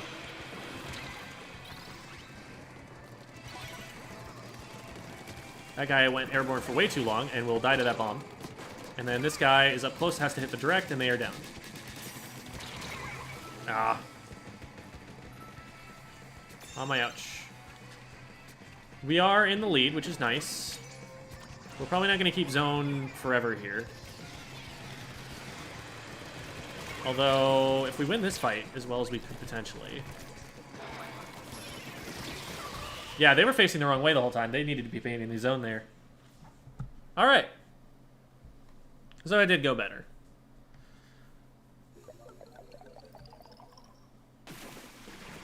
I think I'll stick with the splatter shot for now to give myself the best odds of actually winning the series and ranking up, because that's my primary goal. But I'll start the series out on Blaster to be practicing it. I think that's a good kind of mix between the two. I see the combo where I hit with 2 directs and 1 explosion and it does 98, and it really feels like it should do enough to one-shot. Yes! It's insane that it doesn't. Oh wait, I didn't want to stick with that team. That's a terrible team comp. Nothing against the players, but the weapons that were combined in it are not good. You take advantage by standing on plastic tent. I'm probably too far behind in the game to know what you're referring to at this point. The rooftop thing. I mean, it's an exposed position, so it's a position where you want enough range that you can stop someone from getting to you before they can shoot you. And I don't play the kinds of weapons that are going to be like that. I think my hitbox getting smaller since their head got smaller? Yeah, I don't know.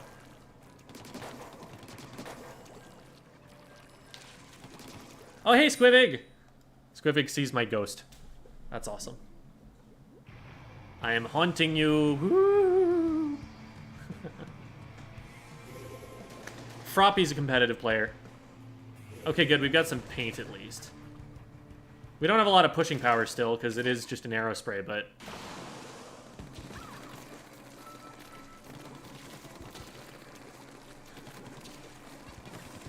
Okay, let's charge for a Trizuka.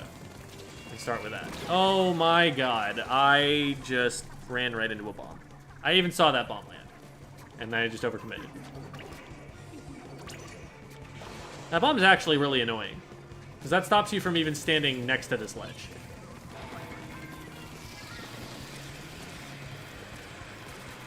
Nope. Rejected.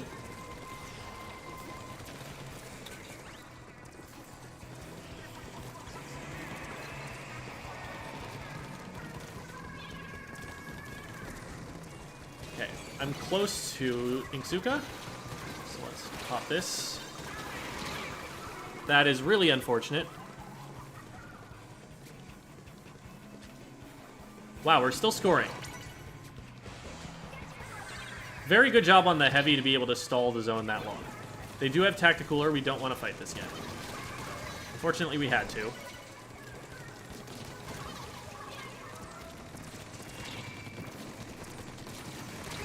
Oh, they had...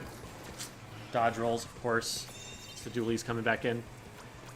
Sometimes you want to pay attention to the weapons that are down so that you know which one is going to be jumping in. Because occasionally they're just able to do something like that. No, it's not a heavy position. They were not hitting shots. Oh, hi.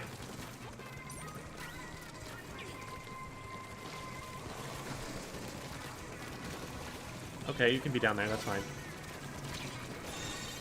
You have to flank my team to accomplish anything. Oh, I got him with a bomb, let's go. We paint through this.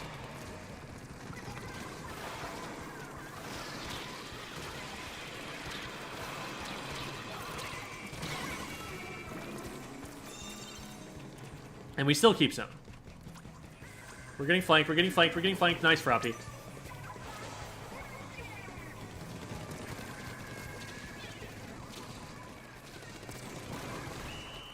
Nice. I did okay. Just got the game a little while ago. Still doesn't feel real. I wonder how long it'll take for that to go away. Yeah, I don't know. We're gonna play the crap out of it until it does. That's for sure. Communication error has occurred. Messages. Yeah, it'll happen. That's Nintendo's netcode for you. Highly recommend playing this with a LAN adapter. It'll make it more stable.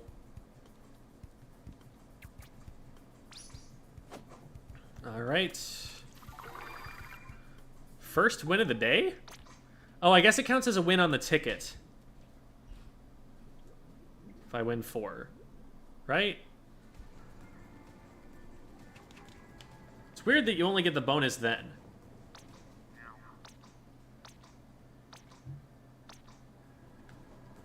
Or was that actually the first win? No, I thought we won another one previous to this. Yeah, because I was playing with Barry, and I was like, yeah, my team carried me. Okay, what do we got? We got Rainmaker, Hammerhead, and Sturgeon. I should go and recon Sturgeon to make sure that everything works the same way, because there are some very weird map-specific things in that stage. Congrats on the 20 bomb, Tice. So the stream and tips, I'll definitely tune into your next one, but I have to go. All right, well, thank you for the support, Amboxer. Yeah, and I hope you enjoy the game too. Would you rather slay with the animals or be able to slay in every language? If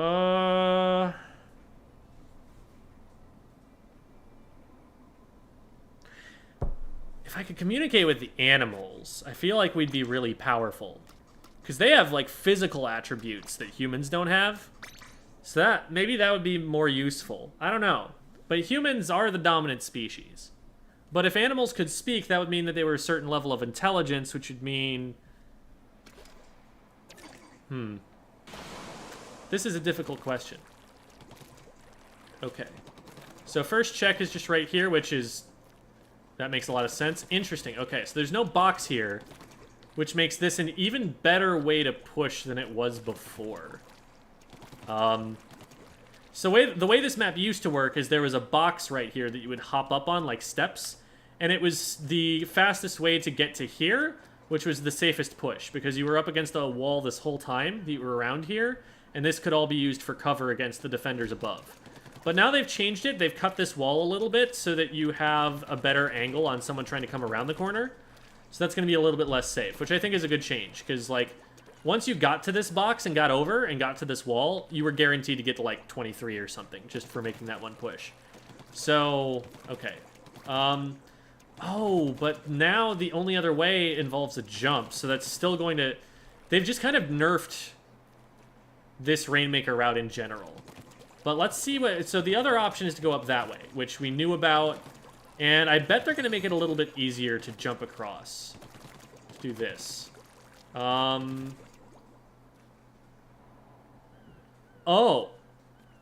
Does... So you can't even make this jump. Does this fall as soon as you hit the checkpoint? Is that how that works? I need to test this.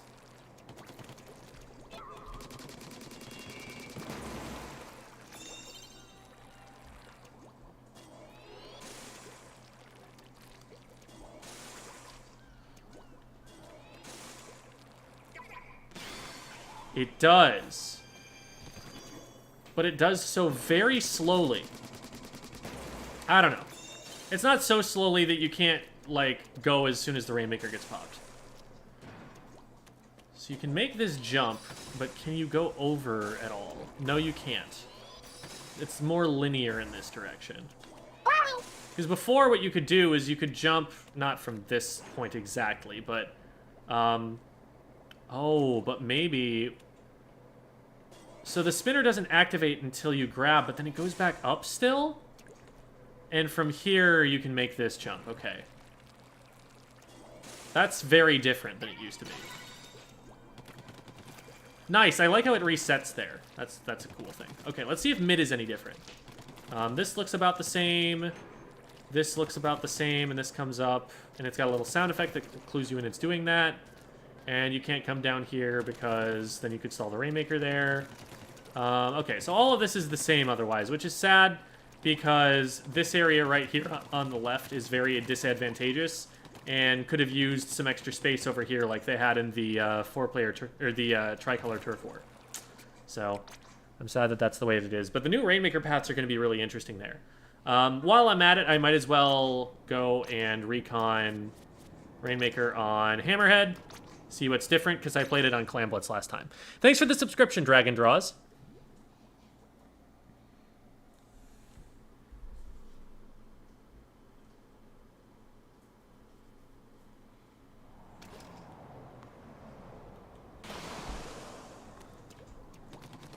Daily reset at 8 Eastern. Yeah, so it's on the odd numbered hours for me and on the even numbers for Eastern time. Okay. I haven't looked at the path at all. Let's see what's going on here. So this looks pretty much the same. We've got first check there, and it looks like that's the only first check. Yeah, I don't think there are second options. Is there a way up on the right? Still no. Okay, so that's still a part of the design that they have. So this whole left-hand side area is just for defensive flanks. So after this, your options are just go here or to go here. This might not be a great competitive map because this is a really narrow area that the Rainmaker has to push through. It's just like one really big choke point. Because, like, yeah, you can go up this way and over here, or you can go to the left, but a heavy splatling standing right here stops you from doing both of those things. It doesn't even take a heavy splatling. You know, there are a lot of weapons that could just stop that up. Oh, man, and then we still have this really big, long... This is an absolute kill zone right here. This is just a sprint. This is like, there's no tactics whatsoever. You just swim here and hope you survive. The best you can hope to do is to stay up against this wall, because that'll make it harder for the players that are up here. No, it really won't, because they will just right-side peek you from here. This is... Wait, what's this great for? Is that just a defensive position? I don't see how you're going to be able to get up to that as an attacking player. Yeah, they had so many ways that they could make this a more varied map with, like, multiple options, and they just said, no, unpaintable wall everywhere, that they could have done that. I'm not a huge fan, but we'll see how it plays out in practice, because this is all in theory right now.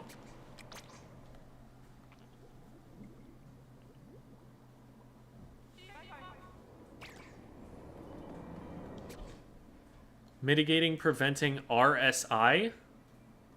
I feel like I'm about to walk into a D's Nuts joke. I don't know what that stands for.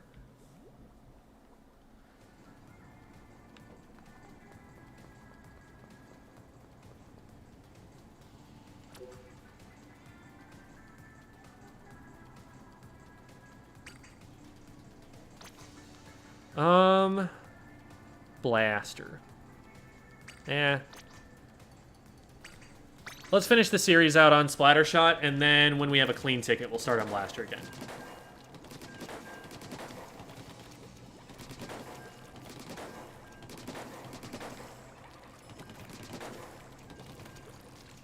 Do you have any recommendations for weapons? What playstyle do you want to play? Do you want to play like a sniper on the back line, where you hit people from far away and give teammates jumps back in? Do you want to play all zippy and zoopy up in their faces? Do you want to have some range but be a little bit more active? What are you looking for as far as your play style?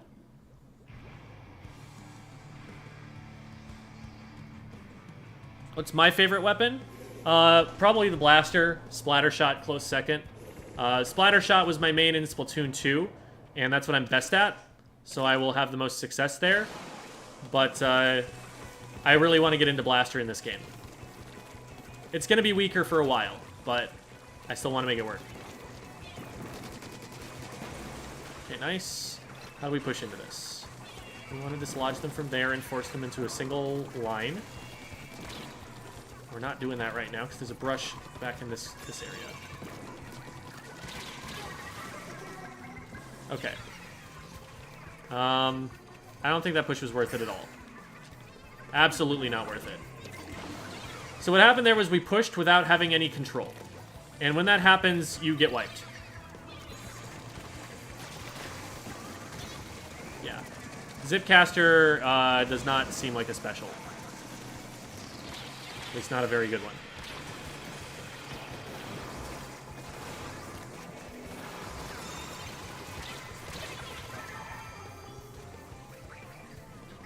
We've still got a Splatana.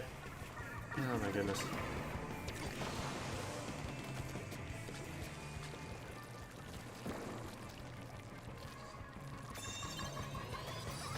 Let's get this moving out of here. I don't like leaving it there. So I can just run away from that player on the left. This is safe.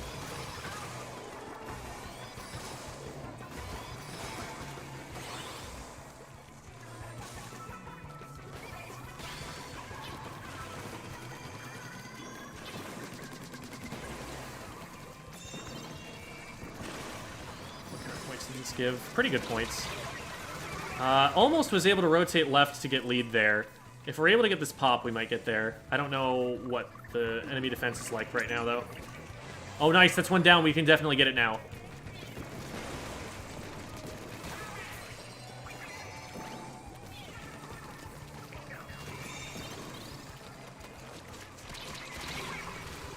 Okay, I'll take a push to 16.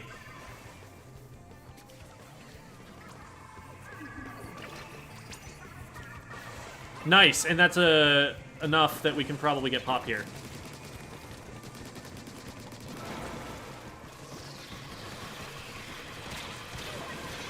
I almost grabbed, darn. If I grab, it's not going to reset because it'll show up in the bubble again.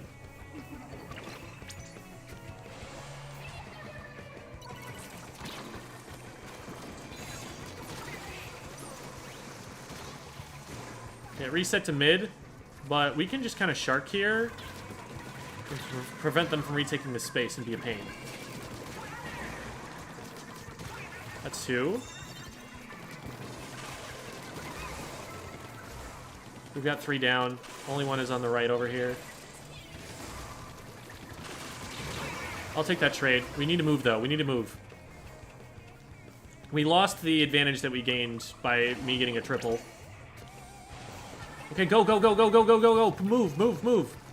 All the way, all the way, all the way. Okay. We could have gotten a little bit further, but we were probably going to get stopped.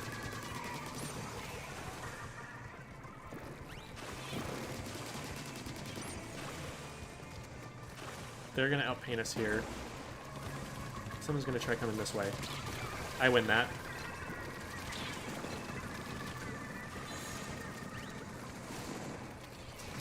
You are stuck. But we could not get to the Rainmaker. It's fine for now. Because again, we've still got massive map control advantage. We don't even need to let them near the Rainmaker at this point.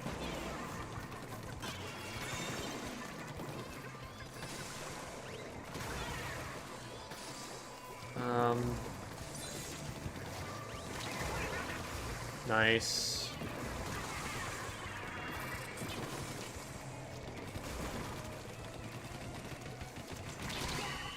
Nice.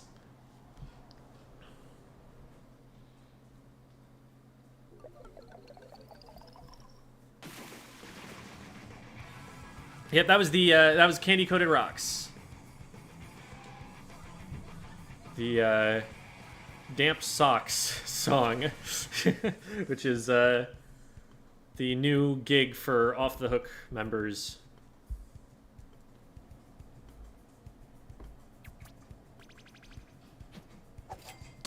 I've used Blob Blobber and Aerospray before. I guess my playstyle would be more supportive, but I want to try a more aggressive playstyle instead of defensive. Well, if you want a more aggressive support weapon, Zap. NZap 85. It is the best weapon in the entire game right now. It is barely slower at splatting than a splatter shot will be. And on top of all that, it has a busted special right now. Tacticooler is absolutely overpowered. It's not okay, the state that Tacticooler is currently in. So, that would be a fantastic option. If you're interested more in playing straight up aggro, then you've got a lot of options. If you're okay straying outside of, you know, shooters, you've got like dualies, like Tetra dualies, and when you say support, so when you say aggressive, do you, there's basically two kinds of like playstyles of people who are pushing the enemy team back. There's people who splat very quickly and just have to get in position to do so.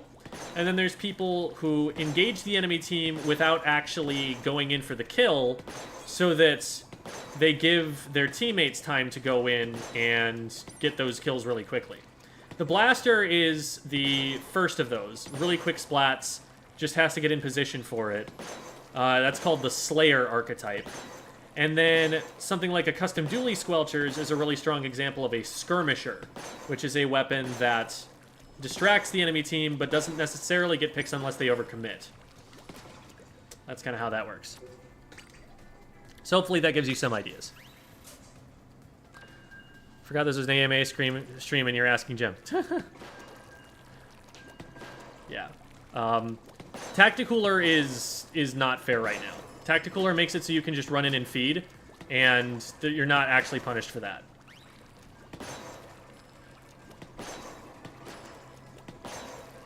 Interesting. They made it so a spark doesn't actually combo with an indirect to get a splat. They made it 98. So, like, you know that they did that on purpose. Because it's so close.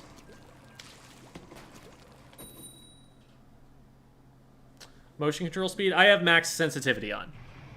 A defensive support weapon? Okay, so now we're talking, you know, a zoning weapon. Like, something like a Bamboozler.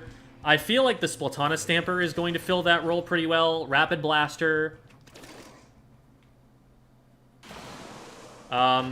Tri-Slinger is trying to do that.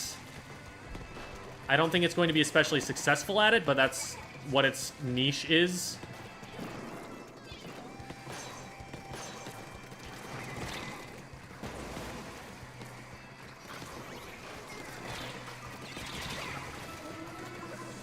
Okay. We just kind of got outslayed in a huge way there.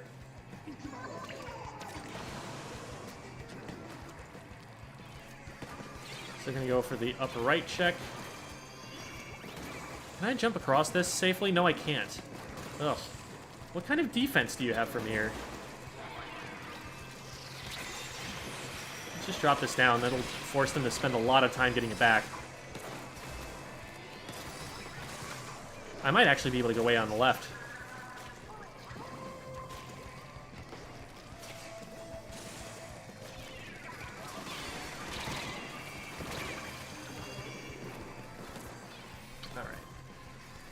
So that gets us the checkpoint, but now we've got to actually get the winning push, because if you tie their score, they got there first, so they're going to be given that extra 1 point.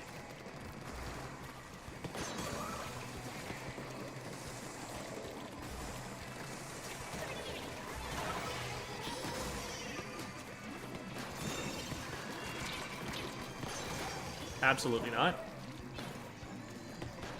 Please leave, thank you.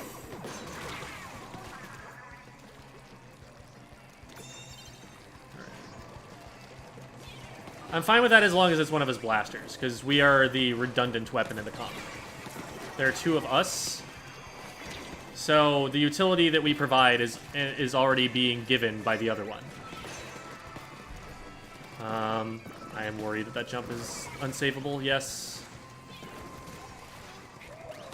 We need to get some more picks before we go in for Rainmaker push. Oh crap, they have Tacticooler. I'm probably dead.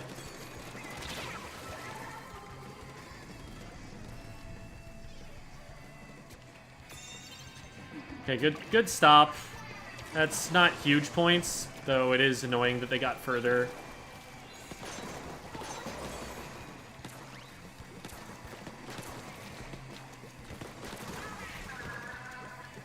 Oh my god, get up.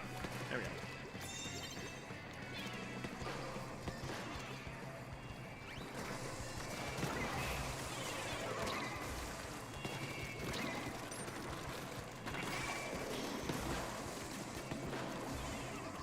We have control in mid. Looks like we're trying to take it left. Try and meet him around the side here.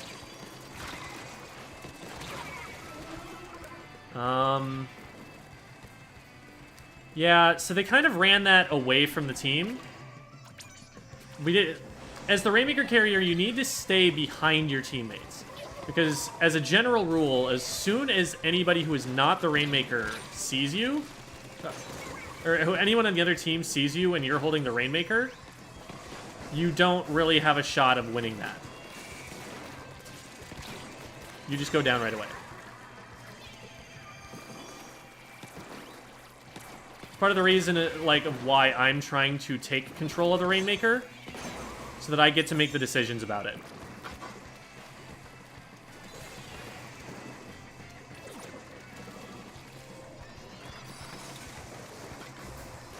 Okay, nice. That's 2 down on this side, and we've got a hammer in front of us.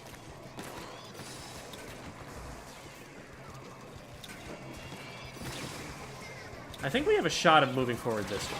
No, we got flanked from left.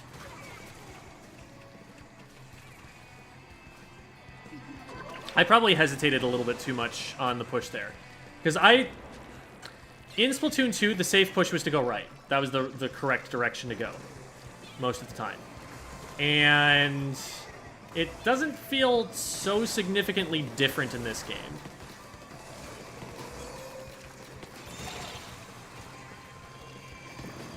Okay, that's 3 down. Just the zap.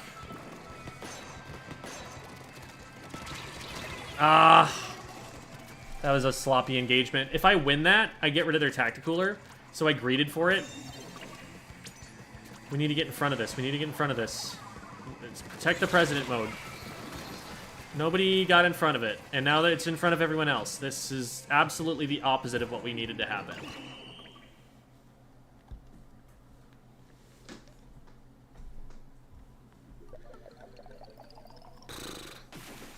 Darn. Is there a spreadsheet somewhere that has each weapon's best suited archetype, like... Oh, I see. A long time ago, Wadsum made a video about that, where he kind of just generally labeled all the weapons. Here's the thing, though. While each weapon may be better at one thing than another, it's also the case that every weapon is going to play one of those roles, like different roles at different points in the game. Like, if my weapon is best suited to skirmishing, but the enemy is attacking my teammate and I have free shots on them, I still take those shots, even though that's what a Slayer does on paper. These roles are not necessarily a way to determine, you know, exactly how to play your weapon at all times. They're ideas of what things are useful to do. And certain weapons are classified as skirmishers, slayers, supports, etc. because they happen to do that one aspect really well. And so they want to spend most of their time doing that. But also bear in mind that, like, those labels are generalizations. And you should always do what your team needs of you, regardless of whether your weapon is the very best suited to do it. Made Fight Club into Rainmaker free zone, yeah. Probably needed. There's so many blasters. I keep trying to not have multiple blasters on the team because you just lack in paint too much for that.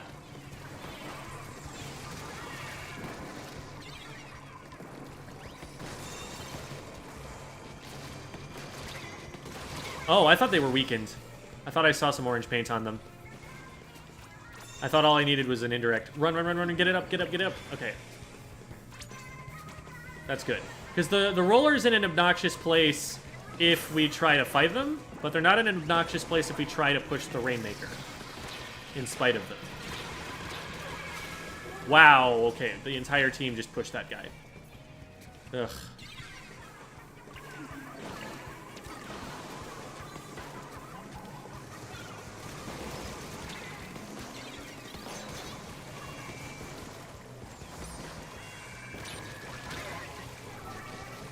I cannot win a 1v3.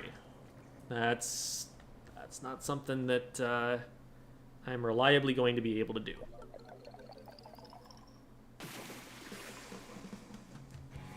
Ugh.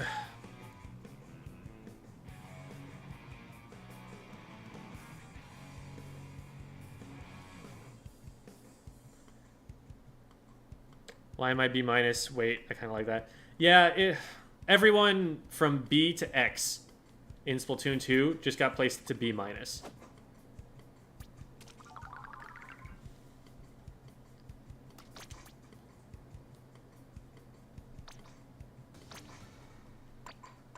So they're, you know, top players in the world. They're just chilling with the rest of us.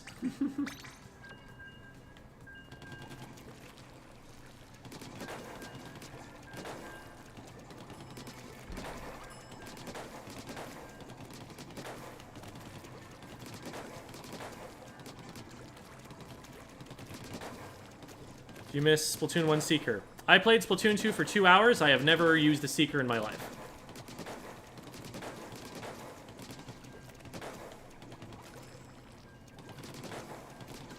Do you score extra if you dunk Rainmaker in front of checkpoint?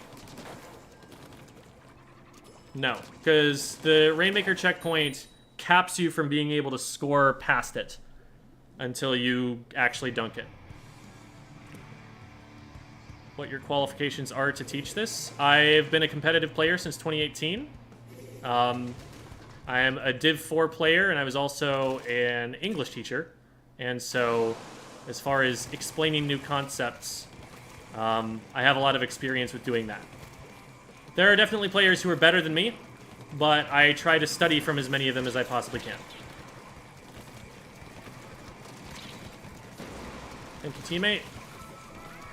That was absolutely perfect what they did. I was the skirmisher and they were the slayer. I backed up because I knew that the team was engaged on me. And just stayed alive long enough for my teammate to get the pick.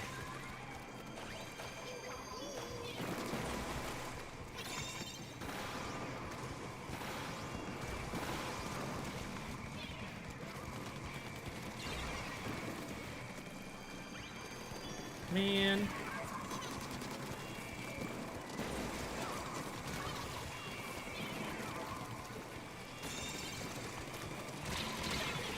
If I could get the shot down on the right, that would have been fine, but... eh. It was about the best we were going to get out of that scenario, but it's not worth going down for, probably.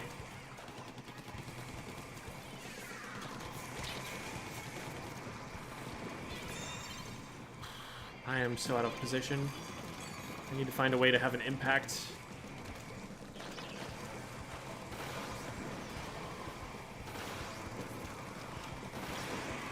Nah, that just hit the wall. I'm getting better with Trizuka, but it's not perfect yet.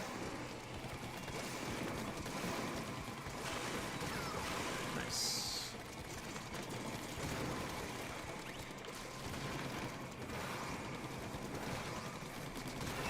There we go.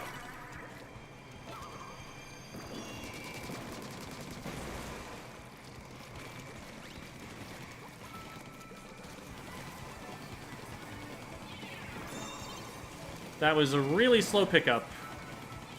We had this locked down, and now we don't. If we take advantage of their respawns there and move fast enough, we can definitely get there in time, but now we had to fight our way in a lot more. Alright. Well, that's something anyway.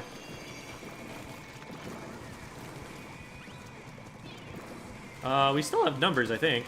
Especially if we get this pick. Yes, now we definitely have numbers.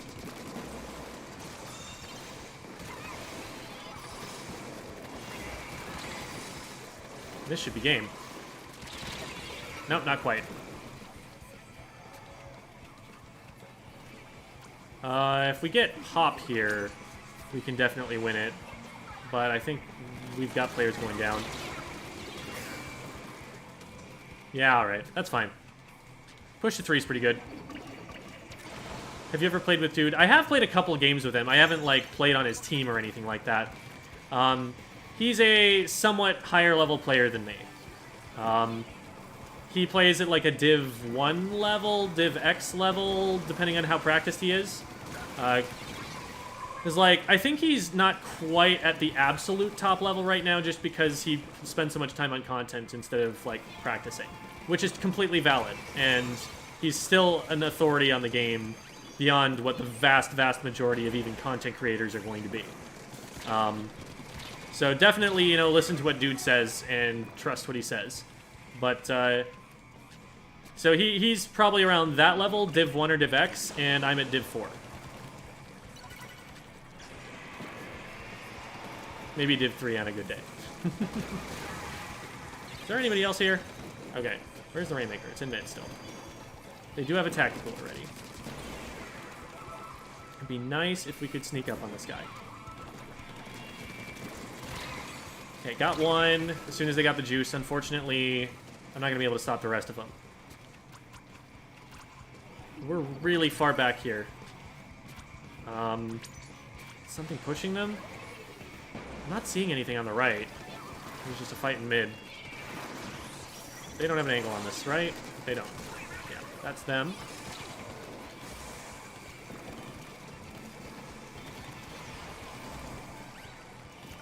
Okay.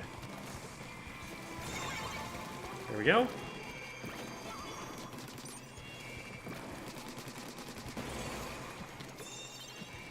Picking that up in the last 10 seconds is actually throwing. Because if I die right now, they get an overtime for free. Alright, well, we wiped him, so it's fine.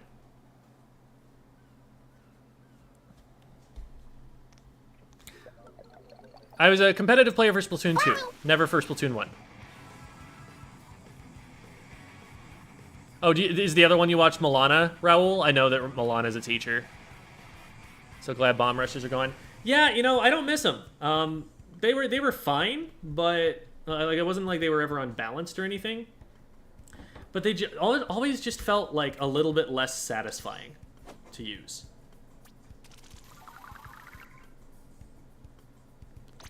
You're still at it and having fun. Have you ever thought about selling some kind of merch? I have. I just haven't gotten around to designing it.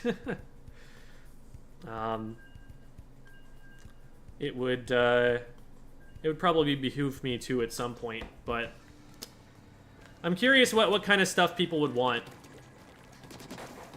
Because I am very, very new to designing merch, specifically.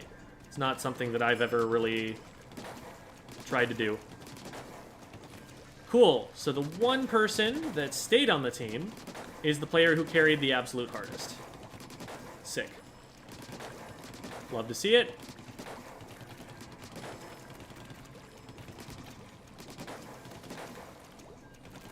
Div 4, like Division, yes. I'm talking about in Ludi. Ludi is Leagues Under the Ink, which is a league system, a tournament that goes over multiple months and is the kind of de facto ranking system for competitive players.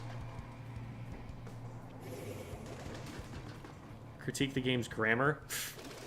I did make an April Fool's video once. It was how to get out of X rank. The way you do that is by losing.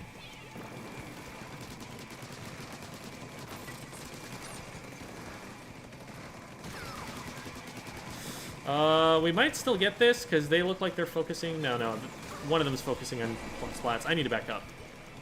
We probably can't even save checkpoint right now. What? Oh, that's a squeezer. Okay.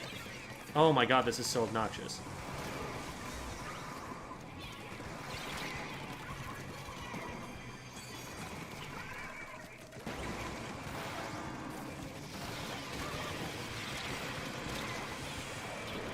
Okay, we got the squeezer out of there, but... Oh, no, my feet were painted. At least the bomb got someone. That'll save us there. Okay, so nothing past checkpoint, really. Is that safe? That doesn't feel safe. I'm just gonna jump out. What name did you use in competitive? Gem. Ah, crap. Yeah, that squeezer... Is that, like, our cactus? Because they are pleasing... They're playing that exactly right.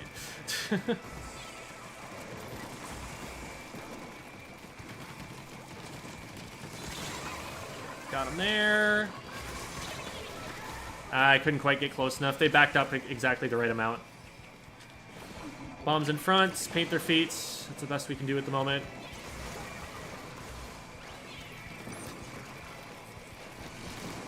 No. I don't like that hammer. That seems a little bit too telegraphed. They should probably win off that, yeah. Ugh, darn.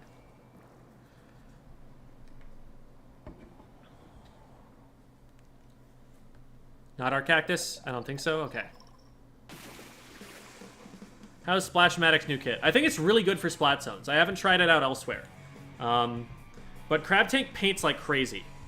It can kind of solo cap zone. Like, especially if there are, like, people on zone for it to shred on its way to capping zone. You have to be really, really careful about what angles the Crab Tank has available to it.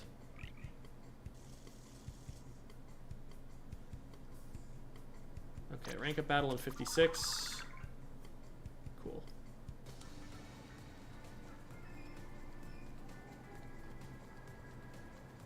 Buttons and pins seem like a good starting point. Gotcha.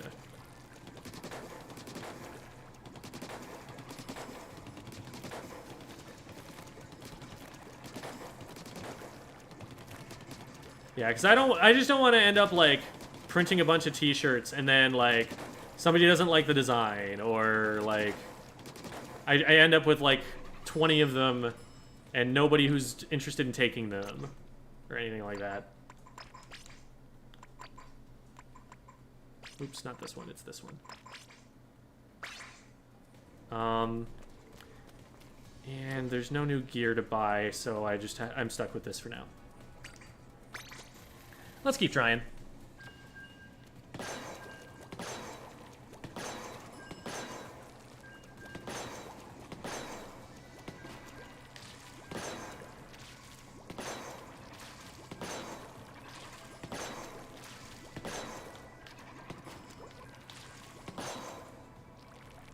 Never really played ranked anarchy battles before. Where do I start? Is it that you don't know how the map modes work? Like, what do you... Or are you asking, like, where physically in the menus do I go to play them? I'm not sure what the question is.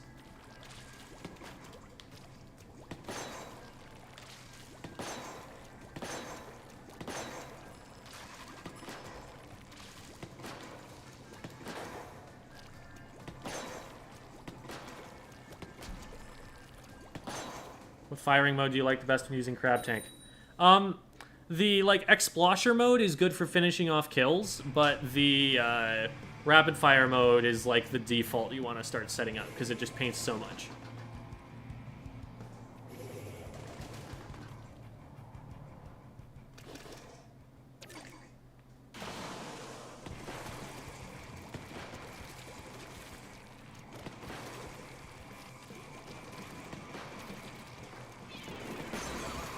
Beautiful. Let's get this set up. Start forcing him back.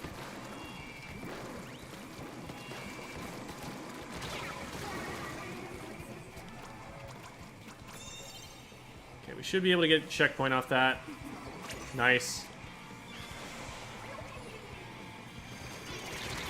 And there's someone behind us. Okay, because they came out that way. Got it. So that's not a bad idea for defending after first checkpoint.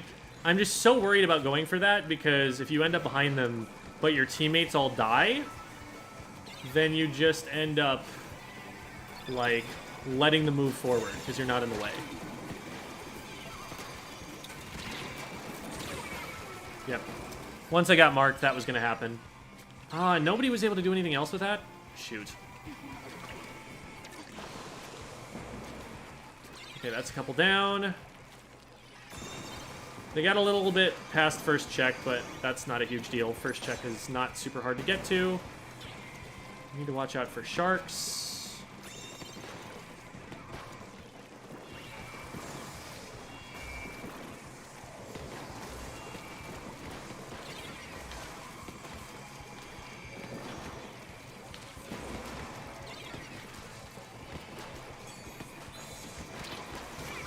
Got him eventually, and then the hammer came through.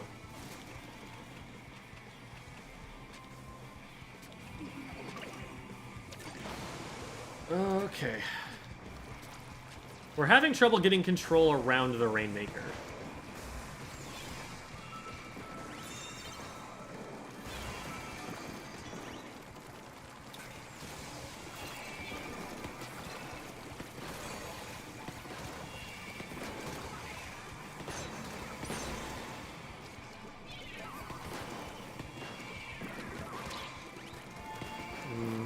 I need this to survive. They try to push me.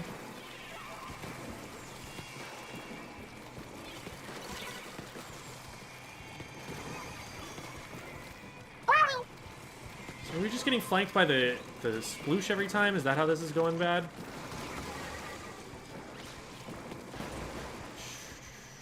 Still that there.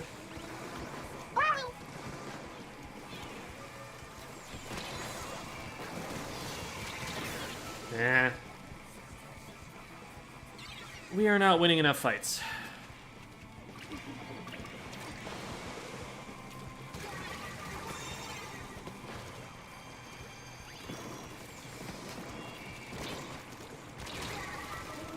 What's going on in front? Every time I take a fight, it feels like I suddenly get double teamed because they're coming from another fight that they won. Let's just get this out of here.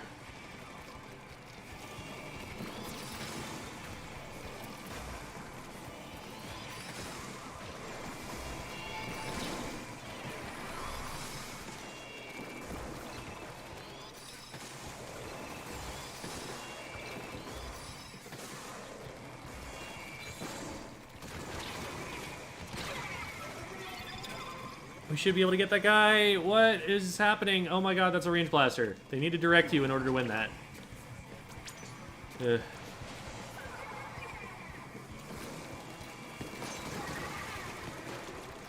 It's just one.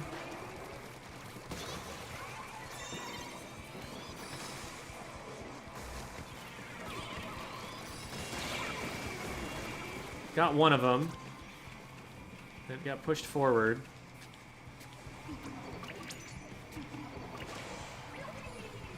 We need to regroup a little bit.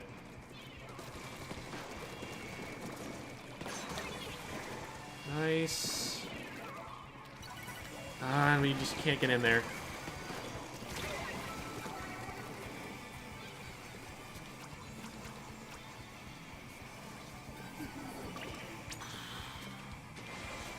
Okay, we got one. I do not want to be the one who picks it up.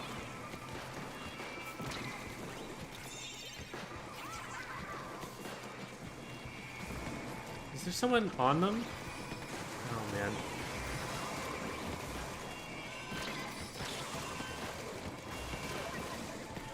They're down. Just one splatter shot. Where's that splatter shot? Are they up here?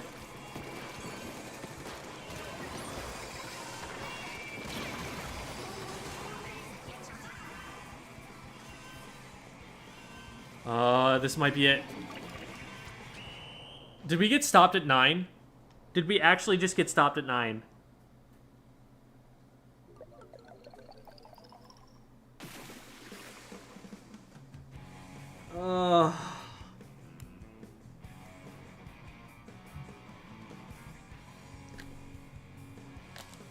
We got stopped at 9.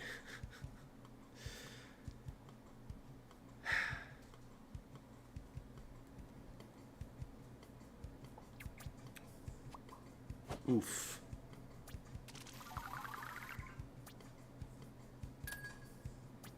Oh, nice. It works like the Splatfest teas used to, where the chunk doesn't get wasted.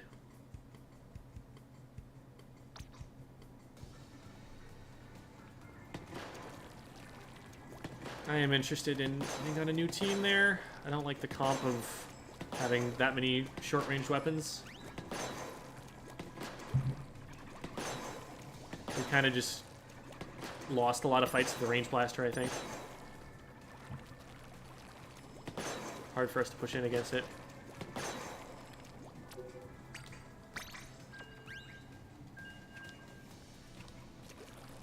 Thanks, CD the player.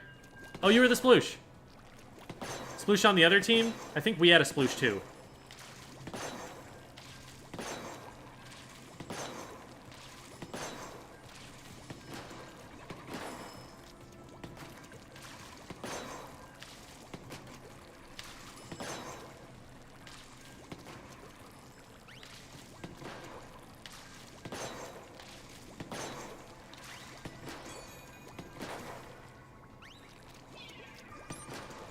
Yeah, the direct sound is just beautiful.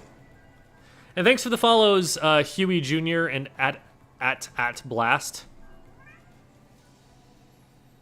I think I also missed Contrast Dab and Luke Spiderboy. Appreciate you guys too. This is series. Yeah, series and open. Oh no, they're not separate, but in open you're barely gonna get any points. I was getting like 8 at most from winning games in Anarchy Open because I was playing with a teammate, and so it was like, well, what if your teammate's carrying you, you know? Okay, I was looking for range and I got 2 brushes instead. Less than ideal. Okay, they're trying to come in from the right. Let's try and bomb their Hydra out so that that can't be a factor.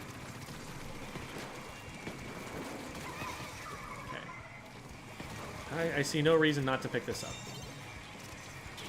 Except that lag tells me I didn't. Ugh. I actually lost a significant amount of time there. I don't know if I make it all the way up the pedestal, but I get a lot closer if it shows me that I picked it up at the time that I actually picked it up.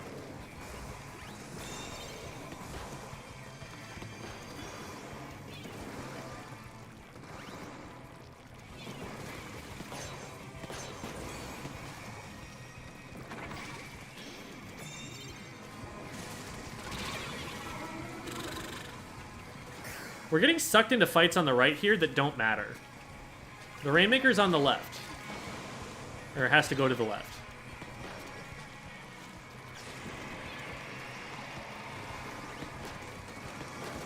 They haven't gotten checkpoint yet. They can't be there. They're trying to push before they've got our checkpoint cleared. What? Oh, okay, I peeked around just a little bit too early. I know what happened. I know what happened. Ooh. Yeah, that was a 2v1. Drop it down left. You probably want to drop it down left there.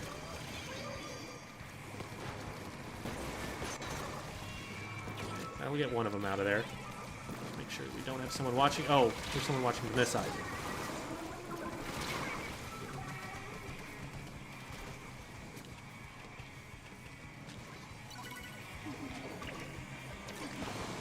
I'm not sure I like a brush for this stage, even. So how much space is there really to distract someone?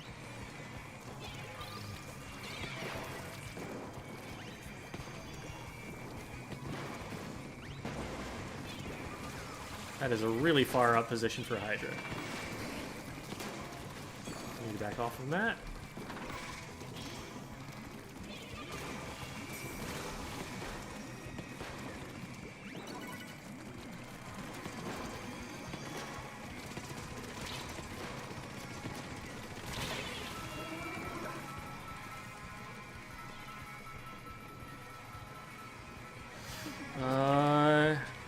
Okay, we die to the Hydra. It's just one player there. I never feel super comfortable jumping into someone when they're like the last player up.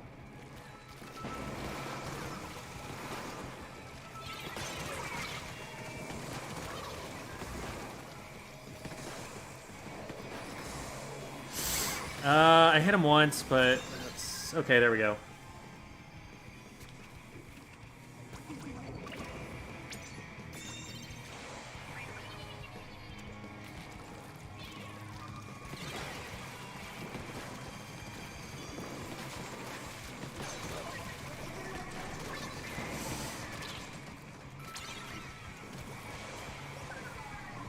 I'm just out of position there either way.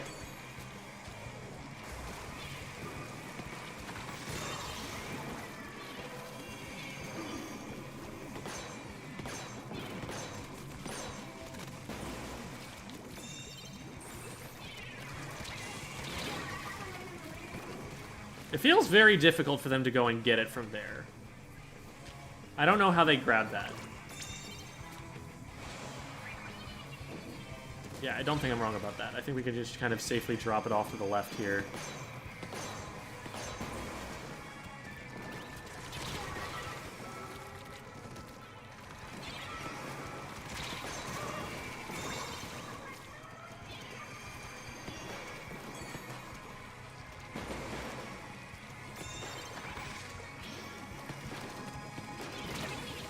Oh, I got bombed off the side, didn't I? Yeah. Went a little bit too far out there.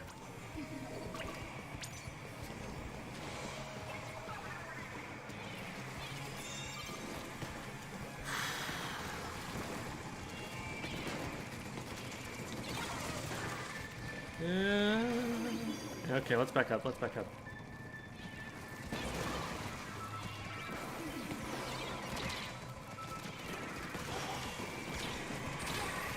Yeah, they just run it backwards, and there's no way we go forward to get it.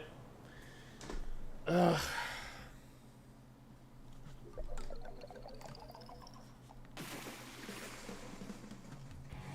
Still don't know how I feel about all the ranks being combined. I think it's ridiculous. I don't like it at all.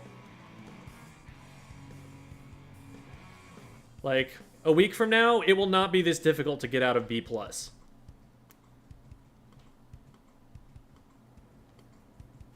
This is just like X rank right now.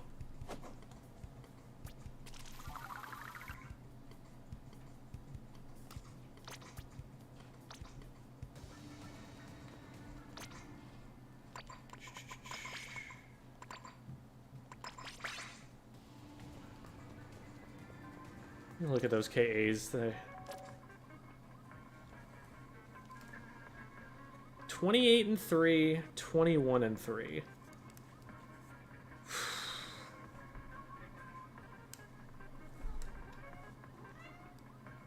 That's just not an easy game.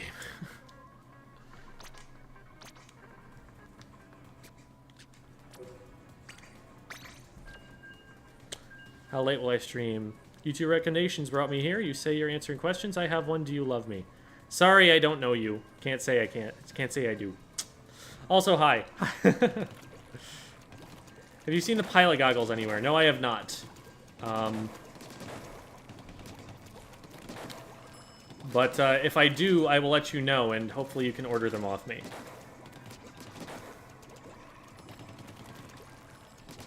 Dang it. Yeah, I know. It was worth a shot. How late will I stream? I don't know. I still feel like playing. Should probably take a break at some point, I guess.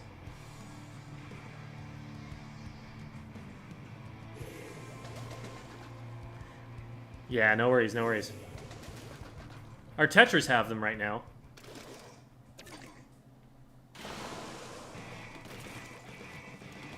They're in the catalog? Ooh, there you go.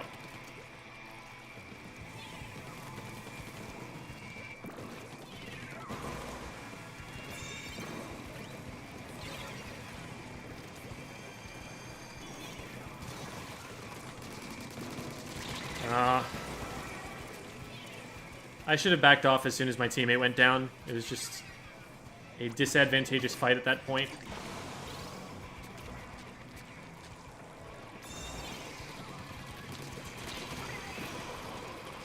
We win those.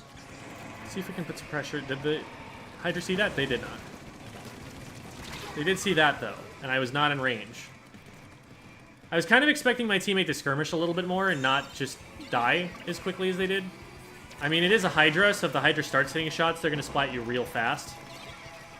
But I thought I had a little bit more time before that would happen.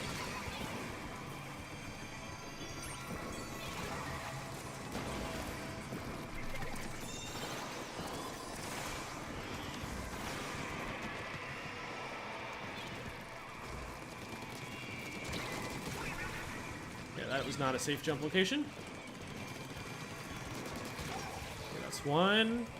Let's see if I can sweep around and hit them from the back.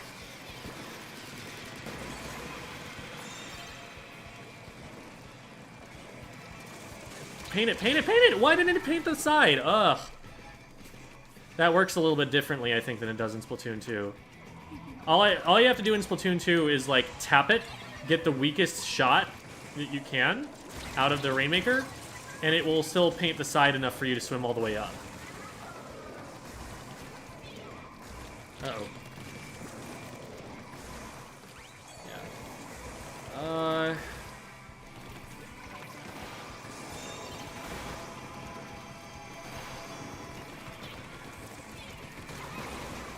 Okay, nice. No, not towards the Hydra, not towards the Hydra. That is the way of death.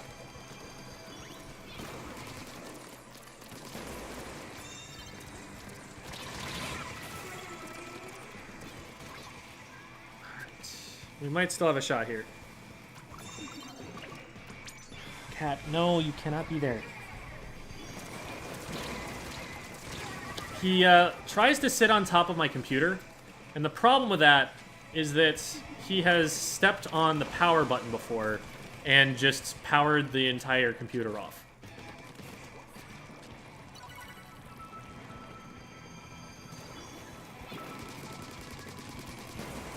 I'm not going to pick up right now because we're at a numbers disadvantage.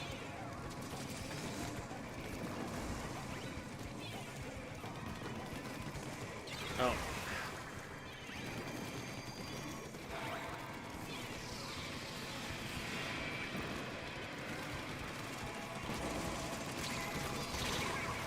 Nah, Hydra did a good job of following up on that.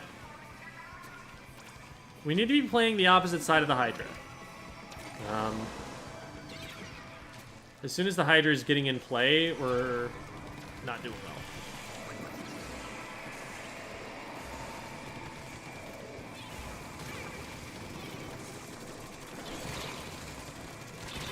Yeah, they have right side peek there, so they win that fight.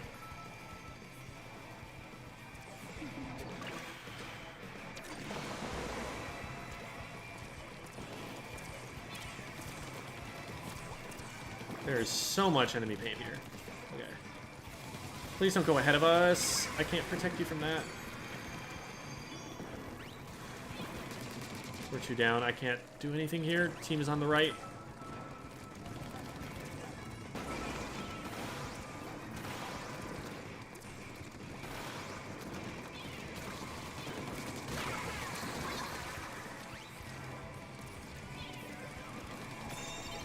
I can distract them from here. Teammate gets it from behind. Nice.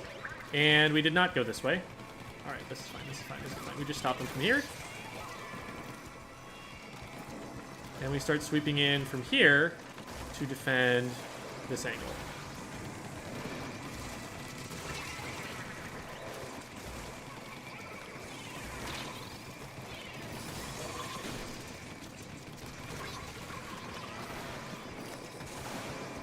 Ugh. Hitbox feels so inconsistent there. Alright, cool. We had possession of it and we had lead, so the game just ended. We didn't really have to figure out how to push through. Whew. Found you through some shorts and got your stream recommended me. Your content is fun. Thank you. Appreciate it. Want to stick around, but it's 4 in the morning. Yeah, go to bed. Playing ranked right now is rough. I'm an okay Splatoon player, and I'm with that, but Jesus, playing ranked right now makes me want to quit the game. Yeah, it's going to be easier as time goes on, because the top level players are going to sort their way out of the system. We'll catch another stream. Enjoy the game and goodbye. Bye, Medkit. Nice to meet you.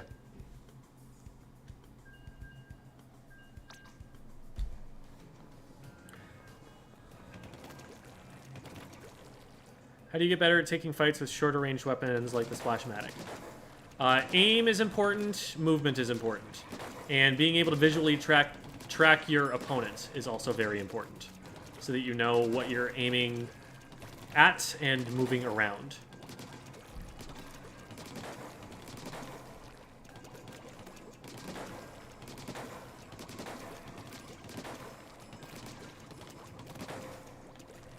Do you think Tri-Strike is a good special? Yeah, it's fine. I don't know how I feel about it relative to Booyah, because they're going to accomplish relatively similar goals, just in slightly different ways. And I'm not sure which one accomplishes it better, like which one you really want most of the two. But they both make people move, and that's what they're made to do.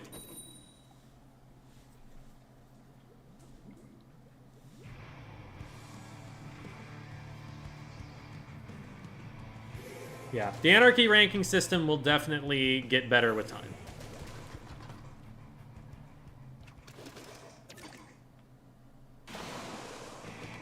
But right now, we're struggling in B+.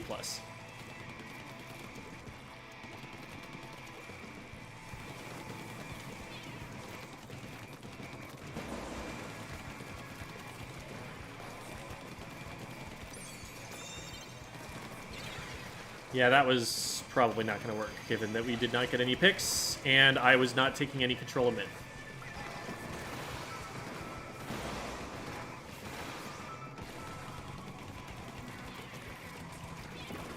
I can start threatening left, but all we're going to succeed in doing is drawing the 52's attention. Which is a goal that is worthwhile, but... so many shots on so many people. Got one of them. Okay, we should be able to collapse on that. That's good. There's still one up. I hope we spot them somewhere. Yeah, there they are.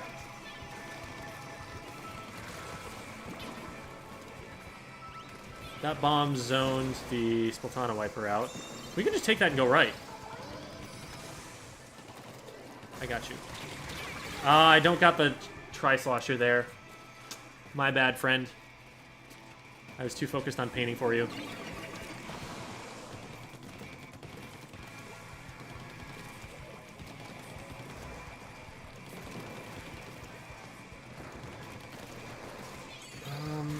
Okay, so they're just up there now.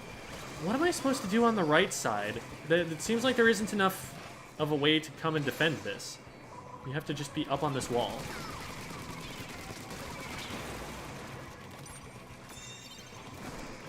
I don't like the way that they changed the right side. I thought it was better in Splatoon 2, but maybe it'll grow on me.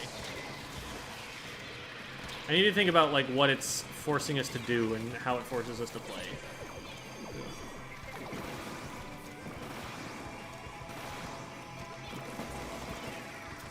That's actually really good for Rainmaker Pop, because you can fire the 3 shots and then you can throw a bomb because you get the ink tank reset.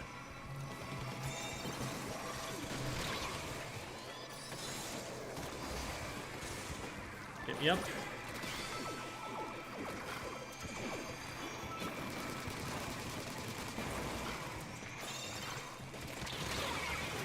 Okay. That's a lead. It's a 1v1. We might be able to jump into this and keep this going.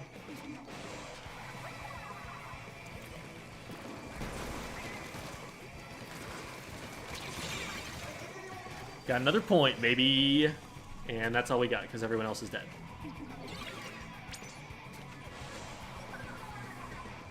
Okay, we're good. Whew. They mistimed it the slightest bit.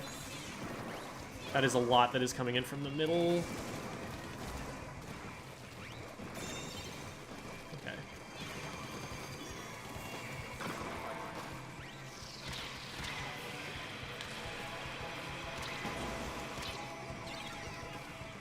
Hi. Hi.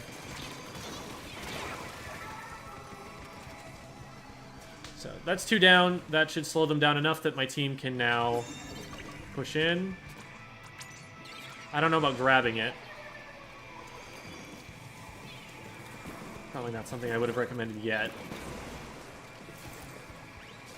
Let's help teammate. Nice.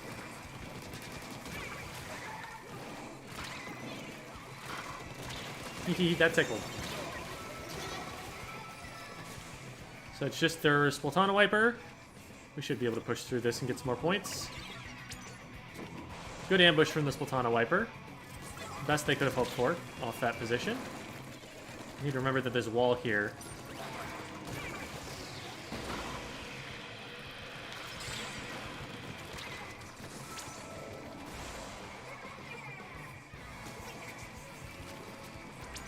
Oh wait, they're getting shot at. This might not be good. Or the Slosher just misses.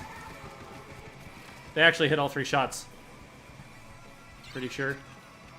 Maybe I was damaged a little bit before?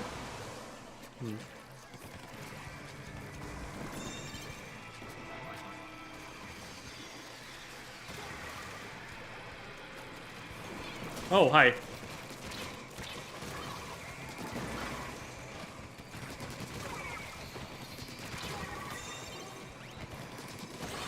That's a quad.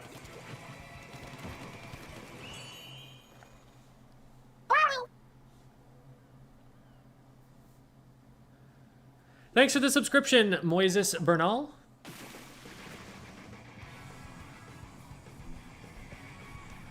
Whew, okay. Let's see, we've got some more questions coming in. Sorry if this has been asked, but is it still possible to skip ranks? I'm on my A- rank up game right now, but I don't skip ranks anymore like I used to in Splatoon. Part of the problem is that right now there are top 500 players in B-, which is ridiculous. There's just no way for them to skip up and out of it. So you are ending up in matches with players who are definitely not B rank, but are ranked at that level currently. So it is hard to get up and out quickly. I don't think there are rank skips. I think you would just end up getting a lot of points for an Anarchy Series ticket or something.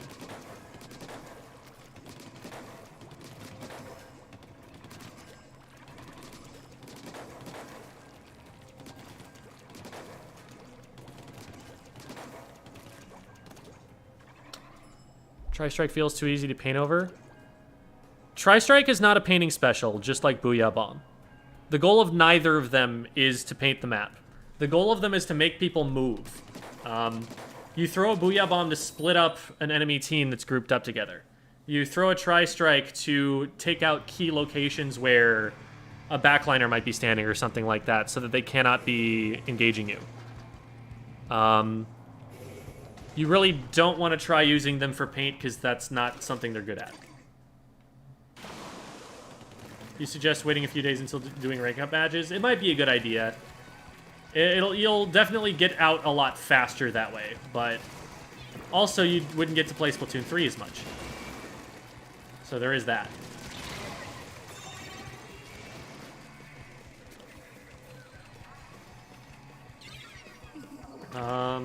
Okay, nice. We got 3. We should be able to go the rest of the way at this point. Tactical are there. Nice.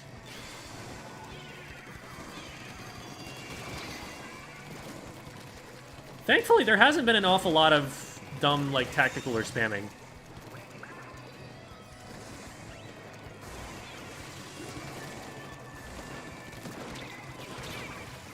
Okay, yeah, keep going, keep going. Nice, okay. 28's not bad. I probably could have played a little bit better against the Luna Blaster there. I can't challenge the Nautilus directly in a DPS race. It wins that. But I can do that.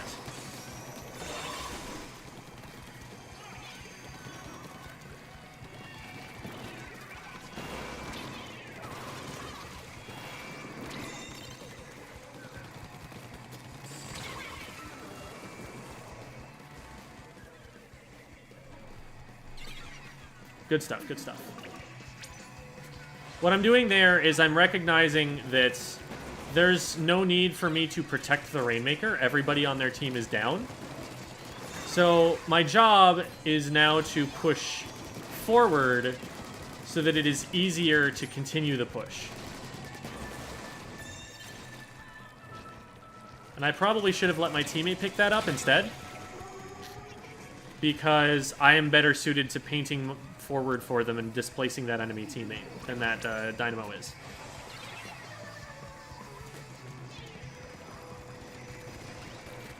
Okay. There's that. We'll try and stay up a little bit. Oh, boy. That's a zip caster. Okay, cool. Got one. I think that's close enough for the zip caster to get him, right? Maybe not.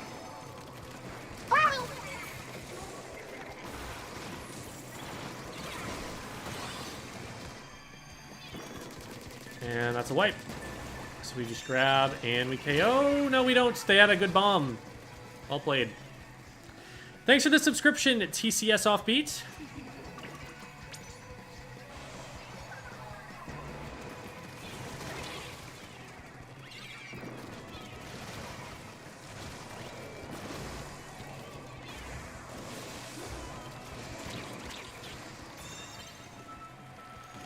Our goal here is just to make it difficult for them to leave their base. Nice. Got the juice.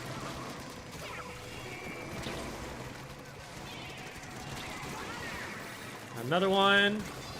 Got them. Got a delayed wipe. Grab it and go.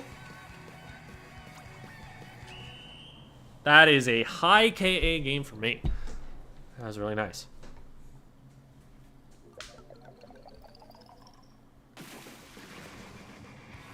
Upgrade the star on gear. I'm pretty sure that is just adding extra slots, right? I think that's how it works. Like salmon run lots more in 3? Cool. I'll have to try it out. I haven't tried salmon. That's one of the few things that I haven't gone into yet. 15-6. Not bad. I did play the story mode up through the like tutorial area, basically. So I had my first little boss encounter.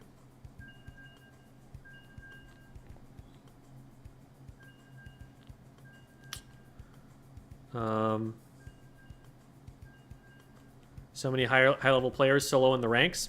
So AAJJ, what happened was when you transfer over your save data from Splatoon 2, it only bumps you up to B- at most, even if you were X rank before. There's just no further scaling besides you can now play Anarchy battles. So everyone who's coming over from Splatoon 2, whether they were actually B rank or the best players in the world, are lumped in the same place until the top players start to filter themselves out. And that's really hard, because we're now playing against other X-rank players to try and get out.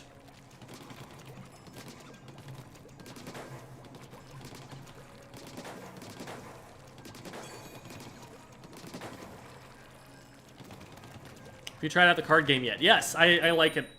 It's fun. It's probably not something that I would stream because it's a lot of just kind of thinking and making decisions and not a lot of action on screen, but it's definitely fun, and I'll be playing it more. Is there a way to get the Captain Cuttlefish hat? I don't know. That's a good question. Because that was amiibo gear, I think, in Splatoon 2, wasn't it?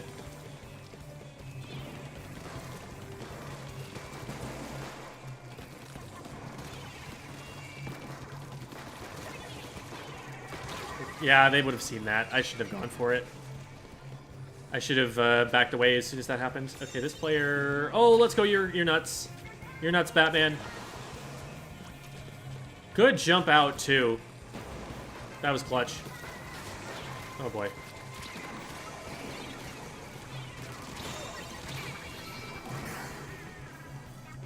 Unfortunate, but we traded the Rainmaker, which is the best possible trade you can have.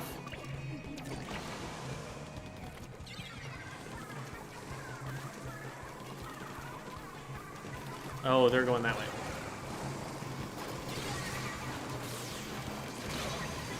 Traded him anyway. Okay, we got the wipe. So we'll be able to pop here. They only got first check. Not a big deal. Let's go and grab our juice.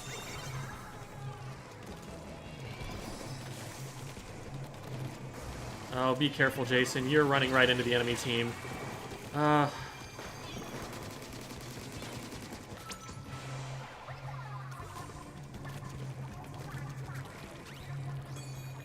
Batman playing solo.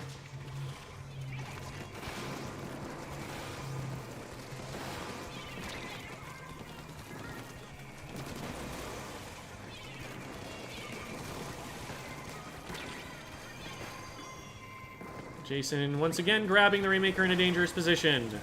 I hope this is not a pattern, but it seems like it is. Come on, drop down on me. Thank you. Oh.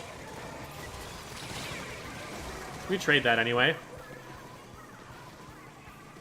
Oh, but we got directed. 1 for 1. Why is it always Batman? Oh my god. That jump is insane.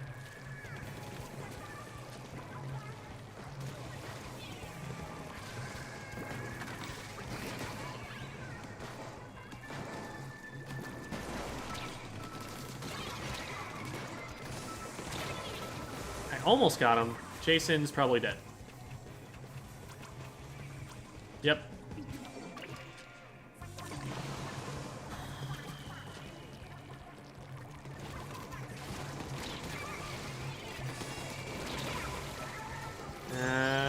Okay. Nice stop, nice stop. They don't get checkpoint for that. Or no, they already have checkpoint. Never mind, I've got it backwards. But they don't get more points, which is nice.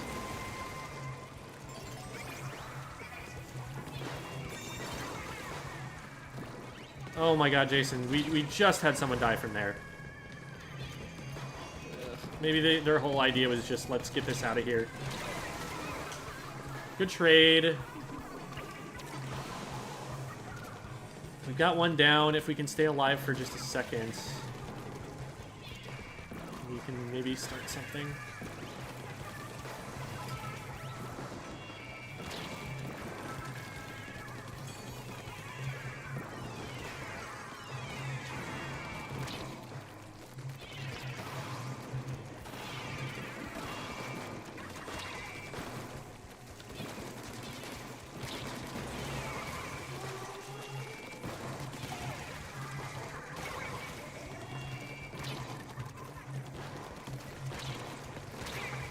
Yeah.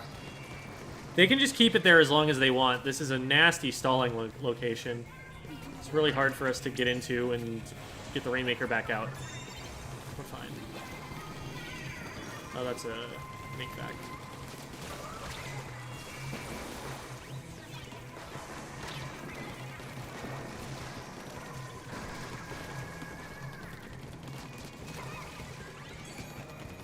Oh, almost snuck in there. Got one.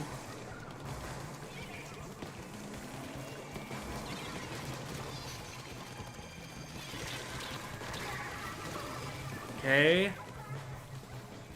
I just got a lot of splats for us to not have a lot of map control right now. I'm not feeling good about this.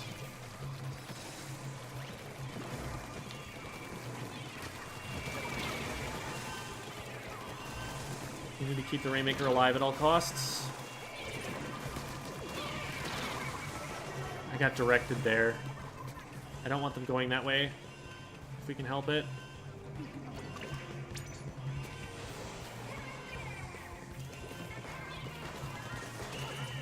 Yeah, we needed more of them cleared out. It might just be safer in that situation to rotate it left, because I think we can get over there before they can rotate to us. Just because of how complicated it is for them to get an angle on the goal on the left. Left side might actually be the play on this map. That was just a really tough overtime because we needed first checkpoint. Okay, so 4 and 2. Does that end up being worth it?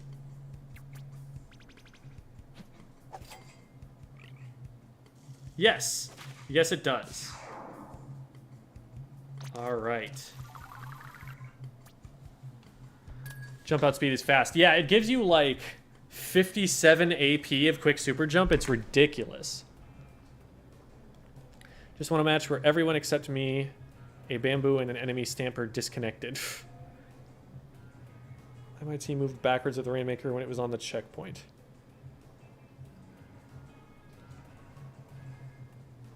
I don't know exactly what you mean. Found out you could dash one way, then launch the projectile the other with the Splatana. Yeah, that's a thing.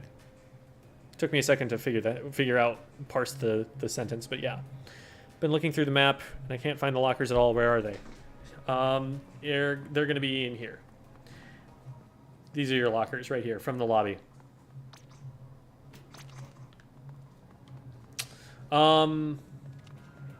Ooh, there's a thing.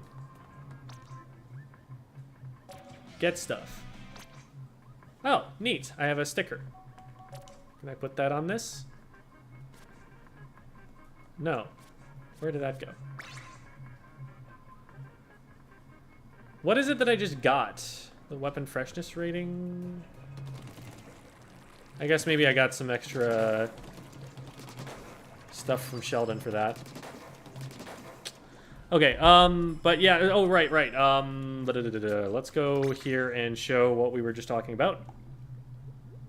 Is Stringer a good competitive weapon? And if yes, what is the better type? The reflux looks a lot better to me right now. I personally don't think that the Tri-Stringer is viable right now. I just don't think it does enough damage. Like, it needs something. It needs a faster charge time. It needs a little bit more damage. I feel like it needs something. But it's not quite there.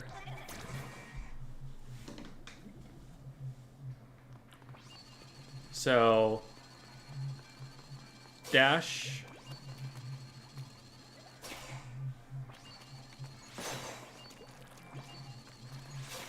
So there's the dash.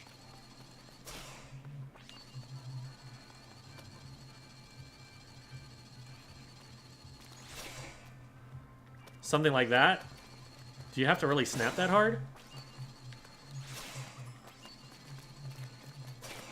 Because it only looks like it activates when you hold forward.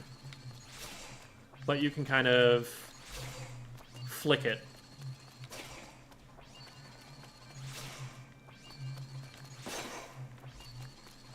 To get the right angle on it.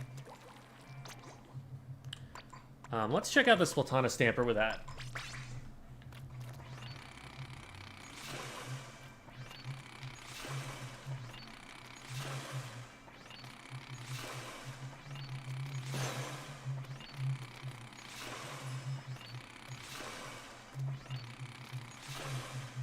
It's a slow-moving projectile, so this is hard to get the hang of, but I could see this being good.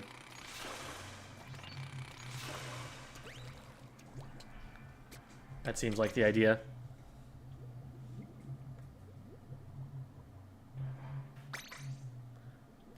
It's for your locker? Oh, it's only in the locker? So it's not on the splash tag? Let's go in and check that out.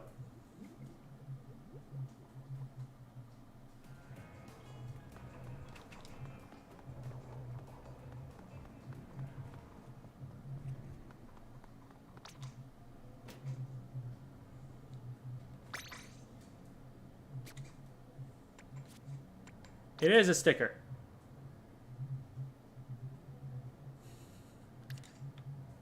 We'll put it right there. That's where the splatter shot goes.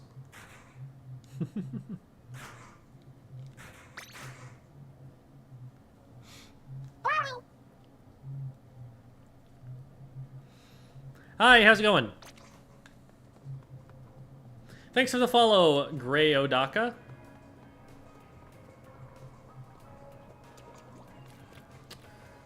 All right, well, let's play our first rank up series.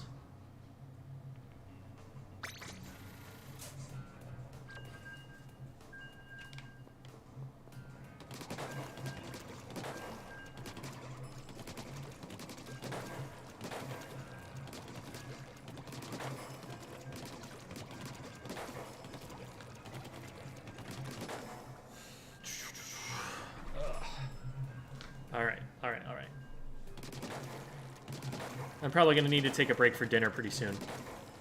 I am starting to get a little hungry. If the first match doesn't go well, I'll probably just not keep playing the rank up series.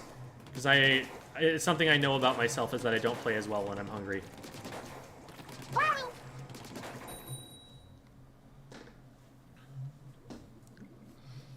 Hello, Musical Umbreon. Welcome to the stream. What weapons do you think are top tier? NZAP 85 right now because Tacticooler is busted and it needs a nerf, but and Zap will still be viable probably after it's nerfed. 52 Gal is very, very strong. Dually Squelchers and Tetras are both extremely strong. Charger seems pretty good. Lots of people are using Heavy and seeing some success with it.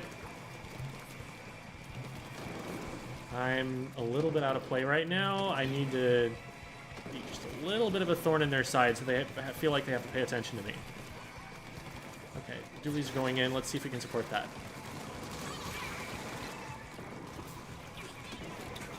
They're just trying to roll all the way out of there.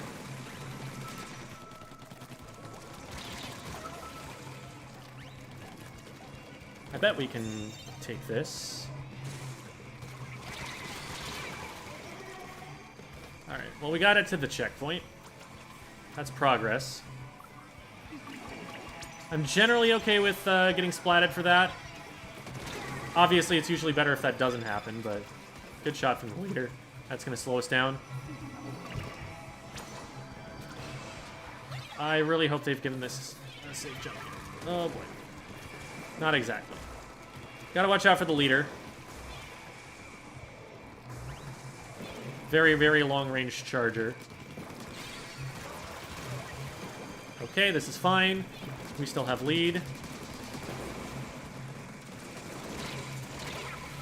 Well, I kind of got stuck in between the tank and the leader there. Did everyone else die except for, I guess, our charger?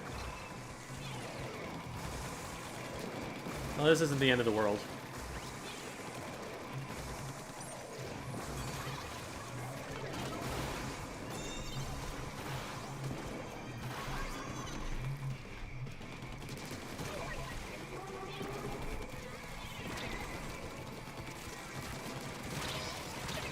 All right. That should give us the space we need. Good job. Okay, I do really like that our E-leader was the one who picked it up, because they're gonna be the one that has the most difficulty pushing forward. Oh boy.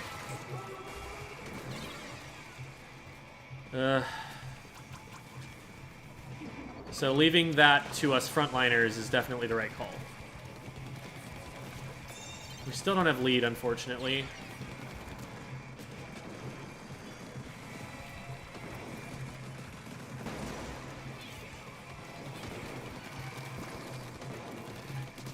That should be it for them. Oh, what? I guess they had an angle. Dang, I didn't think they could hit around that. I took that position specifically because I thought I was shielded from mid. This might not be might not be safe. Yeah. Okay, our Julies went down. Nobody else went down on the other team. I'm just trying to keep our leader able to back up because they're about to get pushed. There's not a lot I can do about that. One down. Still got dualies on us here. We win those.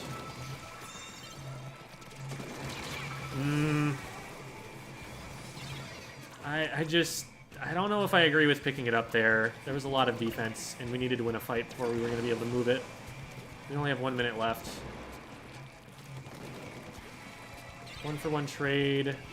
They got it. They definitely die here. Oh my god. Okay, that's still a numbers advantage for us. We need to get up there.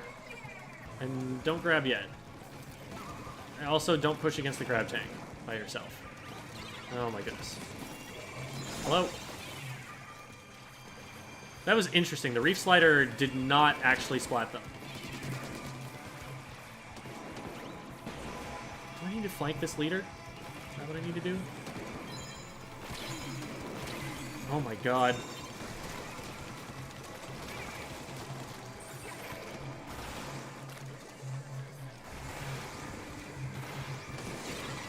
Okay, got the leader. I'm not picking that up.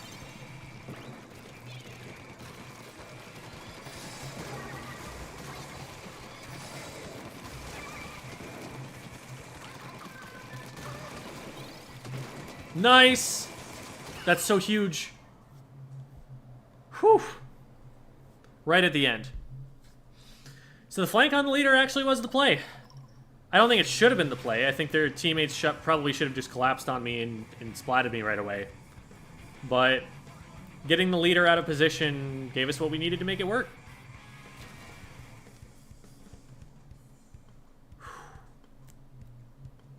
What's your opinion of Tri-Stringer? I think it is pretty weak right now. I think it needs a buff in maybe like range or charge time or damage, something of that nature.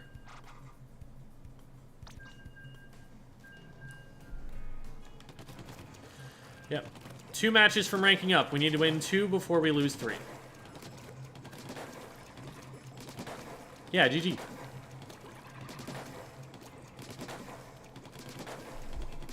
No, cat off the computer.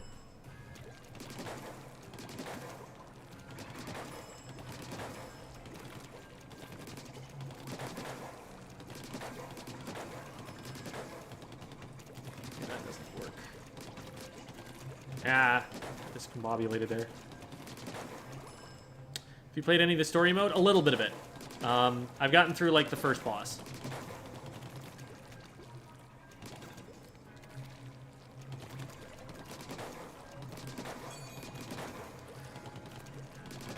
You know, these stages really don't give you a lot of ledges that are so high that it's faster to squid surge up. It's not like a movement technique. It's just like a way to get the iframes, I guess. Not the iframes, the armor frames.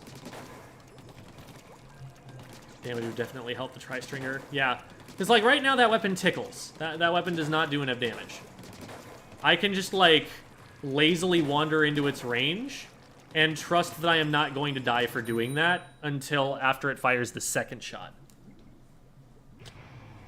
Worst class in the game so far. Brellas didn't get an awful lot of buffs, and I think the undercover Brella is a particular stinker.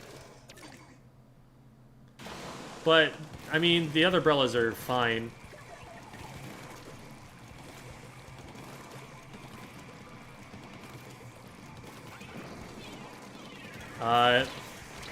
I'm not convinced that the Splatana Wiper is that great, but the Stamper has potential, so I'm not going to put it there. Oh, hey, stop. Thank you. Oh, goodness. I just got pinched there. Alright. We do have another Charger player. Might be able to get a check here. Nice.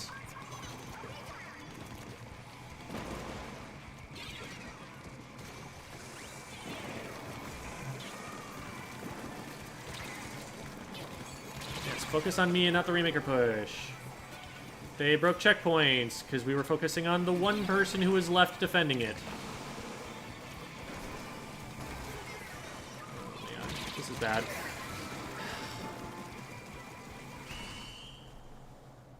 It took 3 of us to splat that one player, and it took a really long time to do it. I was figuring, okay, I draw 2 of them off. Now it's just the Rainmaker +1, and we can collapse on that, win that fight, and we're at an advantage.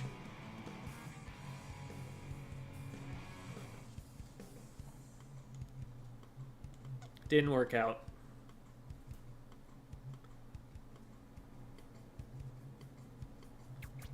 Number 1, assister. So the 1 KA that I had there was an assist. Not sticking with that team.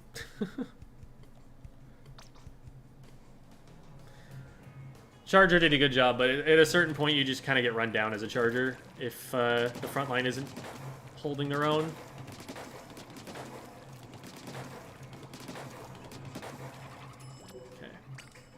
Forgot I had to reinitialize it.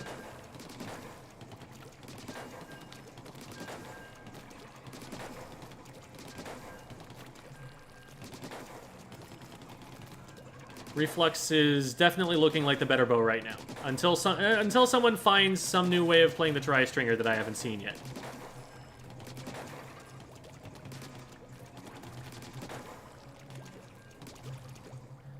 Good way to farm ability chunks. There isn't really a fast way.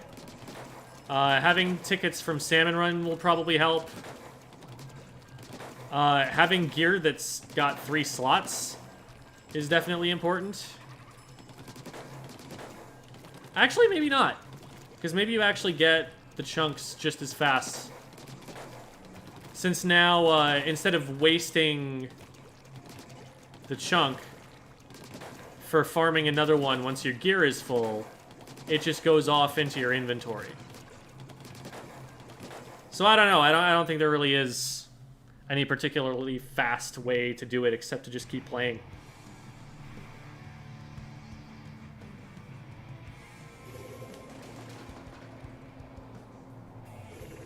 What level do you have to be in order to play tabletop turf tabletop battles, or table turf battles work immediately.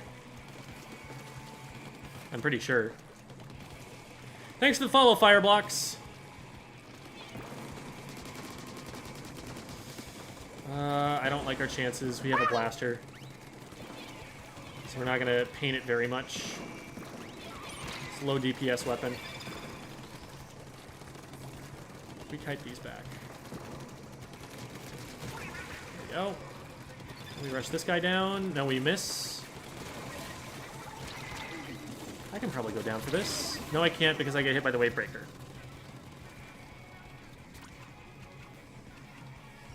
Ooh, we're in 2 very different places on the map right now, which means we're going to get split up. And that's not a likely fight win.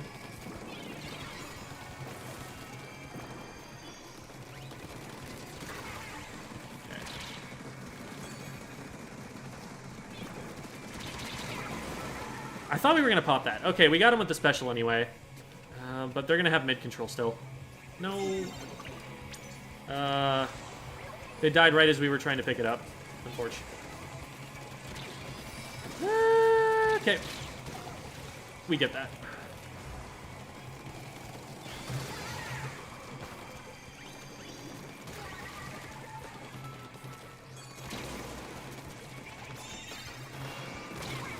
I didn't aim up enough.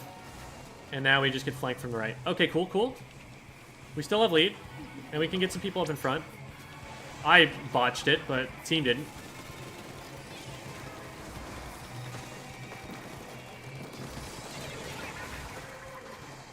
I got them a little bit faster, it would have been better.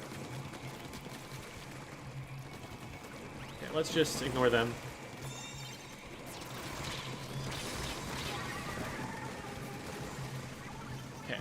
It's a bunch more points. Team wipe. We need to back off. I'm not even jumping to that brush. Yeah, and that is why.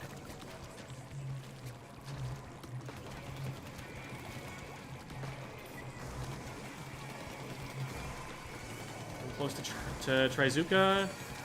There it is.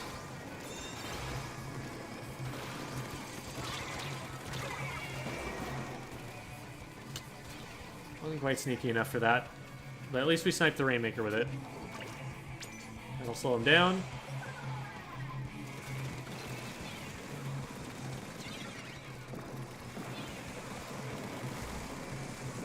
So that guy's forced to commit forward because he has a bomb behind him.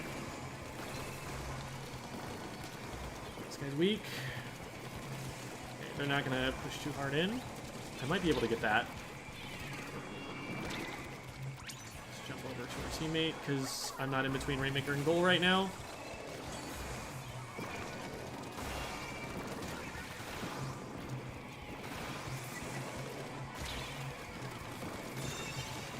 Very nice, very nice.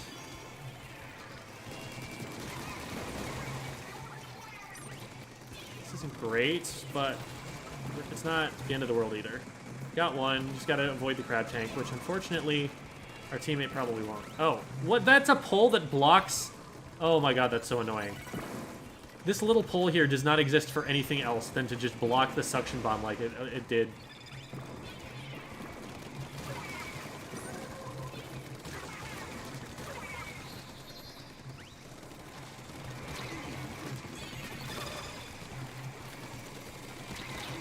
I died to this, yeah. I don't have my aim on.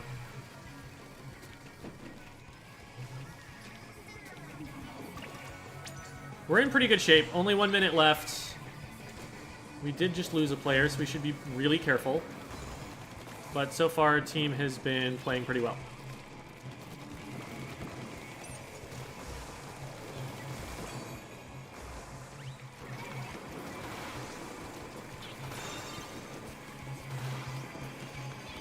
It's like one player down on the left.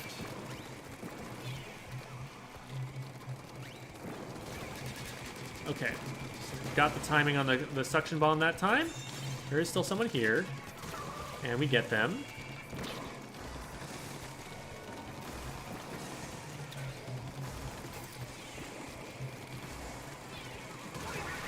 Oh, this is beautiful.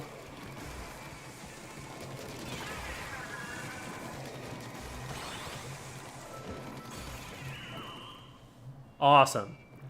That was really well played. I'm happy with that. And thank you for the follow, Fishy.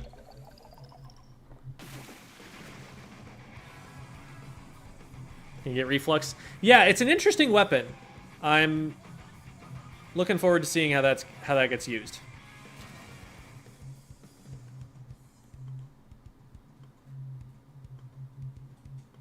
What level do you have to... Oh, you do need to be level 4 for table turf? I didn't check until it was available, so I must be wrong then.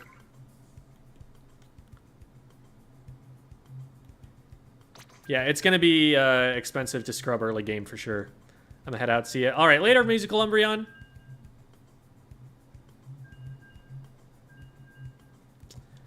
Guess we have to wait for the next Splatfest to get gear to 5 stars.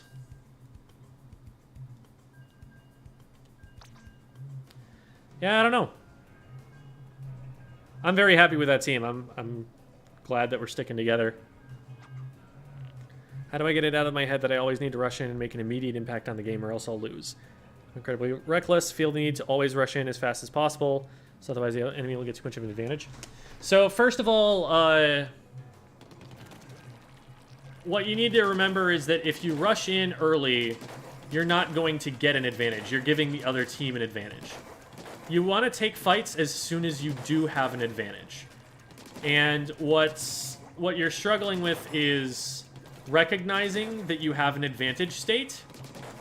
You're just going in every time, and you want to go in very fast when you do have an advantage.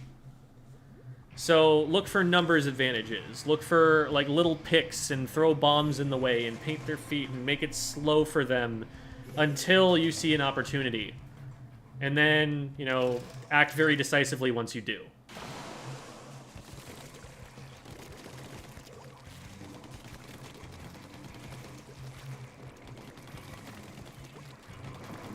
Okay, a whole bunch of players on the left. Everybody is dead. I might be able to sneak something here. Okay. That'll slow him down a bit. Team is back in play. Might be able to get popped.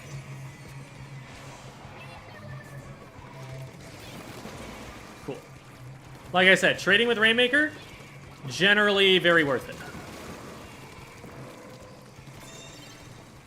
Let's start moving this. Let's get the heck away from there and move it elsewhere.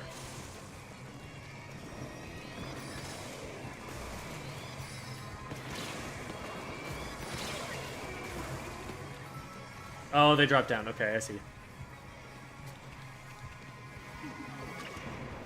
Nice.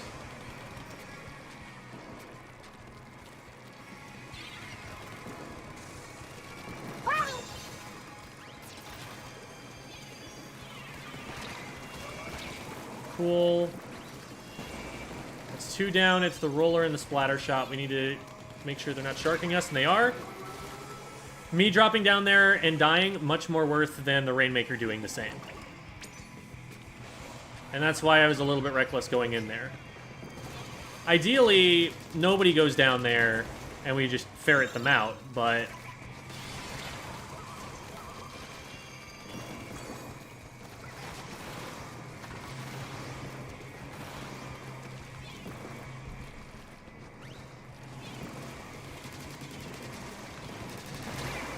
Oh, what hit?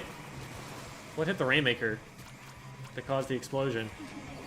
Thanks for the follow, Dip Bip. That's 2v2. So I need to play with my teammate here.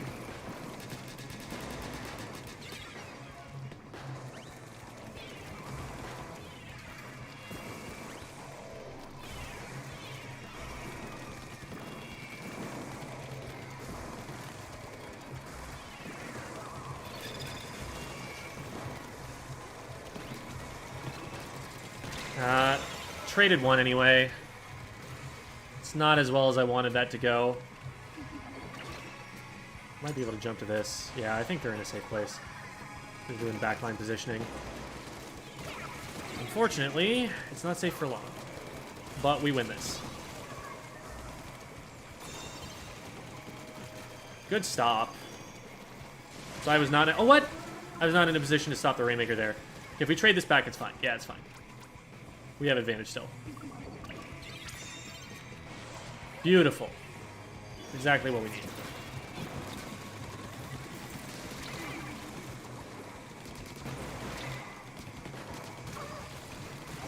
That's 2 down, that's 3 down. Where's the splatter shot? They're up there.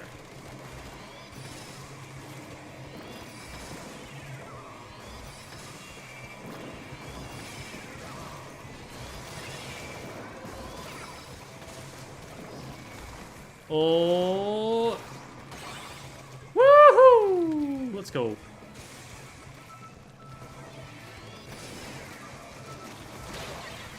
Up to 4.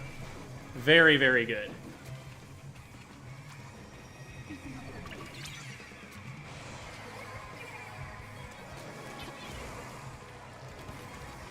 Might get hit back by the roller. No, we're good.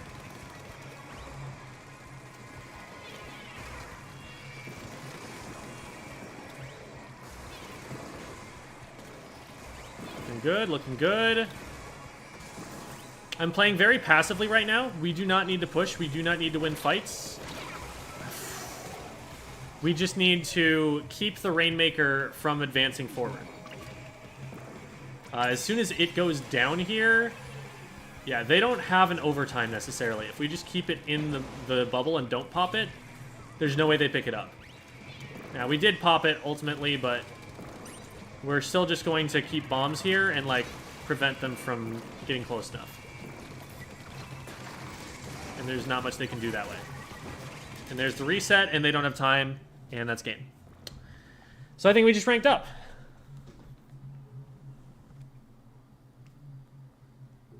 Feel the need to create advantages for my team. Yes. Creating advantages is hard. Because it requires having a better position than the other player and executing on it.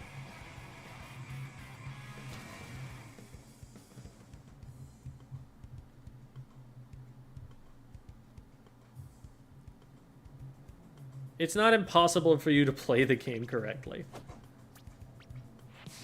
All right. Oh, and the rank points get reset? Interesting. So where does that put me? Does that just put me at A- and 0 points? 200 points. Oh yeah, because you got to have some to pay for another match. Okay. Well, we got to A rank. That's awesome. I think at this point I am going to... Thanks for the follow. Now sign... I don't know how to pronounce that, but thank you. I am going to call it. It has been about 7 hours, I think, that I've been streaming at this point. 6 hours. Still, pretty long one. And I've got some stuff to prepare for videos and things like that. So I have got to get going for the day. But I am going to go and send you guys off to somebody. Let's see who that somebody ends up being. Let's go and see what FLC has to say. FLC is a top-level analyst. Like, FLC coaches the best teams in the world. So, very, very knowledgeable human, and good person to ask questions to figure out exactly how the very, very highest level of Splatoon is played. So, let's go send you guys over. And all of you guys who are on YouTube, if you want to participate in the raid, unfortunately, you will have to join on Twitch. So if you wanted to hop over there, that's cool. Here are my links. So that includes the Twitch channel. It also has my Patreon, the Medify account that I'm trying to get rolling, but apparently it needs more vouchers or something like that. TikTok, YouTube, Discord server, everything that I do. At those links right there, if you're interested in checking those out. So, thanks for watching, everybody, and I'll send you over to FLC now. Have a good one.